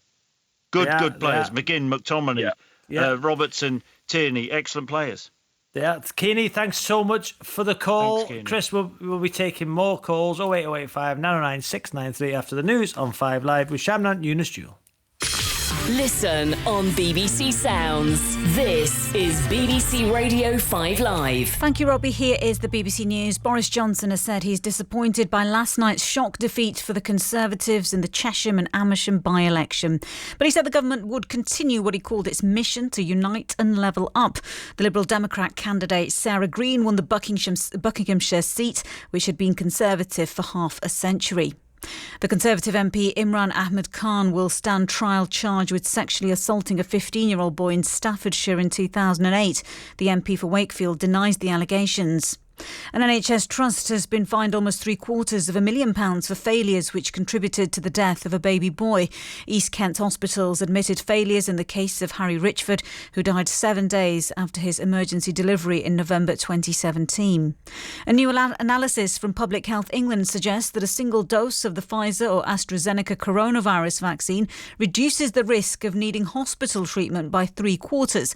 The study found having one of the jabs was highly effective in preventing serious illness, including from the Delta variant. Now, as you've been hearing in sport, England against Scotland at Euro 2020 wasn't anywhere near as thrilling as their last meeting at a major tournament at Euro 96. It finished goalless at Wembley tonight, but one side definitely impressed the pundits more. Give Scotland credit, they pressed him, and when they got it, they didn't just think, well, we'll just sit and wait. And they went for a goal, and they had 2 or 3 good chances themselves. It's a point each, but Scotland will get all applauded. You kind of weren't that scared for Scotland, the vast majority of the time, apart from those chances, a couple of chances right at the start. Other than that, you thought, no, don't like using the phrase, but we've got this. So the draw means both teams can still make the knockout stages. England can top Group D if they win their last game, and Scotland need victory against Croatia at Hampden Park. Well, earlier the Czech Republic, who England can overtake, drew 1-1 with Croatia, while Sweden now lead Group E after a 1-0 win over Slovakia. Elsewhere, Denmark's Christian Eriksen was discharged from hospital earlier after a successful operation to fit a heart-starting device. The midfielder, who suffered cardiac arrest during his side's defeat by Finland on Saturday, visited his teammates and returned home. Well, now let's go live to the second round of the US Open Golf in California. We'll get the latest from our correspondent Ian Carter. Well, the Englishman Richard Bland still in the lead, but he's been joined at the top of the leaderboard by the American Russell Henley. 48-year-old Bland round in 67 today to move to 5 under par. Henley has moved to that mark at 5 under with a birdie at the 18th, his 9th hole, the par 5, and the overnight leader in a share of the lead at 5 under, 1 ahead of Louis Oosthuizen in the clubhouse after a 71, and Rafa Cabrera Bello, who's in trouble on the 5th at 4 under par. Bubba Watson nicely placed after a 67 at 3 under, same mark as John Rahm, and Brooks Koepka currently at 2 under par. The two-time champion through 8 holes is within 3 shots of the lead. Yes, a great story developing there for the Englishman, and you can hear more from Ian Carter and the golf team over on 5 Live Sports Extra now. Uninterrupted coverage of the US Open second round going on now. Cameron Norrie reached the Queen's Club semi-finals after beating fellow Briton Jack Draper in straight sets. However, the British number 1 Dan Evans lost his quarter-final match against Italian top seed Matteo Berrettini. England's women put themselves in a strong position in the one-off test against India, despite much of the day being wiped out by rain in Bristol. Sophie Eccleston took 4 for 88 as India were bowled out for 231. Heather Knight asked India to bat again, and they finished 83 for 1. That's still 108 runs behind England, and there will be 108 overs bowled on the 4th and final day. That's tomorrow. Red Bull's Max Verstappen set the pace ahead of the Mercedes of Valtteri Bottas and Lewis Hamilton in second practice at the Formula One French Grand Prix. And in Rugby League Super League, Hull KR got their first win at Wigan since 2009. They won 18-8, while 12-man Salford got a first win in 6 Super League games. They beat Huddersfield Giants 9 points to 8. That's your latest from BBC Sport. 5 Live Breakfast. 149 years of history. England, Scotland, Scotland, England. I'm in Leicester Market. 700 years of history. You would have to live on another planet not to know that football's oldest rivalry continues at Wembley. It's the 150th time England and Scotland have met since 1872. A rivalry as old as the mountains. 48 wins for England in that history, 41 wins for Scotland. There's not that much in it, really, when you look back through the years. I'm in Glasgow. The sun is shining. The sky is pure powder blue above our heads. There's a buzz in the city. I felt it when I was out and about. 5 Live. This is the place to be. Exciting, compelling, irresistible football. 5 Live Breakfast. Back Monday morning from 6.